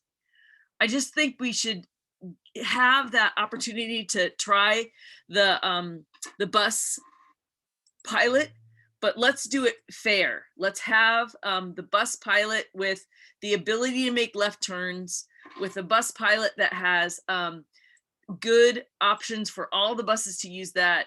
And one other thing I'm really excited about is that bus only lane will be able to have fire trucks and ambulance services use that, because I have actually seen the fire trucks and the ambulances get stuck behind cars and people wouldn't move. And I would love to see us be able to have our first responders move faster with lanes of their own. So I want to commend you all for spending this time listening, because I know that you've seen this plan change, and because people have been listening. So I feel like that last question about, do you really care, isn't fair. We are all here because we care. And this is only going to be the beginning of studying more through the EIR. So I look forward to having more of these things studied now. And I thank you for listening, and I thank you all for listening, because I think we've learned a lot from each other in this conversation. Thank you. Thank you. Again, thank you for those of you who are still with us. Again, we are down to our last question, which is Catherine Oyster again. After this, then we'll wrap up and talk about next steps, which I think we already discussed before the Q&A. But again, we are well past our 4th hour presentation. And again, want to thank those of you who have been here from beginning to end. Catherine, you are our last question. If you can please unmute yourself. You're able to speak now. Hello, this is Catherine's husband, Dan. Thank you, Mr. Corona. So yeah, I'll just talk real quick. We're long time, I guess, 10-year Eagle Rock residents. We live on the eastern end off of Los Robles in Colorado. What we do support about this is actually we wouldn't mind traffic going a little slower, because once cars go past, like, I guess, the business center of Lolita towards our end, they floor it to the freeway slip ramp, and the other direction coming down the hill. And, you know, we have a toddler, and it can be a little scary walking along Colorado with how fast the cars go, or walking our dog. So we like the idea of the greenery, the longer bike lanes, wider sidewalks. That all sounds great. Question being, our little neighborhood, about all the U-turns and left-hand turns, even thinking about businesses like Trader Joe's, you know, coming from the east end down. From what I saw of each plan, it looks like there's a solid median there. I'm wondering, or is it just there's a red bus lane and you can still turn left at certain intersections, or do we have to make U-turns, whatever it is, every 8 to 10 blocks? It's what it looked like. Can we make and what? Can we make U-turn? Yeah, and then can we make U-turns? I'm assuming we will have to make U-turns given the 1 lane of traffic in each direction. And then the second question would be, how long will the construction take? Like, are we talking like we'll be in because this seems like such a huge project. Is it like 2 years or more? Thanks so much. Thank you, Scott. Our last questions are basically about left turns in the center running portion of the alignment in Eagle Rock. And will cars be able to turn left or enter the bus lane to make a left turn? Or will U-turns be permitted and available in certain parts to make that last connection? Yeah, so Brent, would you mind elaborating on sort of the thinking behind a number of the left turns that we would propose to keep open, and sort of how they're spaced out, and the question about the U-turns? Right. So all the major intersections will be having turn lanes as they presently do today. About half of all the intersections will be unchanged as far as whether you can make turns or open to cross traffic. And maybe there'll be about half a dozen that would have some movements restricted. But and then there would be maybe about a third of the locations would be closed at some of the minor intersections, closed to cross traffic and left turns. The left turning movements would be accommodated at left turn bays. The left turn bays would all be signalized, and the timing plans would provide enough time to accommodate the projected levels of U-turns and left turns, so they would be operating well, and we'd be eliminating the sort of open gaps in the median that presently exist, where cars can just sort of shoot out, you know, without being protected by a pocket. So it would operate more safely. But all of these locations, this is all just preliminary design concept at this point, and every location, as far as whether the median is open or closed, is subject to further evaluation as we move forward in the final design process. All right, thanks, Brent. And the last question that was asked was about construction. Scott, how long do we anticipate construction to take? And I guess I'll add a little bit to that too. Will construction be, you know, done by segments, or will they going to do one end and the other and just keep it like that for the whole alignment? I think that's another question that people have about construction. Yeah, I think at this point, it's too early to determine how the construction would sort of be phased and what elements would be constructed where first.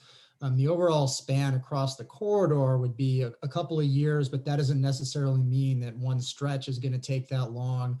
It'll likely be done in phases where you maybe do one side of the street and at one point, and then the other side of the street at another point. So you're still able to maintain access to businesses and residents as you go through construction. And again, as we get closer to construction, a detailed construction plan will be developed and will be done in coordination with the city and the community. All right, thank you, Scott. And with that, it's time to wrap up this meeting. I want to thank you all who are still on with us. And for all of you who asked questions, again, thank you for being a part of this 4-hour meeting. But the next steps are in May 2021, this year, we're still anticipating to go to the Metro Board to present what we presented tonight. Again, the board will make the final decision on this. They can accept everything that we presented tonight. They can make changes. They can, it's their opportunity to do that. And that's where we also invite you to participate. Then after that, the project will continue on to the final environmental impact report and have that available sometime in the late summer, maybe early fall. And then we'll continue to working on potential design refinements during the preliminary engineering. So with that, I want to thank you all for joining us today. And for those of you who stuck around, we appreciate your input and your thoughts about this project and your concerns about some of the elements that we were presenting as well today. So thank you all for joining us tonight. Again, go to our project website, metro.net/NoHo Pass BRT. For more information. Give us about a day or two to upload all this information. I can't address how quickly we will be able to get all this up, but hopefully we will be able to do it as soon as possible. So thank you everybody again, and you have a good night. Okay, bye-bye.